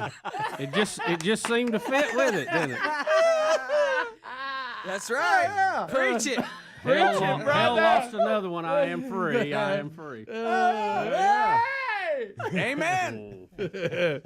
Oh my goodness! All right, so there you go. He kind of was I have a good one there, but I won't go into it. But all right. Also, we got an Elon Musk update. Here comes the money. Let's go. Money talk. Here comes the money. Oh! Money, money, money, money, money, money, money, money, money. Dollar, dollar, dollar, dollar.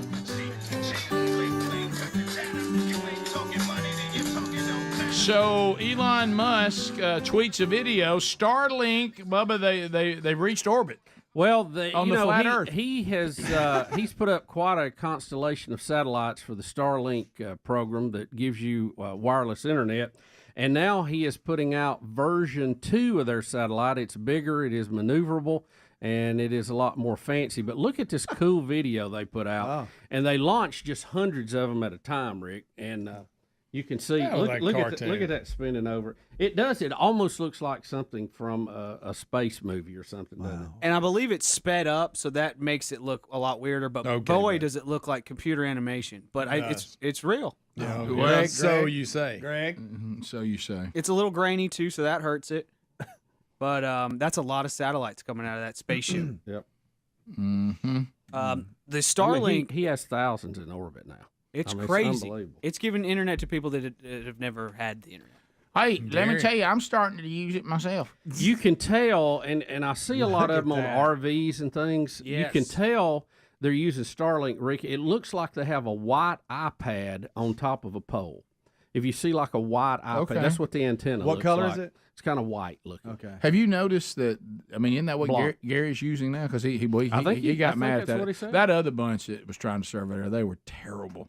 They were so bad. Gary really is using Starlink? Yeah. That is funny. That's not a bit. You remember he goes, Gary and Elon Musk hooked together. Well, of course, Gary called him Elon Musk. Right. No, we called him Leon. Leon Musk. Yeah, Leon Musk. That was it. Hey, I got that thing at Leon Musk's. Yeah. We were like, what? Elon Musk. But yeah, I've got one now that is through the same bunch, the co-op I'm using with my electricity, and it's really fast. Yeah. Yeah, But, did you get it put in? Yeah, but Gary can't use They've that. been hanging fiber Yeah. for a long time with a lot of the places. I mean, everybody was a little bit shocked. Yeah. They went down to Camp House, and that thing was flying. They couldn't believe it. Young Broderick. Old fiber is hard to beat. It is. It was running good. But Gary couldn't get that one, the one I've got, and so he was trying another company that was terrible. I tried them for a while. They're terrible.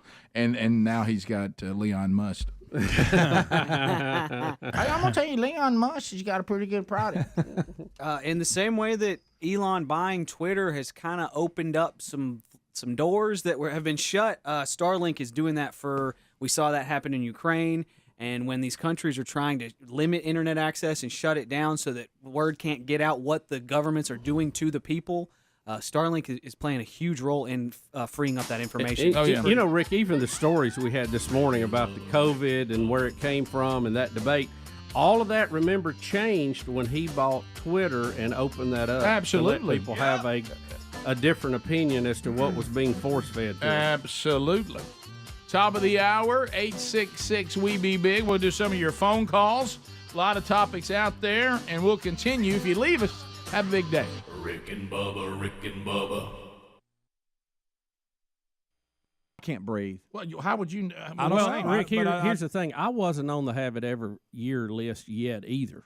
Yeah. But of course, now it's such a non-evasive test. I mean, I don't know why you wouldn't get it. I don't know that insurance covers it completely yet. Yeah, the expenses may be the problem. I'm a wreck. But what a great test, though. So I mean, it sees what's going on. Bubba's having a heart, Cath.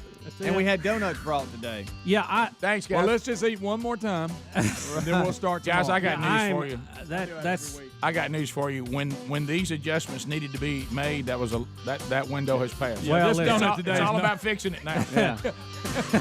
Rick and Bubba, Rick and Bubba. So, Bubba, you goodness, said you so were much sad. food. You started talking about how the sadness of this. I thought your sadness would revolve around the fact that you may have to have a stent or something even more invasive. But you said no. The sadness comes from. Well, there's two things. Minor that everybody will be in a hassle because of it, which I hate that's that. not a big deal. Me and all of you guys and family and all Betty. that stuff. Yeah. But mostly because there's donuts in there and I don't need to eat them. Bubba, let me ask you this. I mean, I feel like squalling over that. Could you ask them about cheese straws and see where they stand? Because we have got a pile of them in there, and they are really good. Greg, that may be what put me over. That's me and you both. And That's this what is did it. somewhat Thank shocking. you, Joyce. It really has been shocking because of your health regimen you've been on Joyce. for years. Mm. And, up till You know, Rick, you just never know. the last 2 years, I mean, I was fairly active playing tennis, so the last 2 years not near as much. So well, this is something though that for all of us it and for accumulates a over short a fat long. guy, I was in pretty good shape. This is for the shape I was in. Short for the shape I was in. Yeah. Yeah. Well, I personally have never seen with this group at all a real devotion to healthy eating. That's it. Well, exercise. but some of them here are good at exercise. I have to do something that I have to do like tennis. I have to do an activity. I've never been I wasn't real big on the gym work even when we were playing sports, much You know like why? yourself, Rick. Because it's horrible. No, No, it's it's horrible. just There's nothing good about it. I never got the high from working out. No, me neither. Yeah. Now I do I hate it. from Please getting don't out think we're and having fun. competing, that kind of thing, playing. Oh yeah. But I mean, we're looking back 2012. we were playing for a national championship in tennis. So that's a fairly short amount of time ago. Well, I had to look at the regimen and realize, and it gets to the point now where I keep waiting for answers, and people keep coming back and saying things like, "You realize you're 53." Right. Yeah, I'm getting a lot of that. And some of this just comes with it. But most of the tests now, you have to put your age in. And that's a bad sign because it's bad for your age. And it's then, bad for this. And then there's the things you do that you shouldn't have done. That's certainly part of it. Genetics are the biggest part of it. Big. I don't think getting up early is necessarily good for it. I think that's a stressor in itself. Yeah, but, well, if you can, can overcome. If that. you can get 6 to 8 hours sleep, with the preference being 8, it doesn't really matter. Even though you and I believe in a theory that I think we're the only ones that.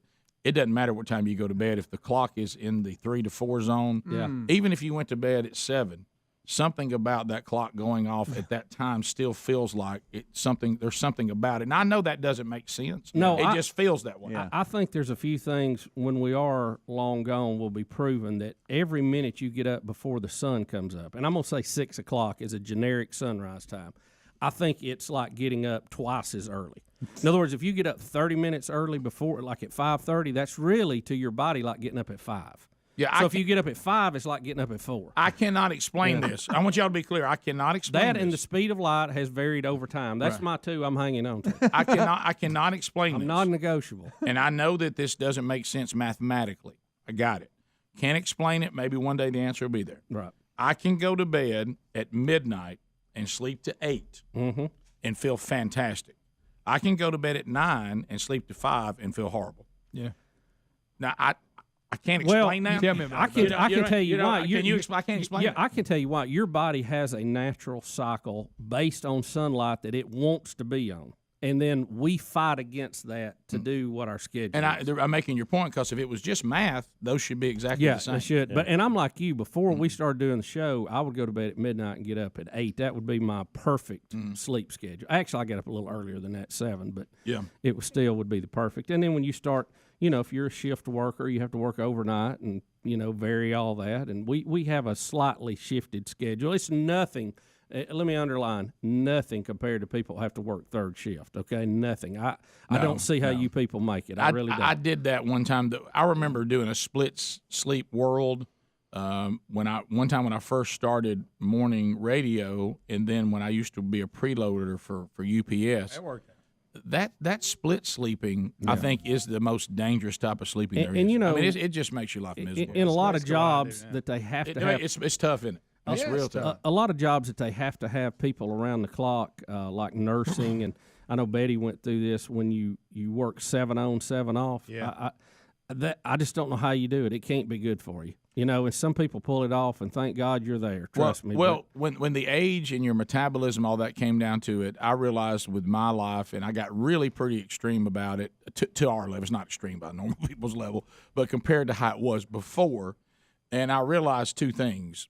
Eating just healthy and not exercising isn't enough, and exercising a bunch and still eating bad isn't. You can't out-exercise bad eating, right? And you also can't burn off what you want to burn off by just trying to eat better. They both have to be going. Yeah. And again, I'm talking about an old man version. I'm certainly not to the level of these people that are, in great, incredible physical health. But at the same time, it's not just about that. Sometimes, I got news for you. Before unless you're here when the Lord comes back, everybody's going to die. Mm-hmm.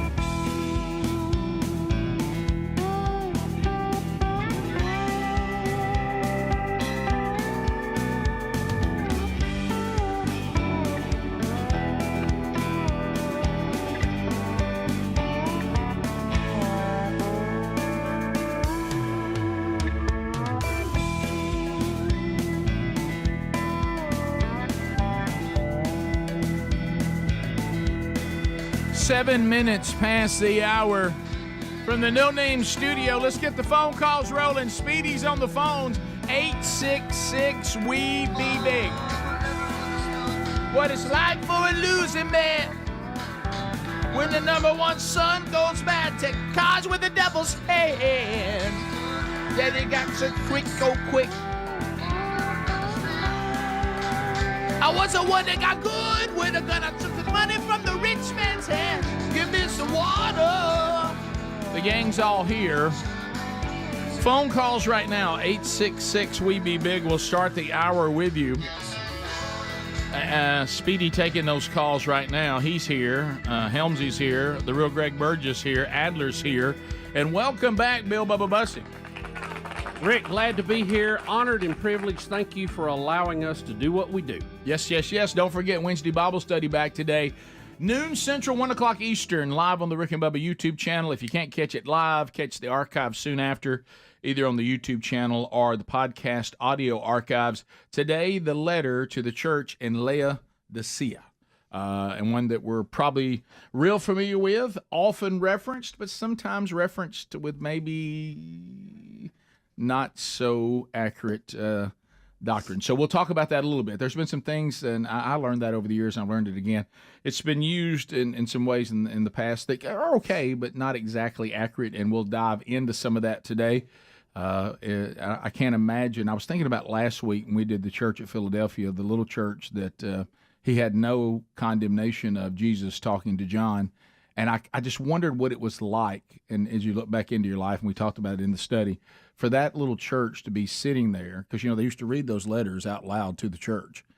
And then all of a sudden you hear, here is a vision that was given to John from Patmos, and Jesus has some words to say about our church. And you hear, good job. Yeah. I find nothing to condemn you over. Wow. Not so much today with the church at Laodicea. Eric in Alabama.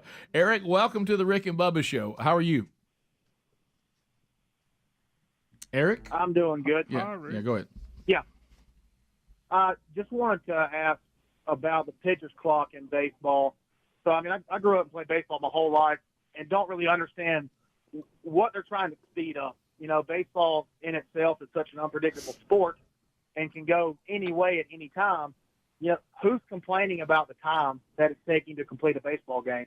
Everybody I talk to. Everybody I talk to. It's being driven. It's being driven by TV and them trying to stay within a certain window of time because of schedules and all that stuff. Like we've talked about before, I think baseball, the national pastime was you took off work and you didn't have anywhere to be. You went to the ballpark and it was going to be a nice, pleasant afternoon, and nobody was in a rush. And some of that doesn't fit into the microwave society we have now, which is a shame, I think. Yeah, and also the other thing I would add to that, Eric, is they would like for the young generation to play it in the future.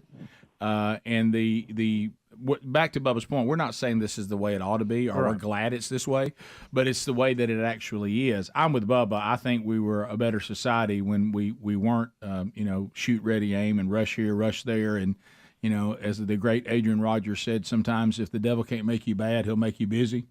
But we have a generation of young people that do not want that tempo, and if that tempo's there, they're not interested in it.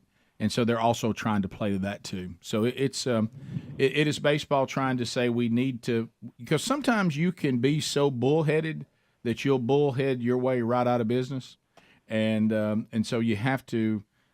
You've seen this so many times when people just keep clinging to something, acting like that they don't need to evolve a little bit. And I think baseball is waking up to the fact that they've got to speed the game up for all the reasons we just said. Now, we are not saying that's what we want. I don't mind hanging out at the ballpark and and thinking to myself, I got plenty of time to go to the concession stand because nothing's going to happen while I'm gone. But I can still be back. Or you can have the terrible thing like happened with tennis in college, and I know especially in the Southeastern Conference, they reformatted things to make it move quicker, although a lot of tennis people didn't like the format to what they went to, and then the network dropped tennis coverage anyway. I know. It's funny. Sam in Alabama. Sammy, go ahead, buddy. Welcome to the show. Hey, monkey grass and green acres. Thank you, buddy. Appreciate that. How about you? What's on your mind? All right. I need Greg's advice because I know he is a ladies' man. He is a man about town. Oh, yeah. I got a 30th anniversary coming up, and I need a present for my wife. Oh, no. And you going to Greg? Buddy, I'm sorry. Yes. Going to Why would I not go to Greg? Well, that you talking about the lady's pet, the man's regret?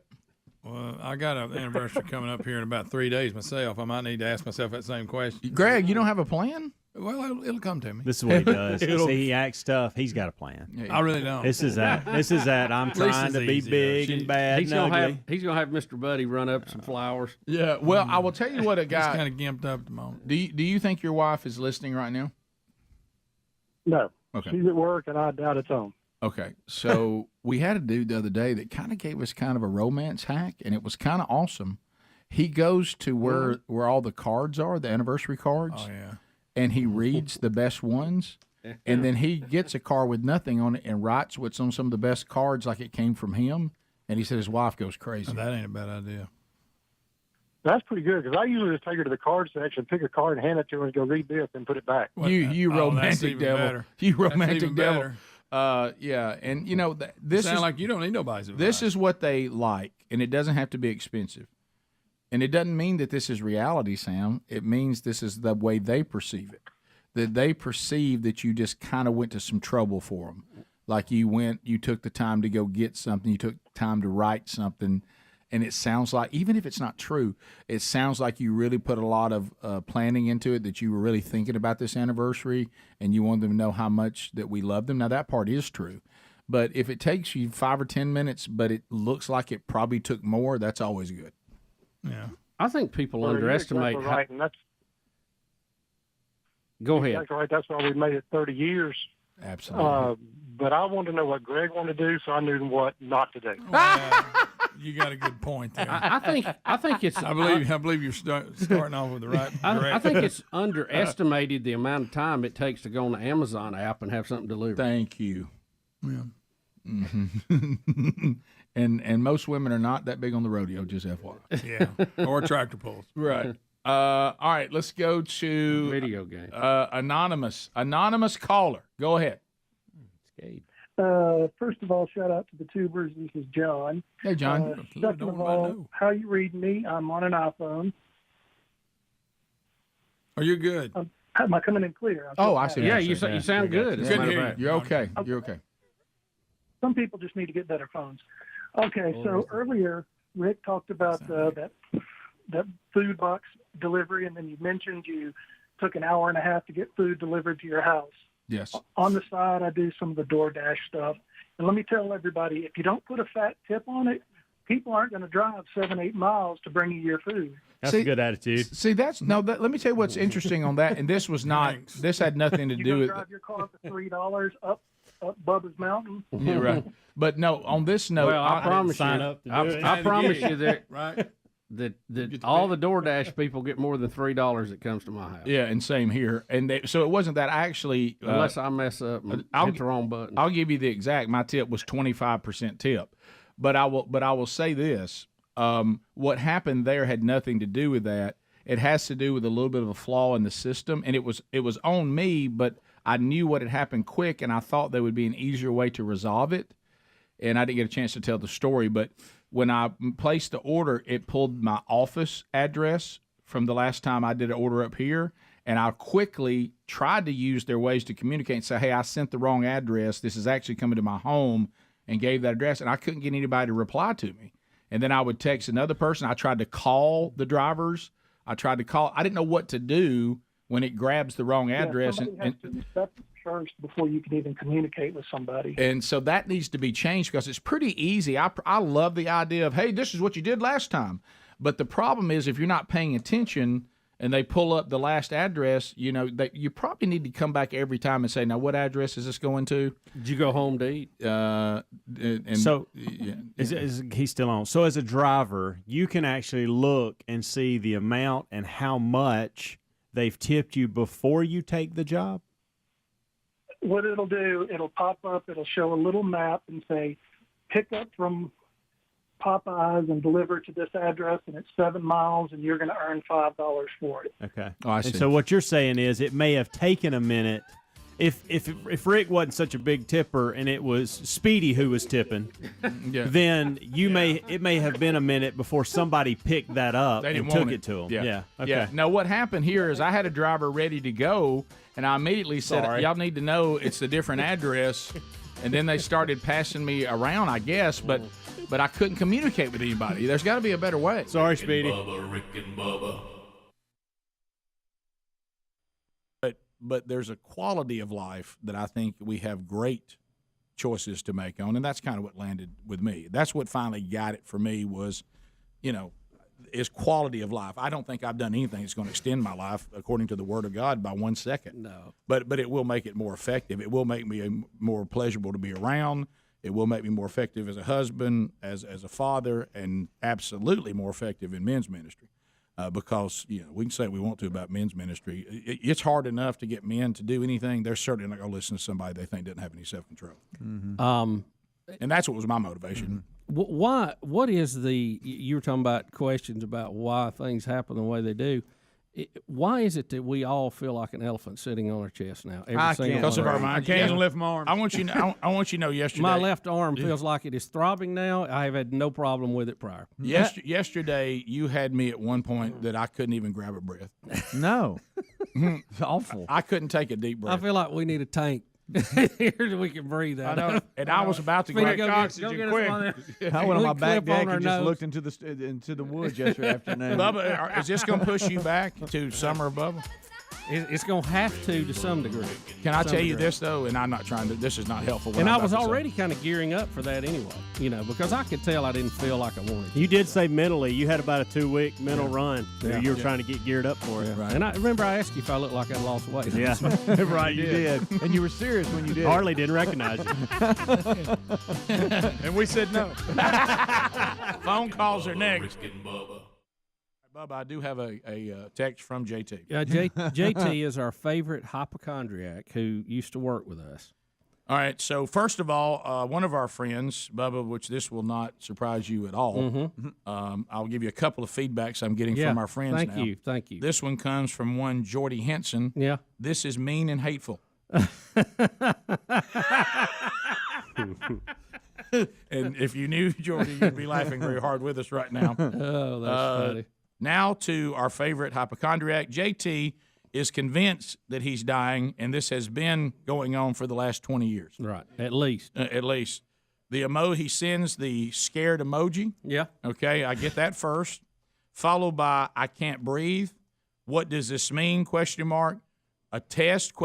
Stent. Rick, please don't send me something with so little detail. What does this mean? And I sent back and I said, testing. Because and JT was a proponent for this. Yes, he's the one that said that he wanted everybody to have this test. Well, you remember what he said? He almost wanted it yearly. Didn't he? I can still see him looking at me, and he goes, it's the only way you really know. Yeah. And so he said all these other tests give you a theory. Yeah. If you want to know if you got blockage, you got to have a cath. I can still see his face. Can you? It is the final word. So I'm letting him know that you're actually doing what he would prefer. You're getting a cath to see what the blockage situation is. And I must tell you, and we've had several friends with this, Bubba, and I'm not going to get into calling names because that would be Bubba, unfair. But remember, I gave you the numbers of the stent club. The stent club. I got 5 stent people I can give you right now. I know. I tried to call one of them yesterday just to see, but I just want to go with you and get it done too. You're convinced you got. Oh, I've got. What all have you got, Speedy? Let's see here. I haven't been checked. But wait a minute, Rick. Hit the theme music. Okay, hang on. Wait a minute. Are you ready, Speedy? Yeah, I haven't made fun of Greg getting the Mohs procedure done to remove skin cancer because I probably have it too. Wait a minute.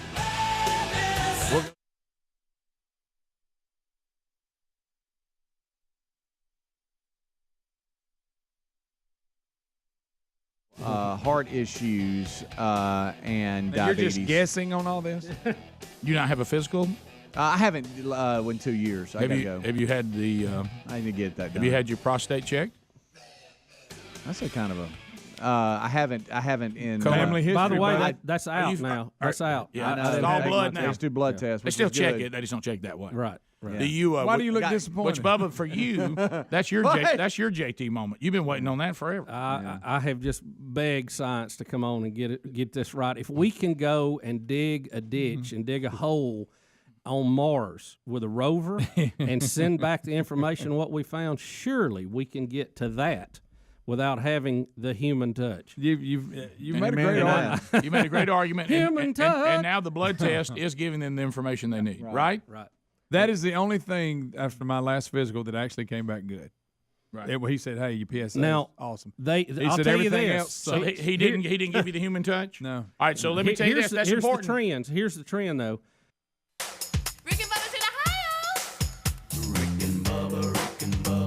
Pass the gravy, please.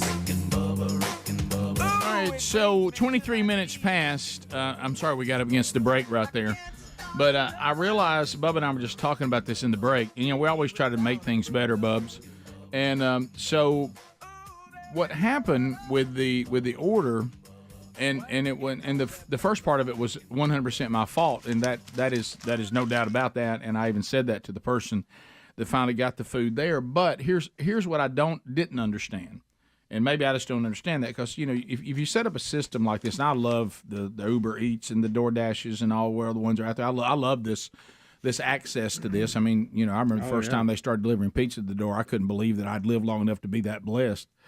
But to our door, and so now that's pretty normal. But here's where I think there's not a flaw in the system. I don't think. It just didn't work. You know how sometimes you go, well, this is how we have it set up, right. And we all have to learn. So. And I don't have a problem with this. I know back to what we're talking about with baseball. We want everything to be just like this now. And I love the fact, that like Amazon remembers what you ordered and they'll say, you just want to order that again. I like all that. Yeah. But the problem is on these things, if you have food sometimes delivered to your office and sometimes delivered to your home, it always falls back to the last order that you had. Now, I will admit, if you're paying attention, that won't happen. Because you'll look down and see all the different addresses and go, oh, this one this time.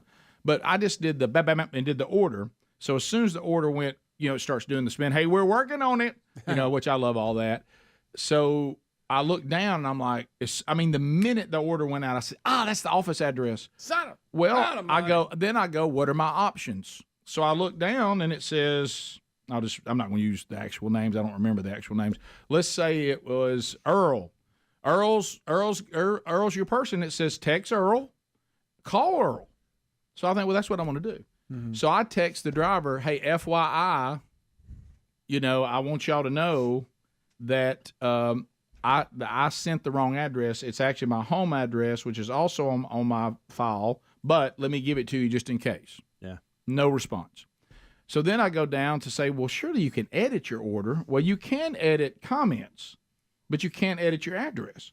So I went to the edit comments and said, because in the comments it'll say things like when they're coming here, I'll come to the lobby, that kind of stuff. Yeah. I put FYI to whom it may concern, that's the wrong address. I caught it immediately. It wasn't like I went away for a while and came back.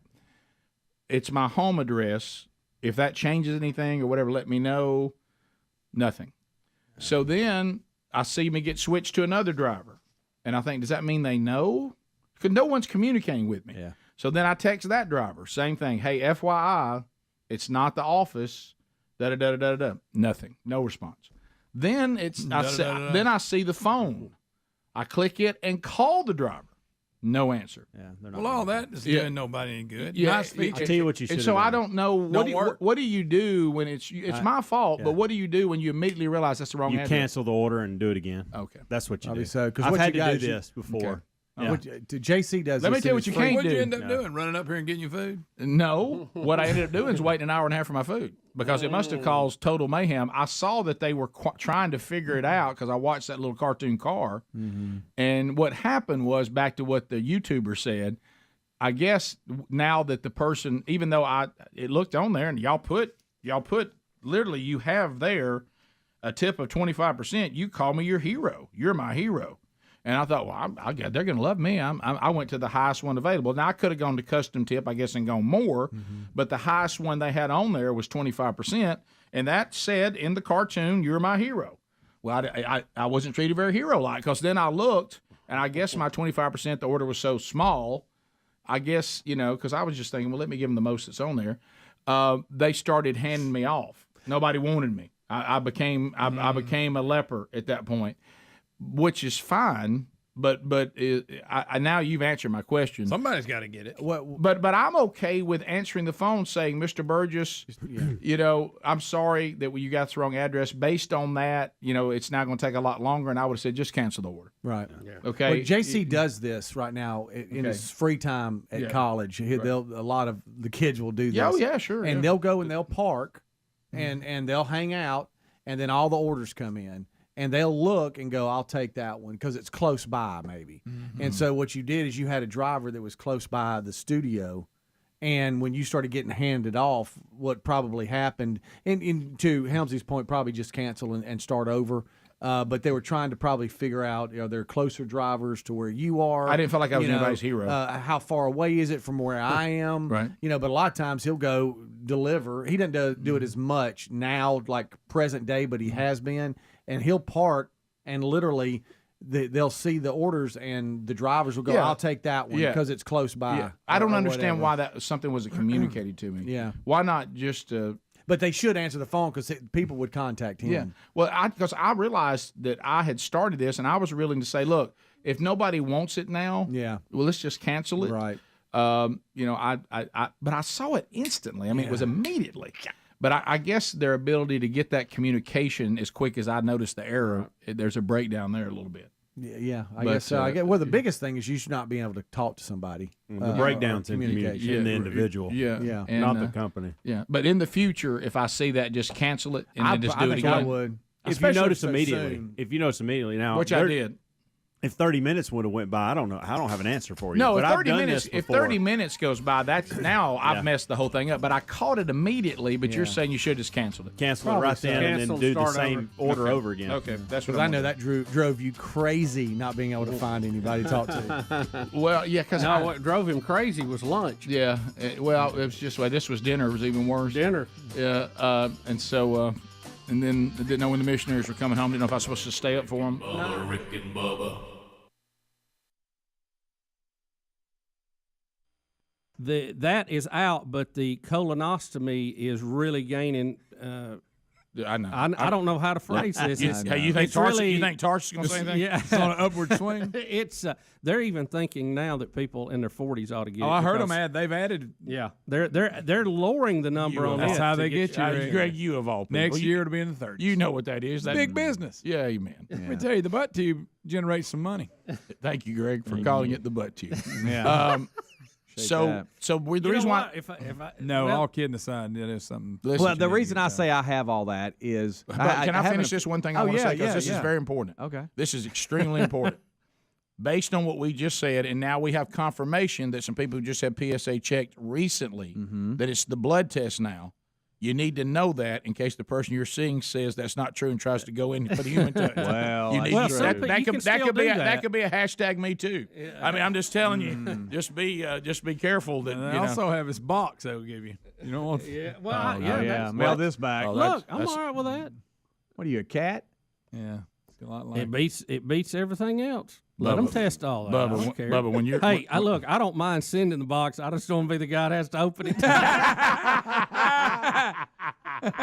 Hey, sending it, that was a wild ride. Oh boy! But anyway, all right. So Speedy. Well, I'm just saying the reason I say I have all that is because I have friends or people that I know that have had that, and I talk to them about their symptoms and you have them and everything else, and I'm like, okay, well, wow, so that's me too. All right, Helmsy, what all do you have? I don't know. I haven't been checked. He's so the I don't young know. one. At all? I need to go. I need to go get a young. physical. I really do. I'm 40. I need to go get I need to get the whole gamut of everything. Boy, Do you have any symptoms? No. I mean, not that I'm aware of. Right. Hey, and Adler, Adler just had his. He has his. And look, I'm not saying this thinking I'm Superman. There are some things wrong with me. I just don't know what they are. Right. Now I'm not going to speculate like Speedy and name all these things. Here's what I'm doing there's clearly something wrong. I just don't know what it is. I'm doing that because if I don't have it, then it's a relief. It's like, okay, good, I don't. But if I say I don't and I do, then So you're working the mind a little bit. Yeah, You're prepared. You're playing the odds. I got you. You're Sherry tempting says the I odds. do what you do about everything. Yeah. I'm a worst case scenario guy, and I'm setting myself up to not be as bad. Yeah, I've already, like this morning, I already covered with Rick. If I never come back, this is where everything's at. You know, Oh, my goodness. I'm actually holding the payroll. But see that that's what relaxes me to know everything's covered. Right. You know. Well, And I need to be relaxed. Adler. I got high cholesterol now, so thanks a lot, guys, for that. Right. You called it from us. I'm pretty sure I got the sugar, you know. Yeah, you do. And evidently I'm having some kind of brain meltdowns or whatever because the whole big spiel I just went on about affective not being a word. It's a word. I'm stupid. I'm an idiot. It was a great I'm speech sitting you here gave. giving y'all a spelling lecture like I'm some kind of smart person. fact that you and then went I back go and and look it up, and I'm like, oh, I guess I'm just a big DA then. I just live my life like that instead of thinking I'm smart. Hey, you really talked down to us, too. I wasn't trying. You had to. your mad vein. Does come that out. a lot. Yeah, he'll talk Okay. about the way we speak. Okay, you do it all the Band-Aid. time. Okay, Band-Aid. You just watch yourself over there, Band-Aid. Have you noticed Adler's vocabulary has changed? I never heard him use the term DA either. No, he's getting meaner. I cussed earlier in the hall. Called him Band-Aid. He would never done I'm that in so the past. sorry. You're getting edgy. Y'all, I'm a rude person now, thanks to y'all. And I've Cholesterol's how they You used to be pretty nice, I didn't caught y'all's cholesterol. I caught the sugar. Great. The sugar. By the way, you're And pretty the young, too. attitude. You're pretty young, too. And the attitude, too. You know, And the attitude. we like to compete. I think we all should bring in our lab reports and see who wins each category. I will say this. Adler is ahead on cholesterol for the total, but I'm second. I had a bad one the other day. You were, what, 3-something? I was I a was high 2. 3-something, yeah. I was a high 2. Yeah. So they put me on I'm the like statin. I was 240 somewhere in there. I think I'll I be was over higher than that. 300. And this I've this had is high the- cholesterol my entire life. And then the high-low thing was out of whack. Triglycerides out of whack. Oh, Boom. mine- See how My crazy it is triglycerides. because my cholesterol should be higher than anybody's here. Just the way I look, I got But that. Bubba, you're on medicine. medication. Well, that's what I'm saying. Is Yeah. that's, But that's the magic. But that's why the did you magic. get medication? Because it was a little higher. Okay, well, then you. I'm saying, But Bubba, if check you're me on in your a year. medicine You're and get just tested, treating it's it. going to be But- low. You're treating it. But it wasn't as high as Adler's before. I Well, ever no one's treated it. is. No one's is. Yeah, I've That's never the heard highest of I've anything ever. like that. No, mine will be over there. I mean, it'll be so high. How do you spell cholesterol? I don't know. Ask Adler, he knows all the words. C-H-L-O-R-S-T-E-R-O-L. I just spell. Okay, I can spell. Say it all right? again. CHLORSTEROL. Cholesterol. Thank you. You know, Origin. Einstein would not be That's happy that wrong, you by know the that. way. Did I He spell said it wrong? you're using Did I spell it wrong? you're using I too didn't much spell of it your wrong. What do brain. y'all know golden ticket seats. I don't even know y'all. Why y'all even talking to me? I'm How sorry. mean I'm you? sorry. What's happened? I'm so sorry. I think I'm your so blood sorry. pressure's up too.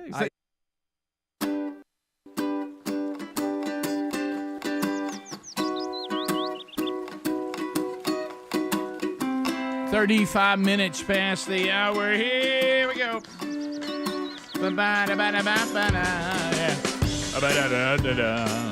Yeah, it was Saturday night. The moon was bright, shine. All right, so Relief Factor and the Rick and Bubba show teaming up as we're about to celebrate Bubba's 59th birthday coming up this month. Hey, welcome to March, buddy. Welcome to March. You know, it was when they designed Relief Factor, it really was for those of us that are aging a little bit. That's what they were doing. But in the process of the research, they started realizing, you know what?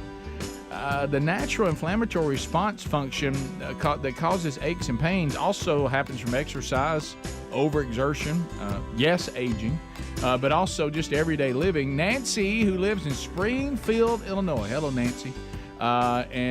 She listens on the 24/7 TuneIn channel. Also, here's an email, another one from Maria in South Carolina. They're just going on and on about how well it has worked for them, and we think that it will work for you. For the majority of the people that go and get the quick start pack for $19.95, they go and get it.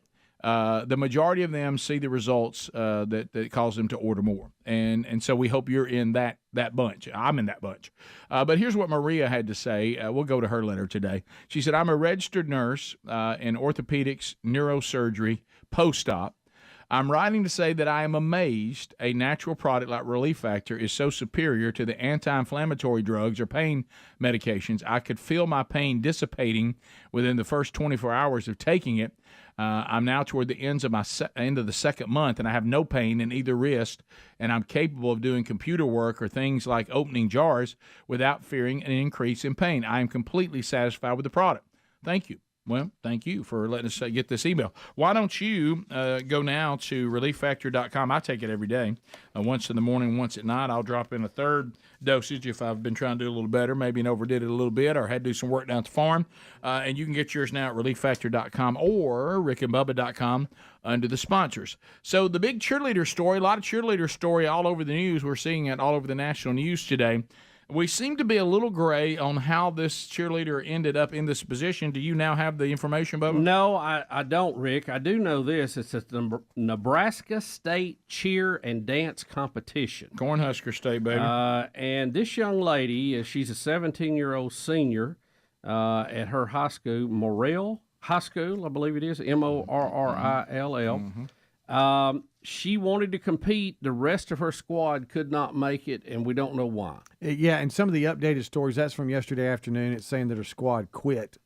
They quit yeah, at the event? It was already a really small squad, they said, but they just says that the high school cheerleader from Nebraska it has inspired people everywhere for competing solo in a state championship after 3 teammates quit just days before the championships. So she went and competed on her own. They had to change the routine because it was solo. Right. But she went and did her best and represented the school. Now, I'm not going to be able to watch this. Is she just full of school spirit? Well, watch for yourself. All right, Speedy, watch and listen. Helms, this gets you too? You can't do this? No, I'm not going to be able to do this. No way Andy Blanks is watching.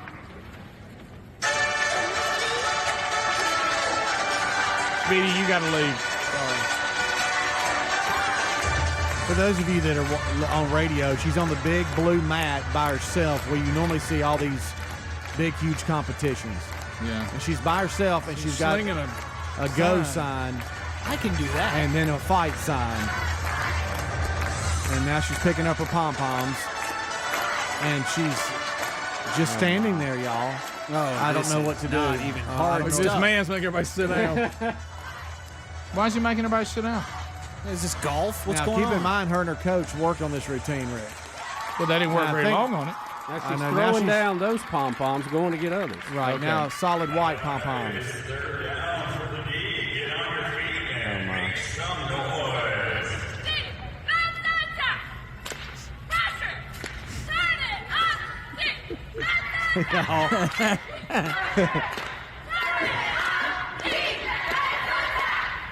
Okay. The crowd's helping her out. I like that. Hope that old man ain't making everybody sit down again. And she just All right, so she's now moving to the next one. Can't watch.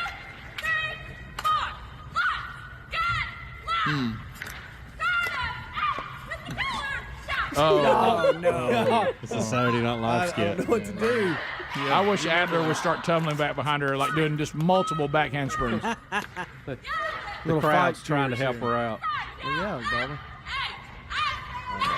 She's got a little sign now. MHS. How about a good herky? That's a good herky. That was a good herky. It'll be tough to build a Y'all, pyramid. her and her coach worked on this. Craig. No, it's not. It's just not very high. Yeah. Call it a pole. She's got the crowd doing it. Yeah. A little out of There's breath. more? Hey, No, I can't nice. take it. How long is this routine? Too long. Wait. Oh, Oh, herky. another herky. Good herky. So she's jumping Working up and them down. pom-poms like Oh, nobody's now- business. now Oh, it's dance routine. Oh, it's dance routine now. Yeah, arms out. Now we're pom-poms in hand. We're slinging arms Is around. this fight song? It looks like it. Yeah, okay. All right. Seems like it's she very was gonna- basic level stuff, not like competition level stuff. Yeah, I May don't not think that one of the be. rest Maybe a of them different quit. competition. You ever been to Nebraska? I have. Rick. Well, I'm All just right, now saying we're that down I on the thought she was knee. going to dance to Apache. Yeah. They're not the band music. Fight, fight, fight. Let's go Lions. The mascot's Lions. You know the only thing was that'll make that embarrassing. better, Rick. You know what? The only thing that make that better. What? The perfect cheer. The perfect cheer. That's what it seemed like. That's what it seemed like the whole time. All right, so Inspired a lot of folks. let me ask you this: The bar's low. Let me tell you what happens this in day and today's age. world. Yeah. They probably gave her the championship. Yeah, you're right. She probably won the whole thing, best in show. Well, how about this?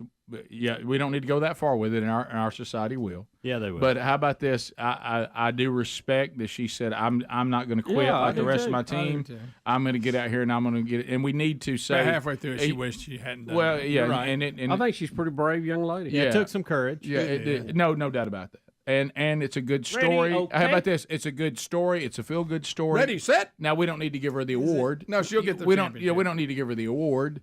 You know, and I do like the fact that if y'all going to be quitters, I'm not going to be a quitter. I like all that. Oh yeah. Yep. Yeah. Well, Rick, It wasn't there's the a part- highest level of competitive cheer I've ever seen. No. Well, you can't throw somebody in the air if you're the catcher. No, I mean, but what I'm wondering is, there's different levels, kind of Yeah. like. Put it this way, Kind of she like the could've Miss done a bunch of America, backflips, kind of like the Miss America, pageant requires a talent. The universe Miss doesn't. USA. Yeah, or USA doesn't. Is this another level of cheer competition? I don't know. It may be that it's without maybe the not. stunts.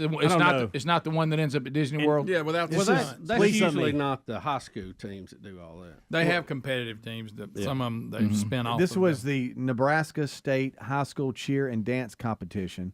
It was on February the 17th. Her coach broke the news to her and her other teammates or whatever that she, but she promised to still attend the 3-day cheer event and watch from the sidelines. However, the cheerleader said that within less than 2 weeks she had to learn the routine because she wanted to actually go compete. She said, I decided I wanted to go and still compete because I wanted to end my senior year with a bang, and I didn't want to give up my cheerleading because it's been such a huge part of my life. I like. Does anybody tell us why the others quit? Well, that's what I want to know. Well, she said her 2 other teammates. And they said it was a really, really small There were group. 3?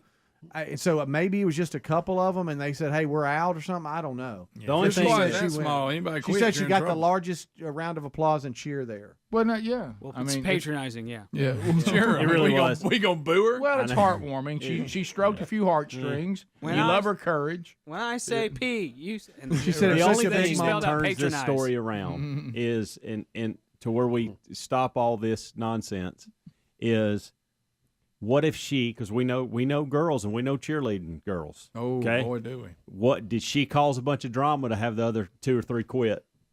Well, it doesn't say anything like that. I know it doesn't, but I'm saying that's a reality. And I got girls. Greg's dealt with it. Oh, goodness. She did say she had to admit her mind went blank as soon as her routine started, but it was the cheers from the crowd that helped her carry on. Yeah. Of course. And that old man making everybody sit down. I'm not sure Yeah, what that 'cause was about. She probably want everybody to Yeah. stay Why down. would anybody? Why would any You cheerleader want feed somebody off to tell the- everybody to sit Yeah, down? you feed off the crowd. I want to know why the others quit. Do you she think? she placed 8th out of 12 squads because she was Well, not it's 4 squads and they're really bad. They were not able to be score her as the same as a complete team. She beat 4 other squads. Picture those people going back on the bus. Good We night. couldn't even beat By the That's way- a bad speech to By your the way, team. and that's the highest her team has placed in 3 years All right. at the event. Well, there you go. Again, In other words, patronizing. Okay. She didn't need them other girls anyway. That's right. We'll be back. 866 We Be Big. Final phone calls and headlines coming up. Rick and Bubba, Rick and Bubba.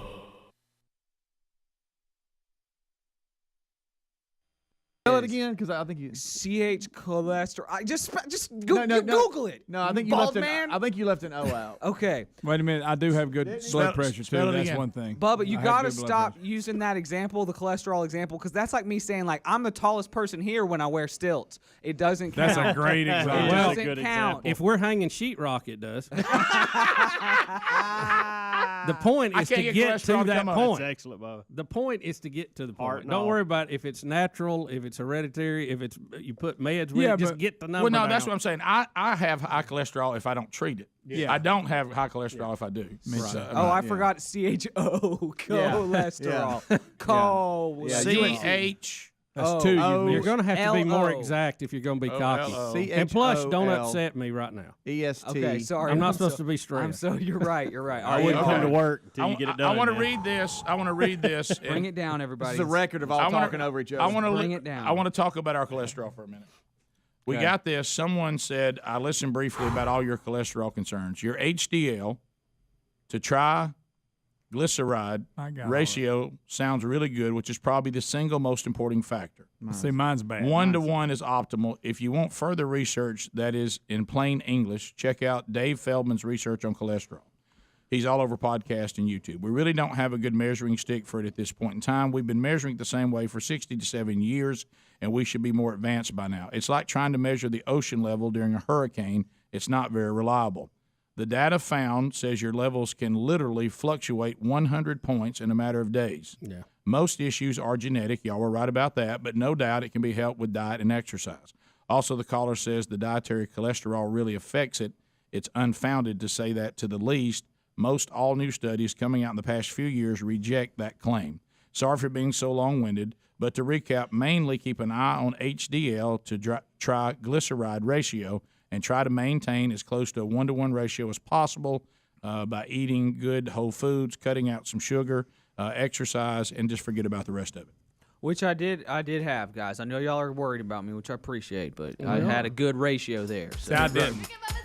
I'll set records. Well, the problem with all of it is you'll get another doctor that says all that's hogwash, and I mean you Yeah. can't. So the bottom line, you do the best you can. I am going to try adjusting my diet and testing again in 6 months and see if that does something. I know people say it's all genetic, but No, it may not be. I've got Some people it helps. With me, it didn't. But Rick, some I've got people a it does. general theory that if you're 100 pounds overweight, that's not good for you. I'll go ahead and Bubba, go you with know that. what? We can all agree on that one. We'll be back. Rick and Bubba, Rick and Bubba.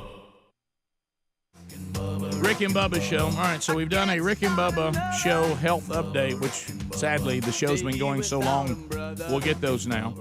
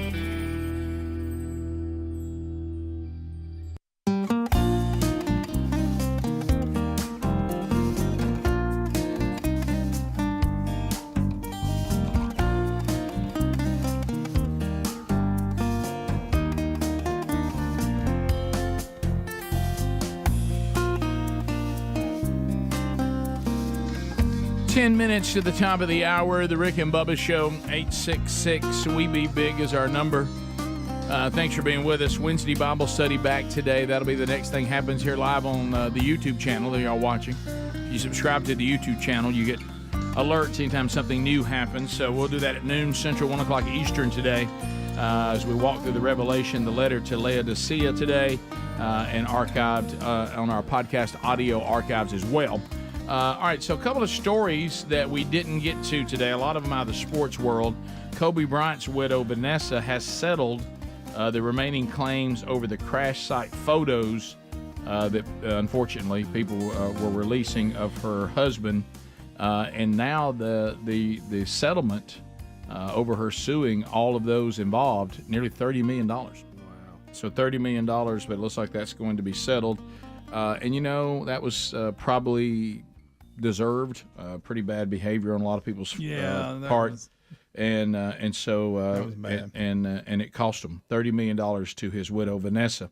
One of those things, Speedy, I know it's a tough day for those of you with secondhand embarrassment.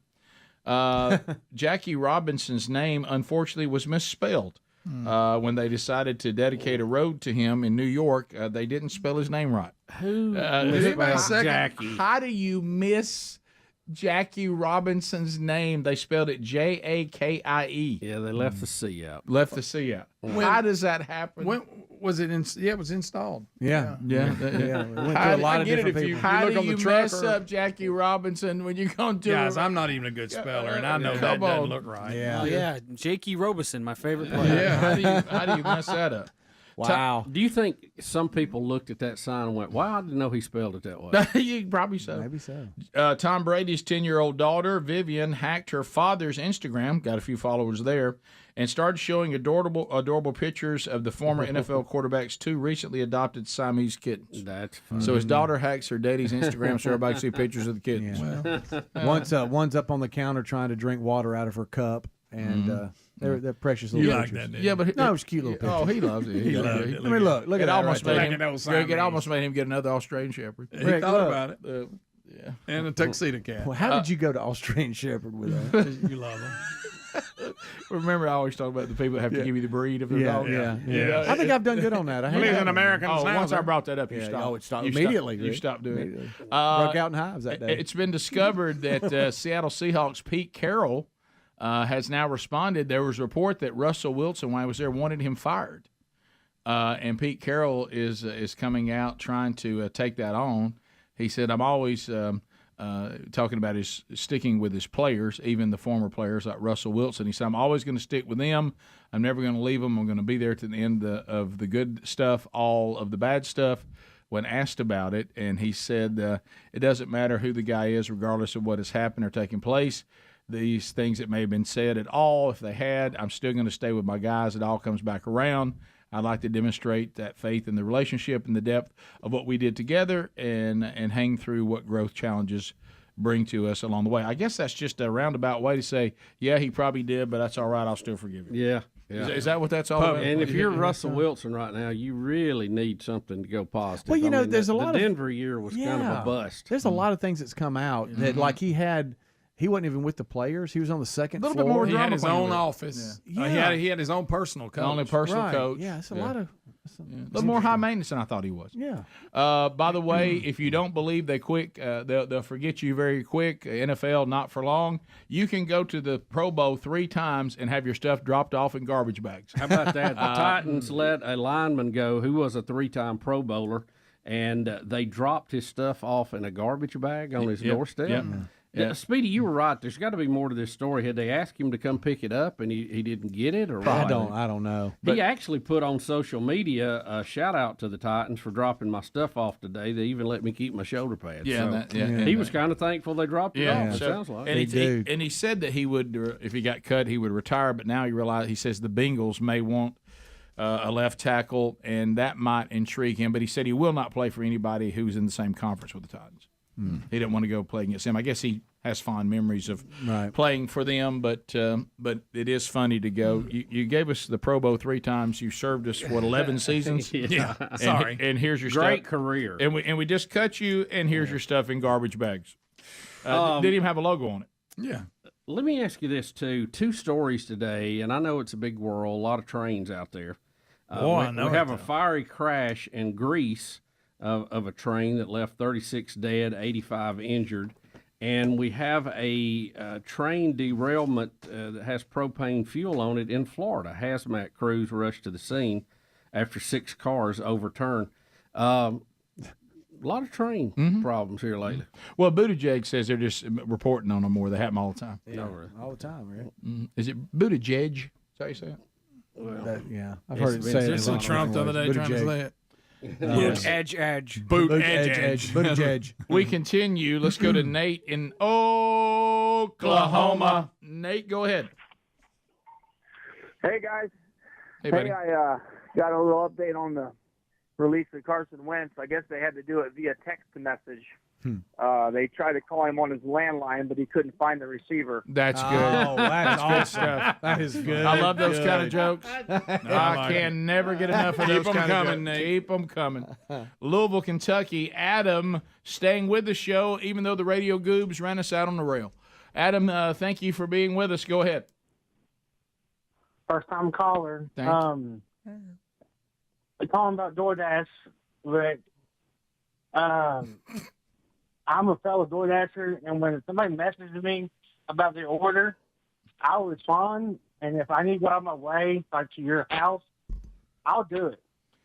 Yeah, I couldn't believe Well, that's the effort we need. Yeah, Too bad you didn't work over here. Yeah, Adam, I wish you'd been over here. Yeah. That could have been great. I mean, I was even saying, look, I need to meet you about halfway, something. I'm sorry, but yeah, I don't know why that they have the communication option if you can't get the drivers to actually communicate with you. Well, yeah, that's a problem. Albertville, Alabama, Jason, Z93. Jason, go ahead.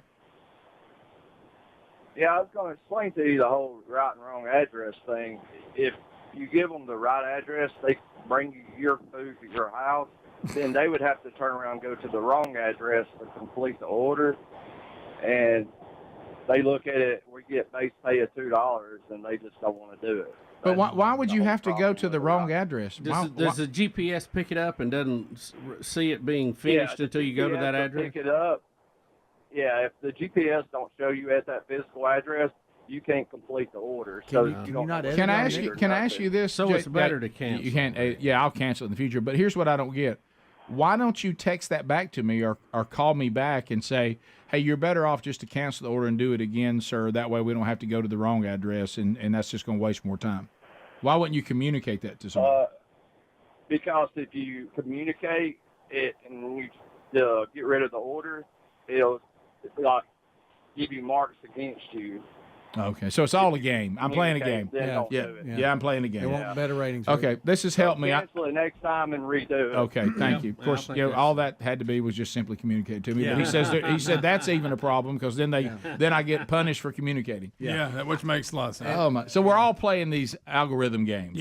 Sure. Gotta get the numbers right. That's been helpful. Thanks, guys. And one more update too on the cheerleader, the solo. There are two styles of cheerleading competitions within that championship. The traditional set to music, tumbling, pyramids, all that, and then there's a game day section. Okay. And That's what she was doing. Yeah, they were showcasing the game day. I got deal. you. Okay. All right, there we go. Yeah. Well, good job. Awesome. Top of the hour. If you're leaving us, have a great day. If you got more of the Rick and Bubba show via the archives, stick around. We'll be right back. Rick and Bubba, Rick and Bubba.